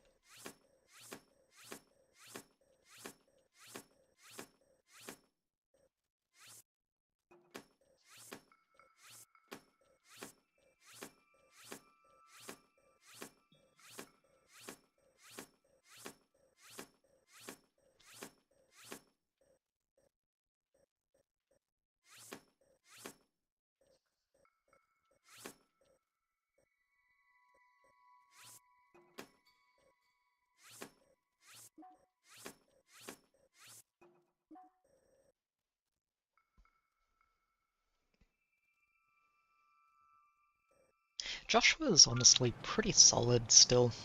The sweep effect he has is just so solid, especially when you pair it with the true damage he can... Well, that's right, I think he has to pick between true damage and sweep. But the super lull he gets for speed and def is also very solid.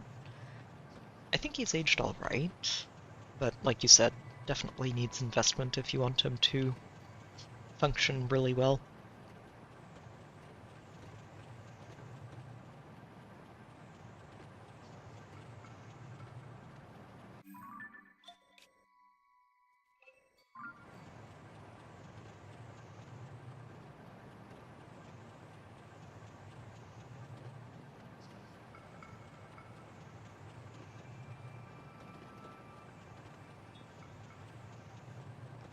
I honestly think Celica has aged pretty well too, out of all of them. I mean, obviously we have Fatal Smoke 4 that can shut down her Miracle now, but it's pretty rare. You don't run into that specific skill too often. And with, just as an example, a Finish skill, Magic Null Follow, and Flare with Marth engaged, she has a one-charge Flare and Null Guard, so she always gets it charged on the counter, and Flare heals her into the threshold of her Miracle immediately. And that also leaves her C slot wide open for whatever skill you want to put in there, which is very nice. I think she's good. Which is nice, because I like Zelka, and she's kind of been a merge project on the side. Not anything I've been focusing on, but I take the merges where I get them.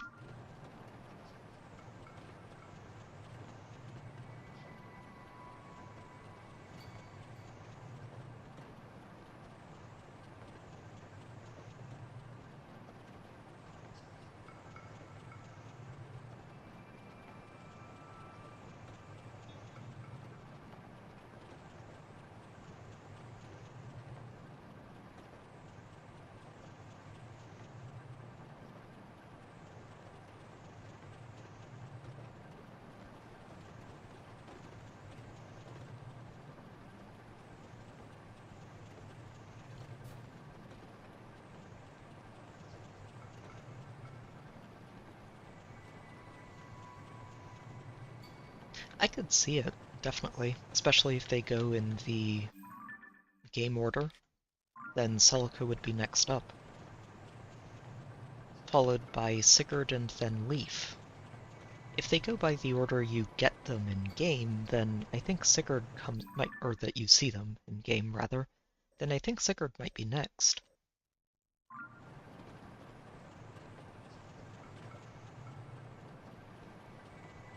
I feel like Sigurd's engage effect is probably the easiest one to predict. Either he's going to add bonus movement, or he's going to give the user Kento, one or the other. I'm leaning towards Kento myself. I think that that's the most likely option. Oh, you're right up here. And if we get an engage that gives Kento, that's going to open up so many options for characters that were previously limited by not having access to it.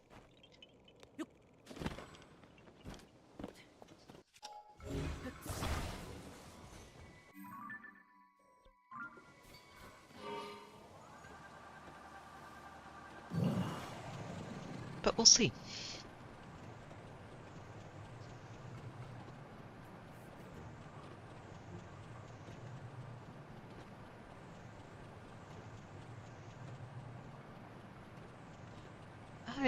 I don't think we'd see that. I think we'd get Kanto Rem +1 at most. And I imagine that we'd probably see Kanto 1 or, like, either Kanto Rem +1, Kanto 1, or Kanto 2. I don't think we'd get anything more ridiculous than that.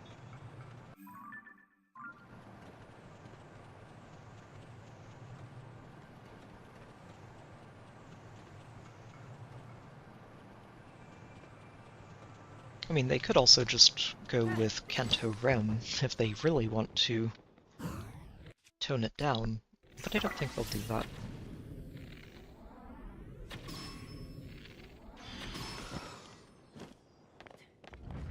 Ah, no tails. Fine.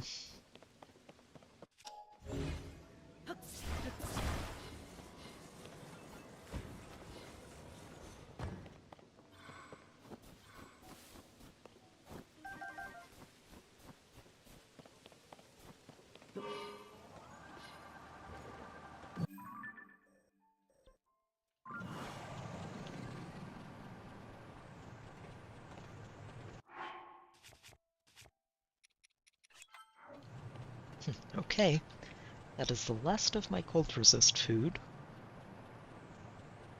For now. Oh yeah. No, Tea Time Sigurd is one of those really, really solid units, and is always such a pain when I see him on a defense. Usually. I will say it depends on the Sigurd's kit, and who his allies are. I think the most annoying Sigurds I've seen have been the ones that have Fatal Smoke 4 equipped, which are thankfully very rare, because those are super obnoxious to find.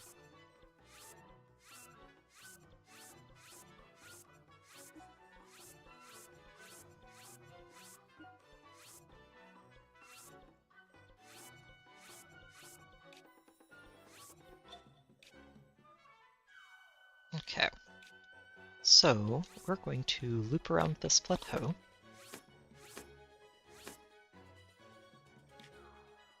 And I think I'm just going to go back and forth through the snowfield.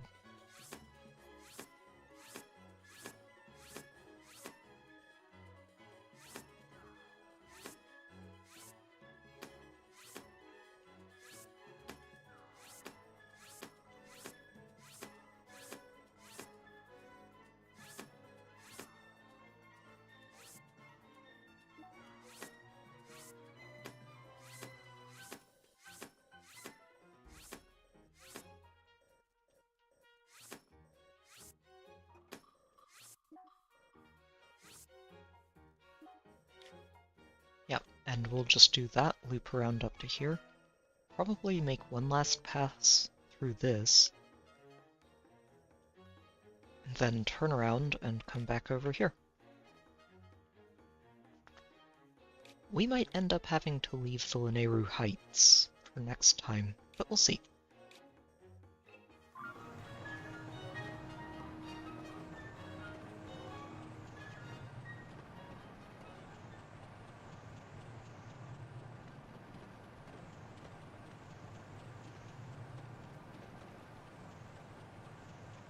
Yeah, I think, like I said, I think the scariest Sigurd I have seen was a Flared Sparrow Occultist Strike Fatal Smoke variety. And that was it was a scary Sigurd, I won't lie. Like, that was not a Sigurd that I wanted to tank. Sorry, Umbreon, I have not, actually. Was there anything else with it, or is it just the new heroes?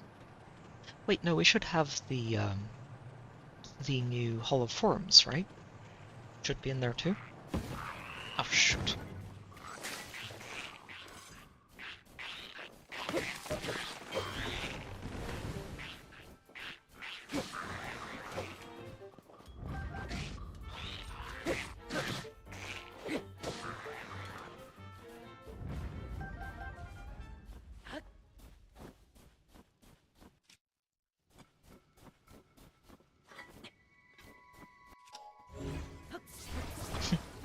Well, to be fair, when I make those videos, I am cropping out a lot of the time that I spend thinking in between moves, and before the match starts, too.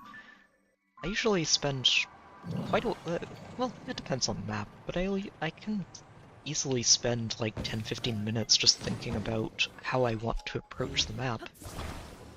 Although, sometimes that just comes down to me being stubborn about wanting to use a specific team to clear it. But sometimes, yeah, it does take a while to puzzle out the best way to approach a map. Oh, wow! Oh, wow, that is a fantastic Hall of Forums. You know, it's funny because I was just thinking, when I put Lilith on the Ashnard team, that I would really love to give her, Soaring Guidance. And now I can do that. Hi. Soaring Guidance, Near Trace, probably Flared Sparrow. Maybe I don't do Near Trace and I go with a better skill like, I don't think dragons can use aerial maneuvers, can you?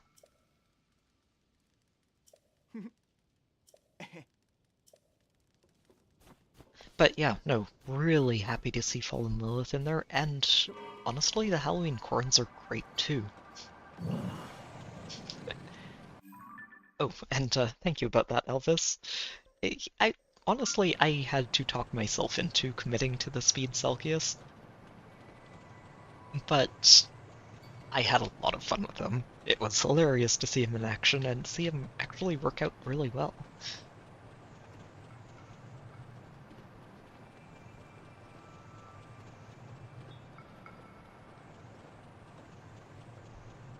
Oh, hello there. I feel like you are definitely going to be a frosty variety. Yes, you are. Give me a tail. Aw. Silly thing. You would be doing all of Lizardkind a favor if you'd just drop a tail for me.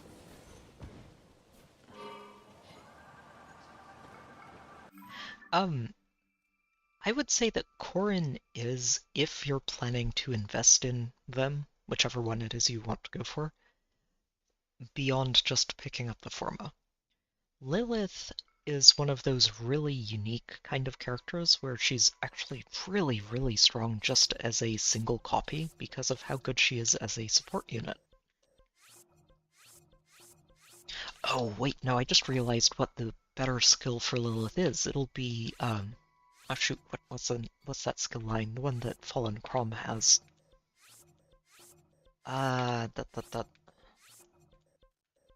It's not Ruse, it's the one that works with repositions. But I would have to look it up. hang on. Let me check really quickly, because actually that's going to be a really good skill for her. Where is my Crom?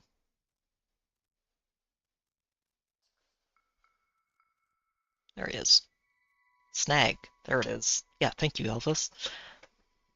So yeah, I think that's what I'll aim for on mine, is Snag, Soaring Guidance, and that's it. The A slot is basically wide open for whatever, Flared Sparrow maybe. But just getting those 3 is really, really good.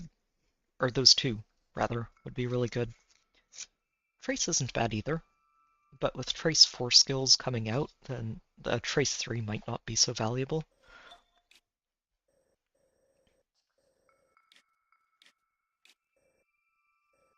Huh.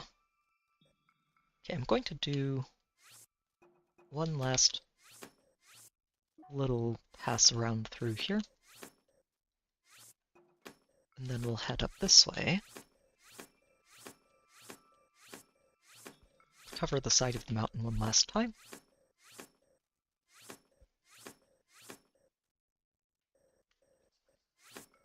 And then we can call Mount Lanayru finished. Yeah, I'll probably just continue looping around and go all the way through here to get to the Lanayru Bluff. I think we might be able to clear this section out tonight. I might have to leave this one for next time. We'll see.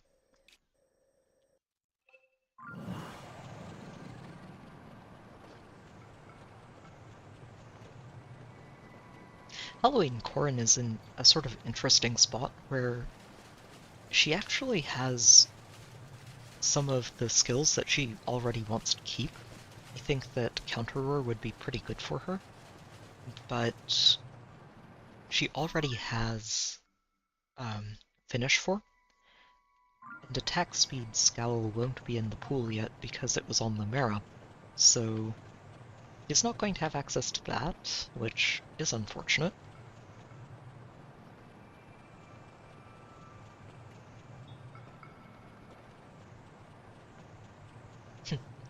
For Ryoma, it's actually funny. I was looking at him and thinking, a former Ryoma, maybe? No, I'm not sure if I can talk myself into that.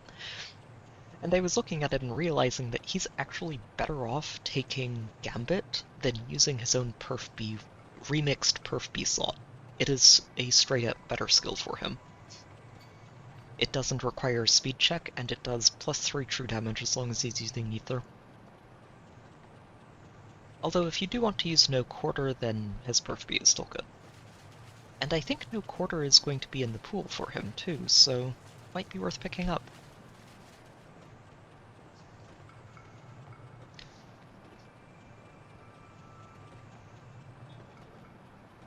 I think the skills I'd probably end up going for him would be Gambit, no quarter, Flared Sparrow, and Soaring Guidance. Or just Guidance 4, even. Guidance 4 might be better in an arena setting, but either of them should work pretty well.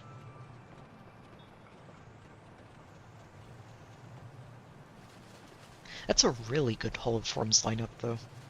Like, honestly, Lilith is so big. Especially since you can pick her up, and she's going to get a Refine eventually. And considering what her weapon already does, you can build her as a support really easily, and she's always going to be relevant. Yeah. So on the one hand, I am glad that the legendaries get to keep their remixed perfs as personal exclusives. On the other hand, I do wish that the updated perf skills that we get on non-legendary or mythic characters would be inheritable to other versions of that character. Just to use Zelgius as an example, I would love to be able to inherit Lightless Luna onto every single flavor of Zelgius and Black Knight that I have, but that is not something I will ever be able to do. And it is disappointing. Right, I forgot I'm out of cold resist food. Need to recharge the batteries anyway.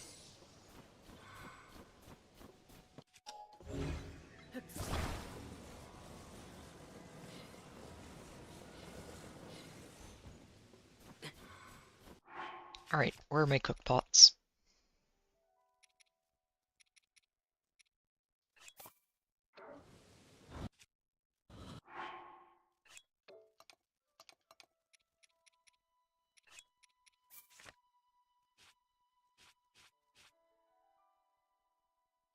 How many mushrooms do I have? I've got enough.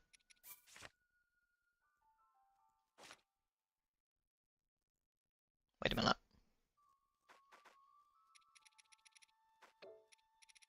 I don't need a level 2. Just looking for level 1.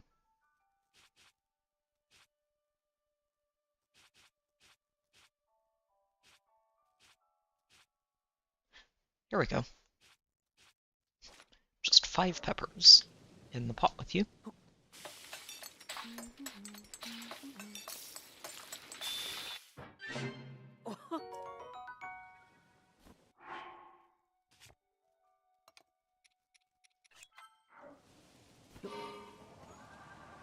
Okay. So across the mountain we go. And off to the other side.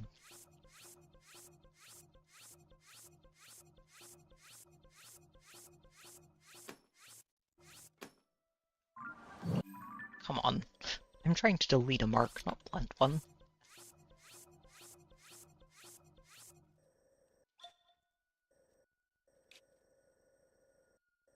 Okay. So I want to start probably right around here. And we'll aim for blue. Skirt the edge of Lanayru Bluff.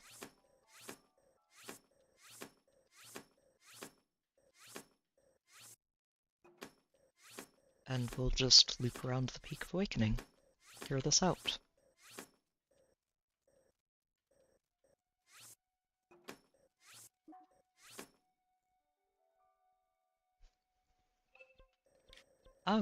It depends on the situation. I think they're both really good in basically any situation. A Kanto-enabled dance that just gives you Kanto 1 to play with is so strong, and the bonus effects are either essential to a strategy or just helpful perks.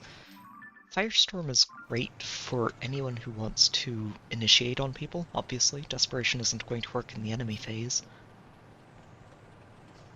But just the basic attack and speed bonuses are really helpful, honestly. I do like Rock Slide for basically any type of tanking strategy.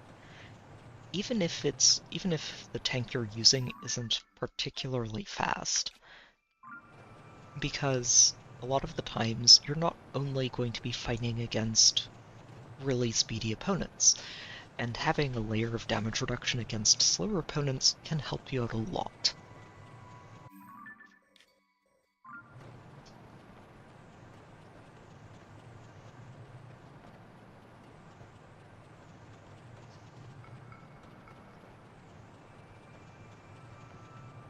I am looking forward to getting the other versions of those dances, though.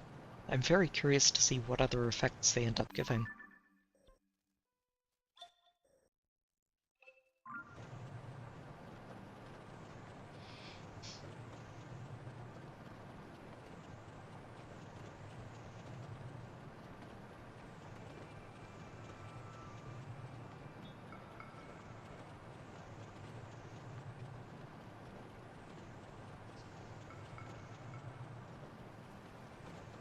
Oh, hang on a minute. That looks like a Korok down there. And I got you already, yeah. I can see you now.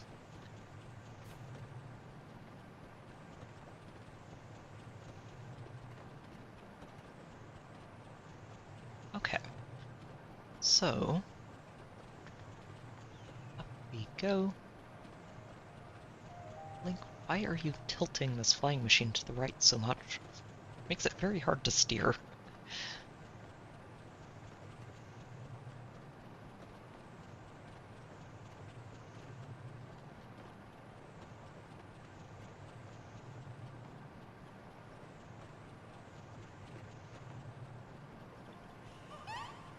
is one out here.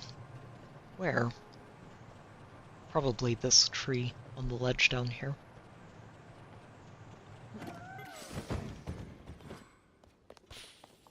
Yep, that's exactly where it is.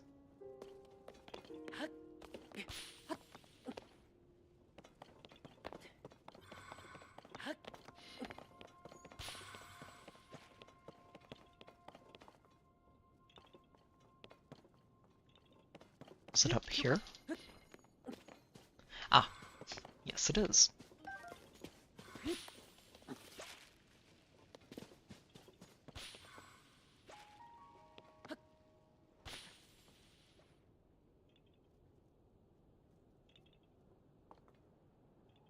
Oh, all the way down there. Wow.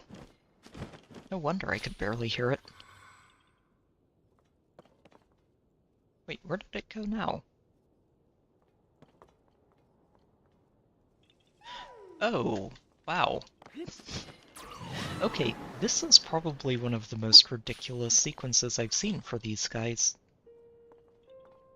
And he's still not done. And he's still not done.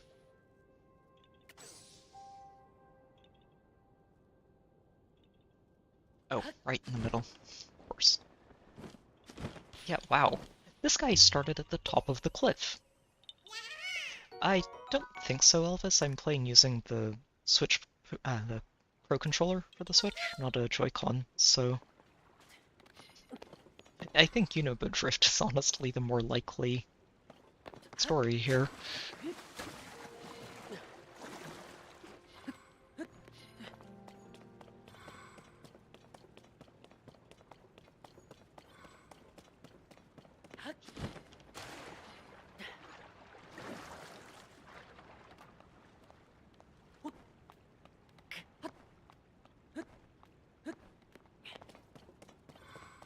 I wonder if my flying machine survived this adventure. I guess we'll find out.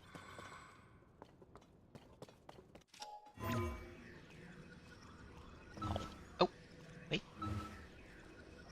There's one little pixel. There we go.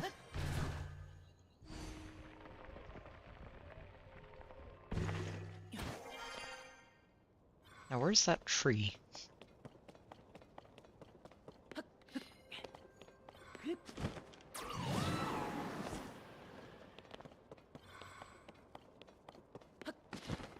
Yeah, it really is.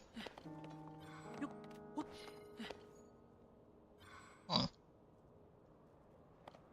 Where is that tree? I mean, I have to rebuild this flying machine, aren't I? Oh, I'm all the way... Okay, yeah, it's long gone. I'm so far away from where I started.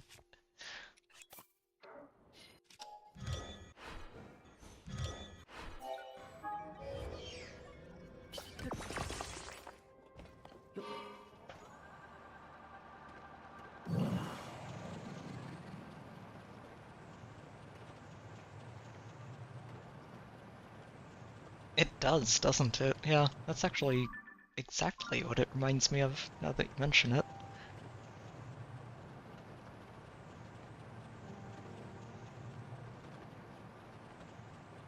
Alright, here we go. Let's try and do this properly, instead of having Koroks drag us all over the place.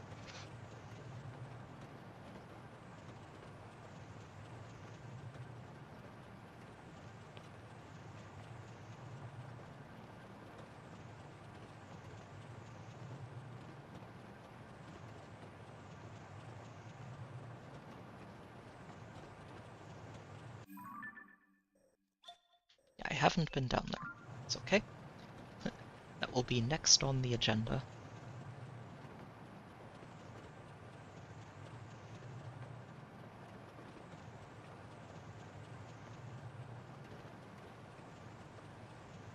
So many monster camps.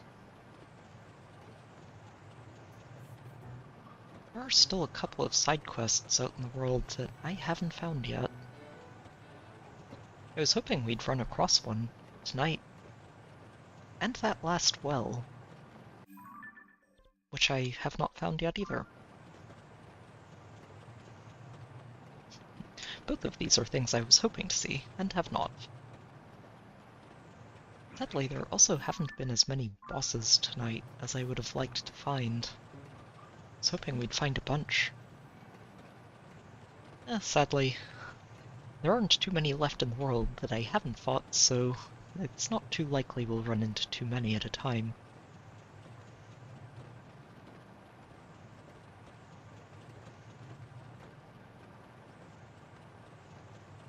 Just a soldier.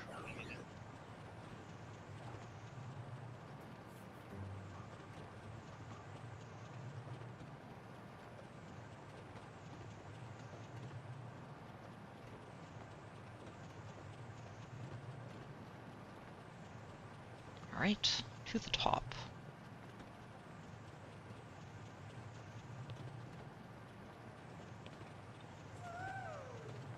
And a Korok, of course. This one has a pretty straightforward and obvious solution.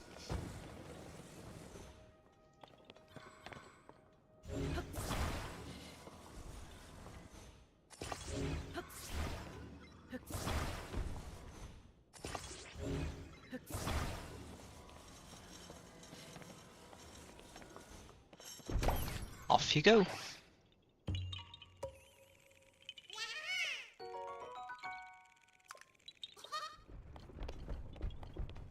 I guess the one thing we have found a lot of tonight are Koroks. I haven't been keeping track of the exact count, but we found a lot of them tonight.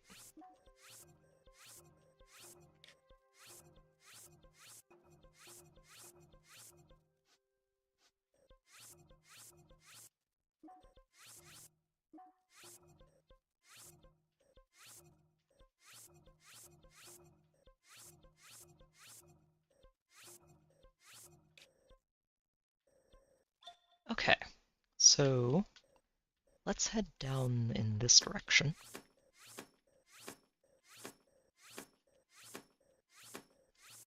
And sort of do a loop.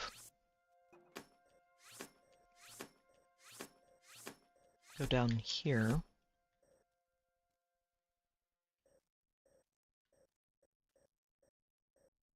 May as well just check the upper side of that waterfall. And then hug the edge of Pierre Plateau.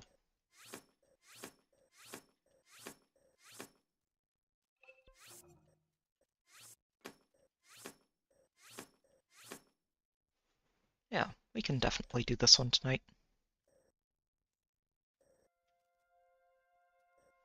Ooh, we are brushing up against Kakariko Village.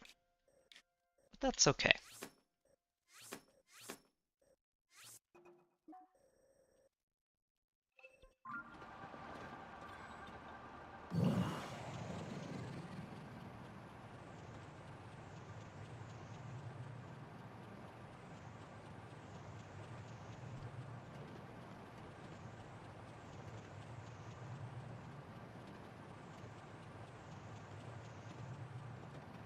I have not found any Koroks in the depths.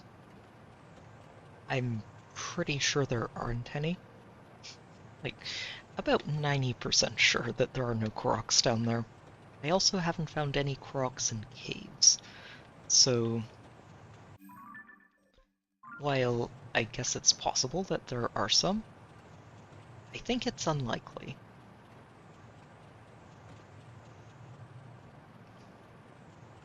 What I do think is that there should be some Koroks in the forest, which I haven't gone spelunking in yet, and also in Hyrule Castle.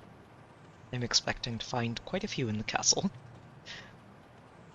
There should also probably be some up in the sky that I just didn't find because I wasn't necessarily using Mask the entire time I was up there.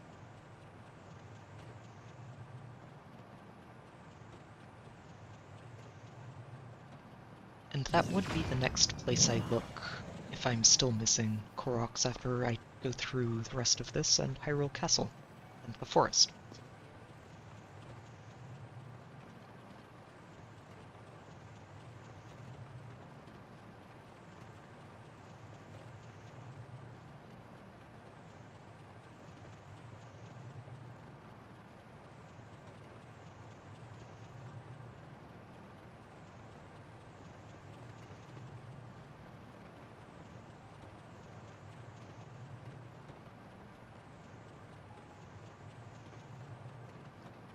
But like I mentioned earlier, what I'll probably be doing after we get through Hyrule Castle is taking a bit of a break from just touring Hyrule and focusing on collecting materials for upgrading the equipment. I'll probably do that for a stream or two, depending on how long it takes to collect stuff.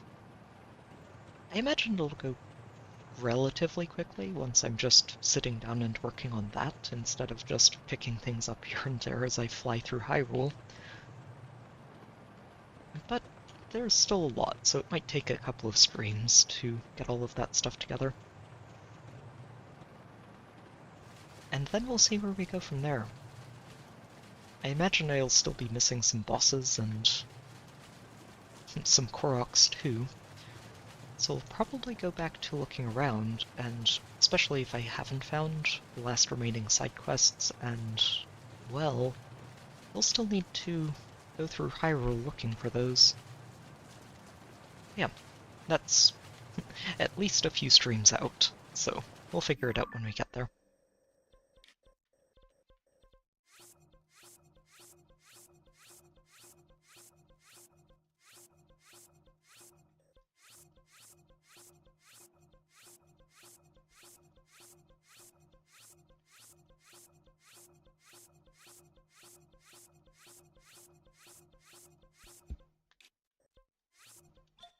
Okay, now, this way.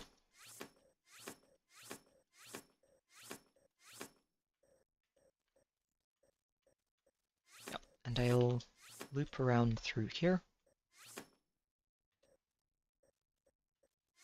And just basically come straight back across.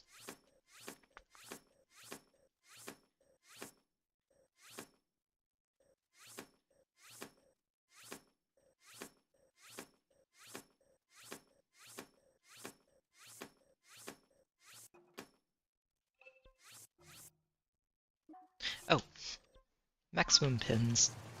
I need about another 100 added to this maximum limit. I have too many things I want to mark on the map. Oh, shoot, right, battery power.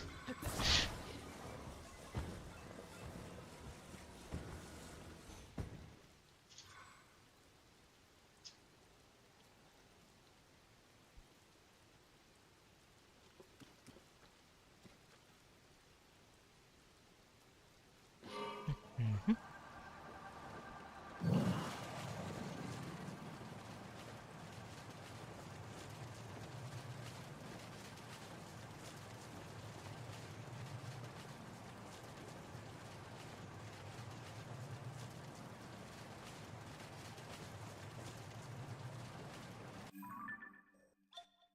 Yeah, I've already been down there. Good.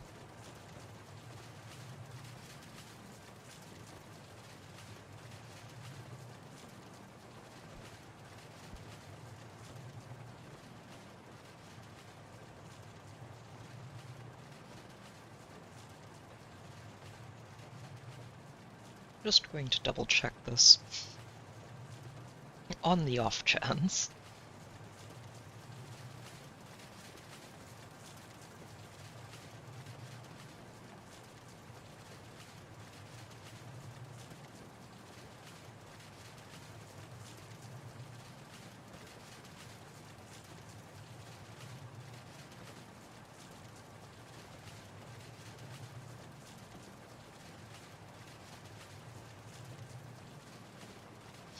And the Goblin boss up here.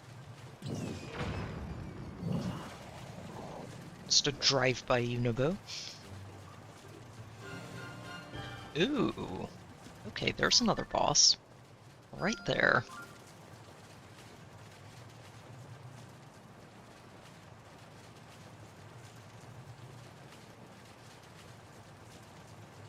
Wait, what? Oh, wow. Oh, they actually went and made a really good support Grail unit? Holy cow, that's amazing. Oh, that is such a good weapon. Oh. Alright, well I guess I'm going to be at least getting one 5-star Mavier. I don't know if I'll merge him up, but he's definitely getting unlocked. No question about that.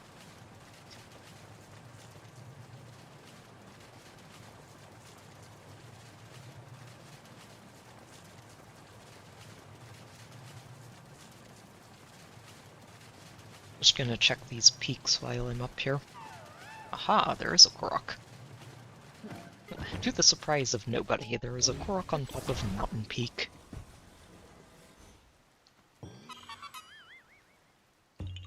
Oh wow, yeah, that is such a good weapon. I love it, though. You know, this has actually been a really nice trend lately of them making an effort to make Grail units actually feel, not terrible to build. And I really appreciate it. Oh, no, come back.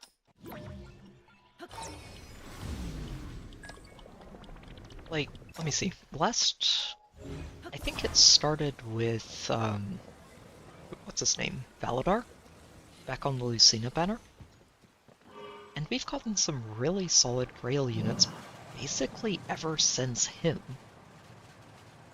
So yeah, I'm really glad to see it, because frankly, I hadn't found any of the Grail units for a long time to be interesting enough to build.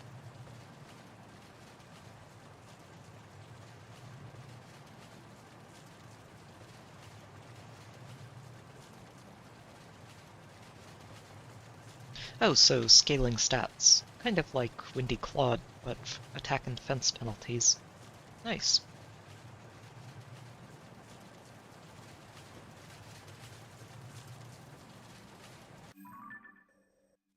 Oh wait, what?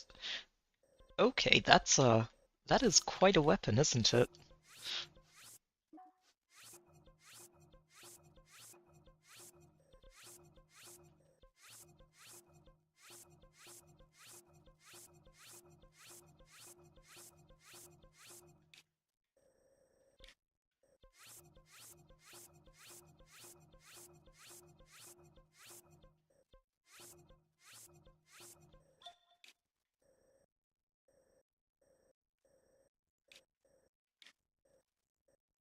Yeah, I'm really glad to hear that they're making him good.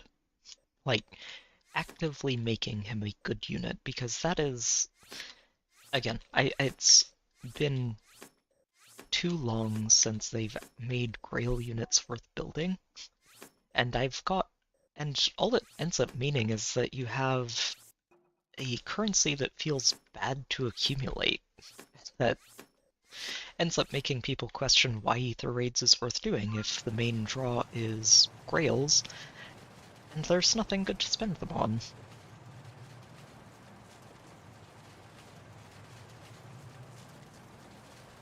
Oh wow. I'm definitely going to have to look at that weapon and just read it for myself, because that sounds so good.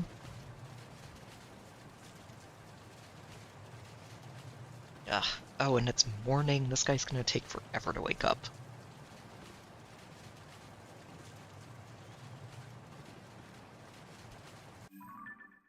Oh, right. I forgot Arian came before Valadar.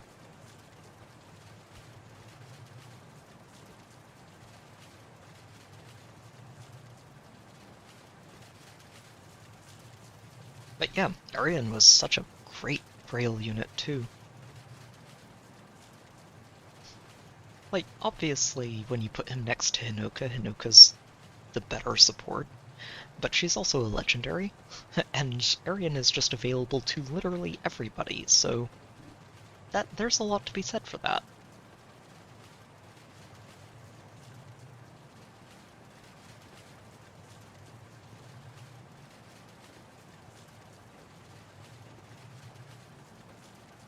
Okay. He's not going to wake up yet, but I'm going to fly over there anyway in case there's a Korok. And then I think we'll go... I could probably take out this mountain over here, just to the south of Kakarika village.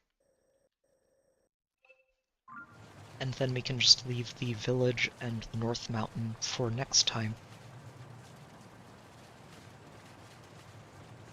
No Koroks up here, huh?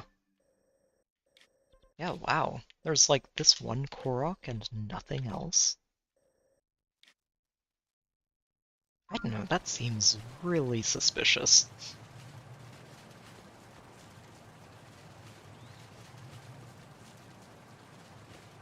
Like, that is a lot of territory for no Korok to exist.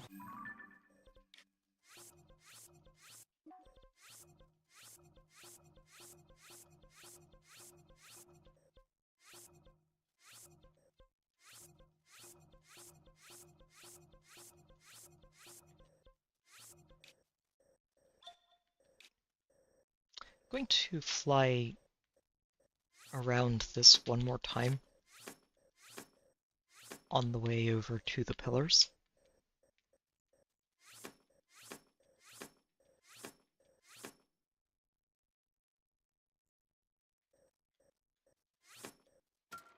Oh, shoot. Not what I meant to do there.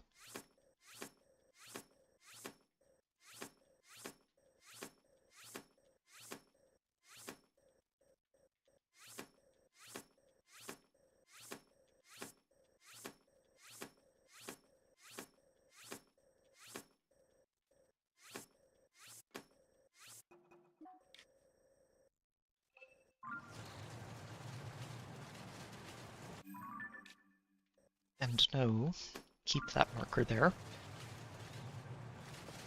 I do want that reminder.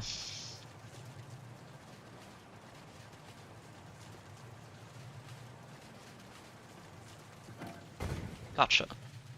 Well, the bright side is that his weapon, I imagine, gives him 2 visible bonuses to start with, so there's that. I'm not even, if he has Weaving Fighter in his, or the good parts of Weaving Fighter in his weapon already, I don't even know if he'd want Gambit. Weaving Fighter gives him, like, a minimum of 40% DR on the first hits, no matter what. Gambit would only end up giving him another 30% max. And that's if you don't give him no quarter, which would also be a potentially really good skill for him.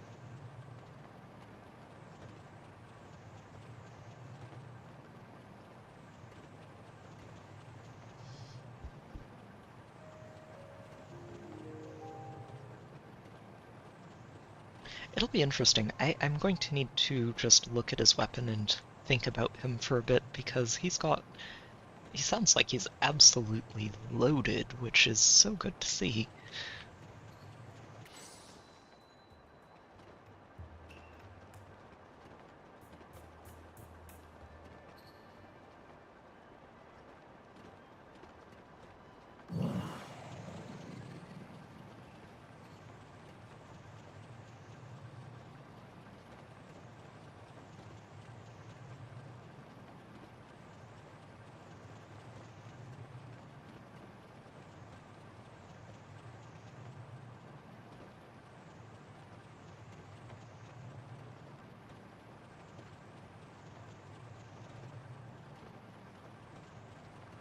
Ooh, Potent 4 could be really cool for him, especially if he's relatively slow.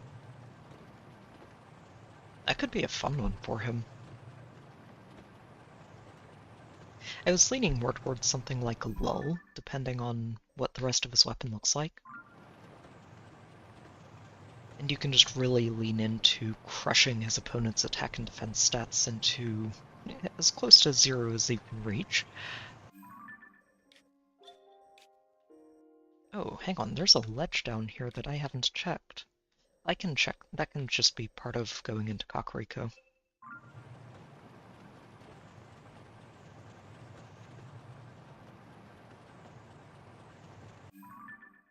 Oh, I don't even have a flight path. Whoops, let me fix that.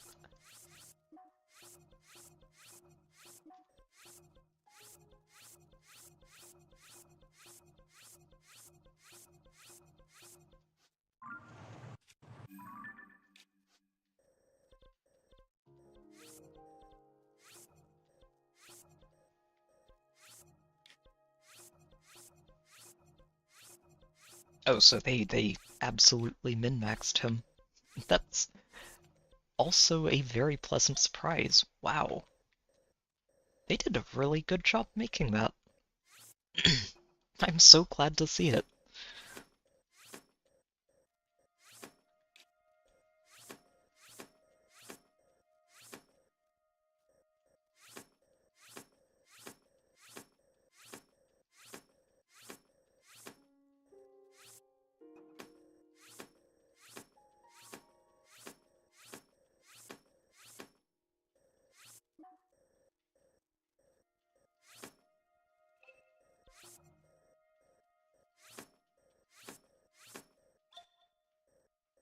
Yeah, and then from there we just get the tops of the pillars and we'll be set.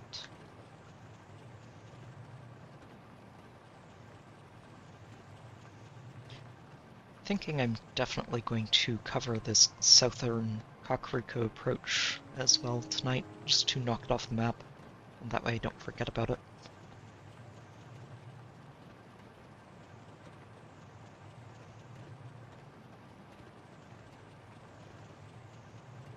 Oh wow, he's beefy.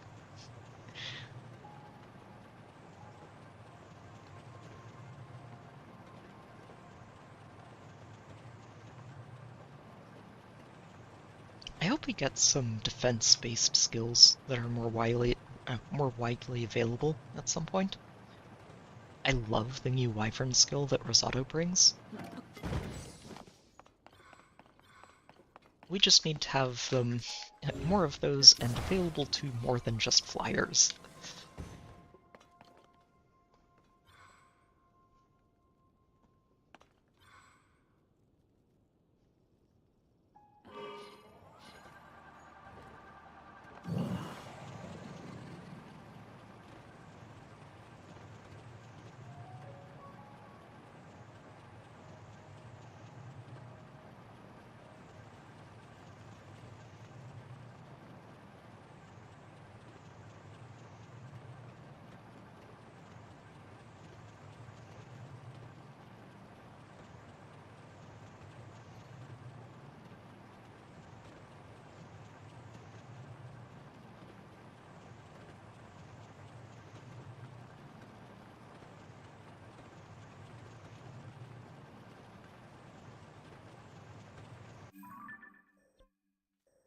Okay.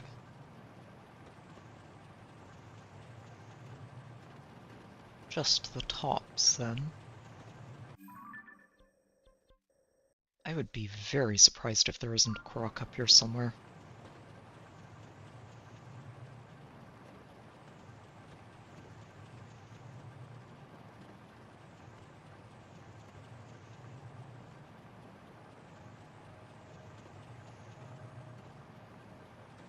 Yeah, I think we got her stats from the trailer, didn't we? She's got somewhere in the 30s range of speed.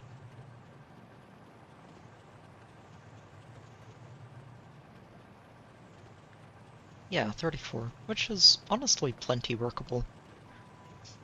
And it also matches her speed in Engage pretty well, with the middling to low kind of level, but workable enough to actually play around with.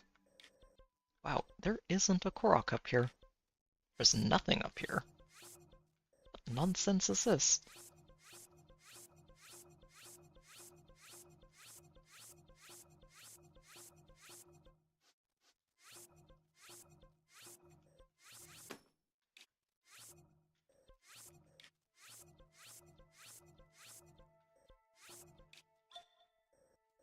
Okay. Well, odd, yes, but sure. I'll I will accept these results. This mask hasn't lied to me yet.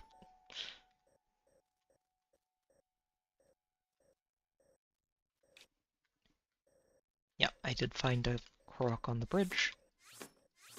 And we'll just follow this road up to the village.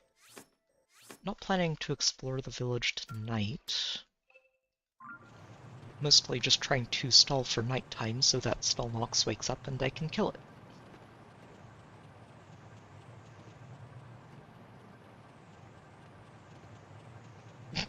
so no res at all, but he just has lots of everything else.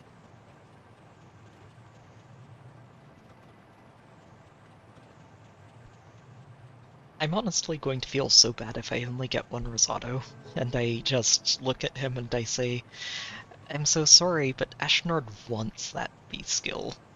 Like, and it's not an option. He wants that B skill. Oh, here's the Korok.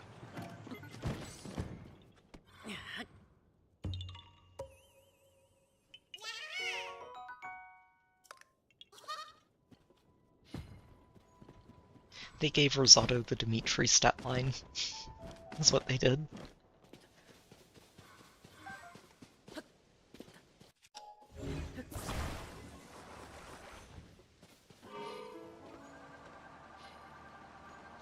I mean, I wasn't ever really super impressed by Harmonic Anna. And I think Anna has her own thing going on that sets her apart from Risotto. Even if I do think that Hell does it better. Like, I think that Anna is basically a discount Hell. I think that she tries hard and does not actually accomplish the same niche.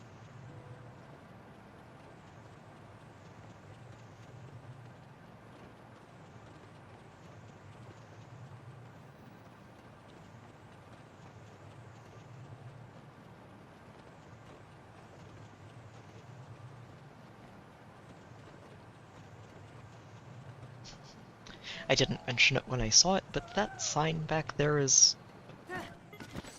That sign back there is an example of Addison actually picking a good and reasonable spot to plant one.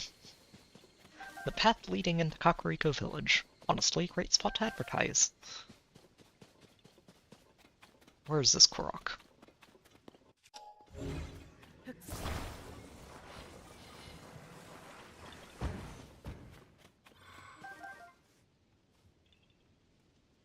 Oh, it'll be right up there.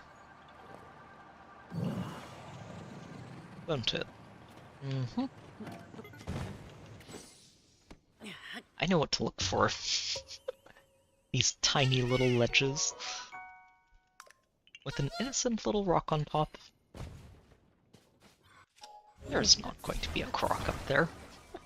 Why would I think that?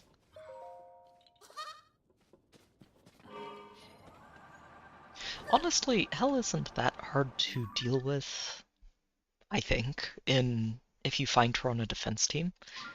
She can be annoying, and you do need to be careful if you see one that's actually really invested.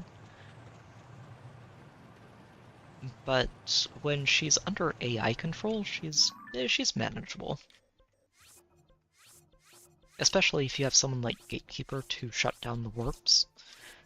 Without that, it's a lot harder for her to catch you off guard. Oh yeah, no, I won't lie. I very much like a max investment Hell as a proud owner of one. She's very solid and does a lot of work. Now what time is it here? 7:55. So I need to avoid this for a little bit longer.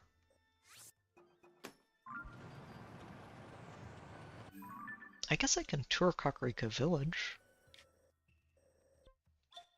Let's see. So we've gotten everything south.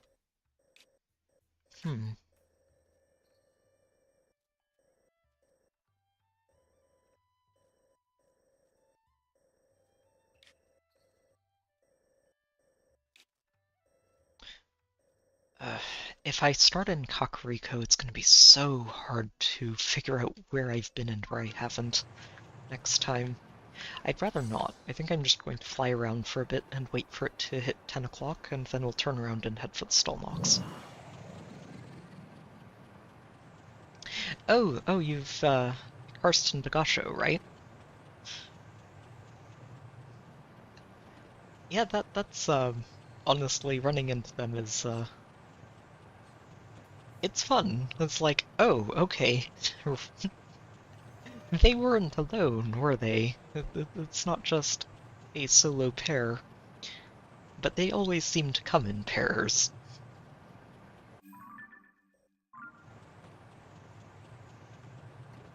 Ah, darn it, it's still on the ground.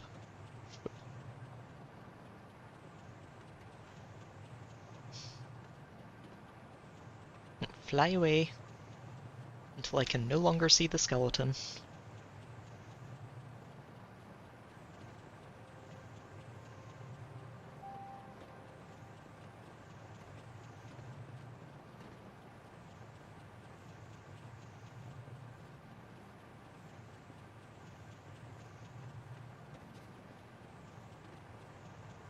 And give him as much time as I can to wake up.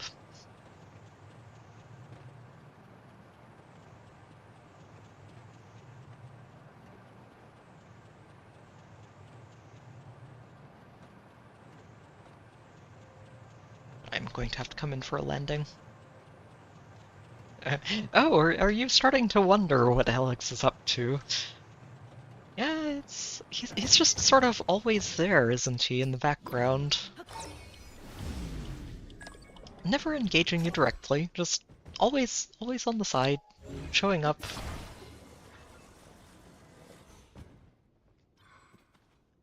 Not really doing enough to stay on your radar entirely, but he's there. He's there. He's up to something, probably.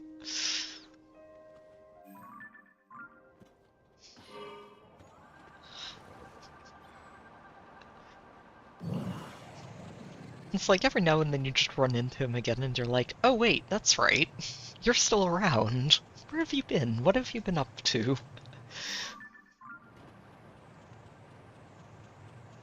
Why aren't you actively interfering?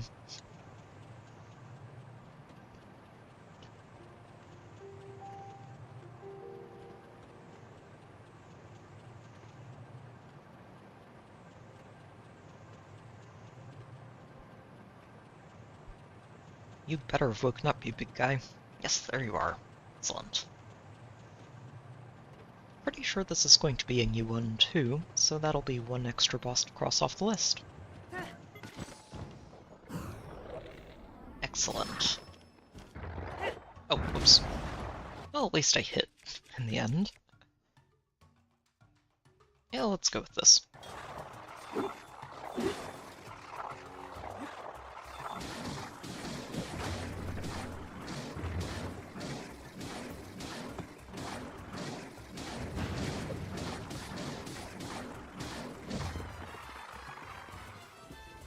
And out comes the eyeball. Goodbye.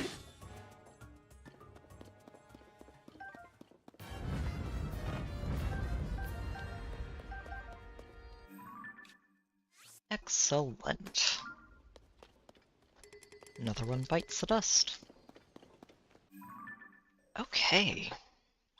So we didn't quite finish tonight, but we got very close. We've gotten all of Mount Lanayru, all of this south side of the mountains leading up to Mount Lanayru. So next time what we'll do is start in this road into Kakariko Village and clean it out. And then we just clean out this north end. Then from there we head over to the forest, explore as much of it as we're allowed to, and then we head into Hyrule Castle. Honestly, really good stuff. One other thing I do want to do, right quickly before we call it a night, is see if I can find one of these bugs and take a picture of it. Because I do need a few of them.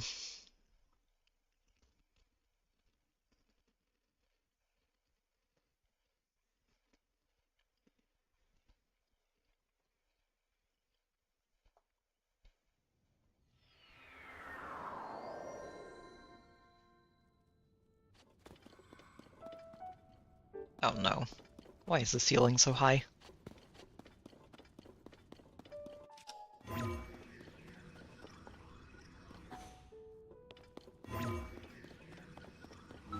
There we go.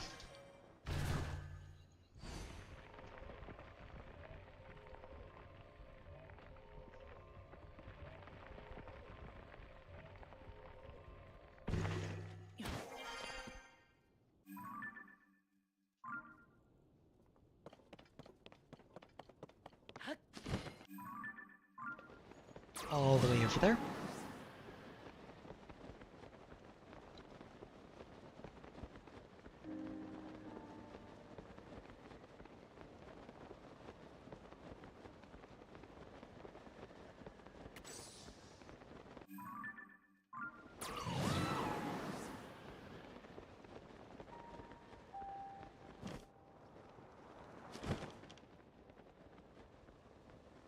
So I think the last time I found it, it was on this tree. There you are. A bladed rhino beetle.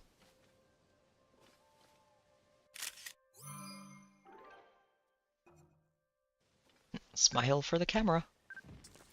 Oh, and I scared it. Oh no, I didn't scare it. You guys scared it. Rude.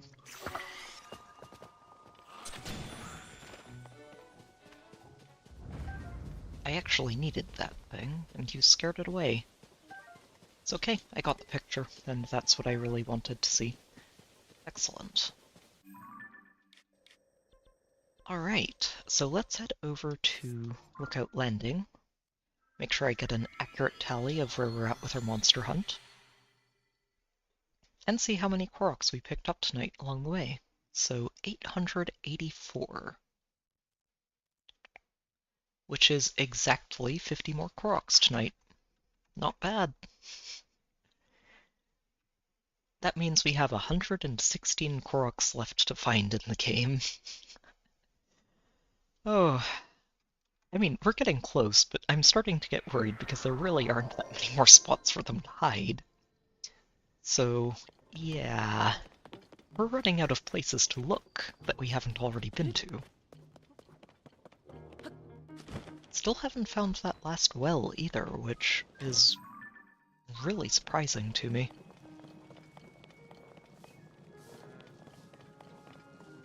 Oh, there you are. Alright, you. Tell me about these big monsters. Taluses. We have 5 taluses left. 5. Oof. So we got 2 new taluses tonight.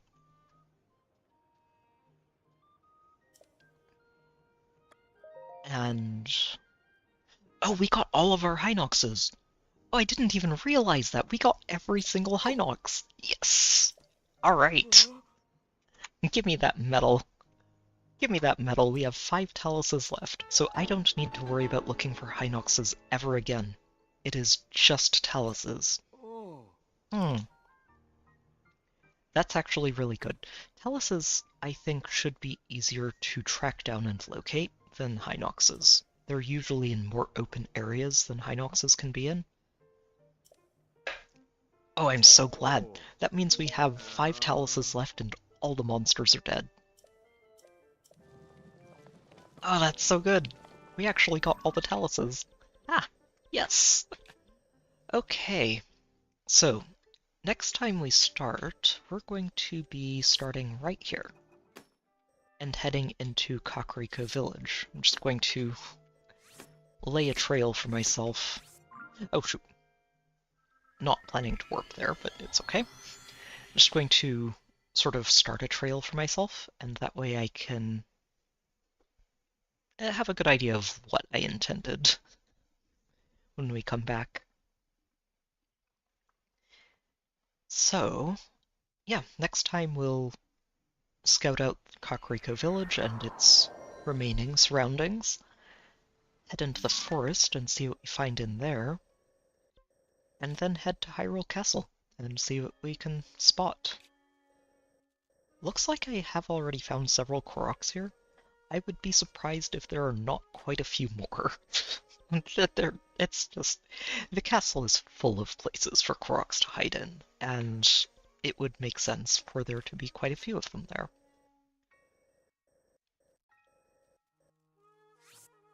So, we're going to leave markers in the areas we've been to. Right here. And the east gate.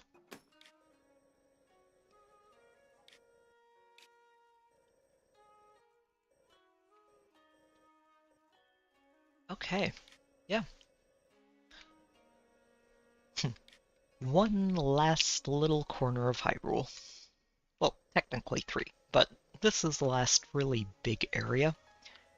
The forest, I'm not even sure I'm going to be able to fly around in there.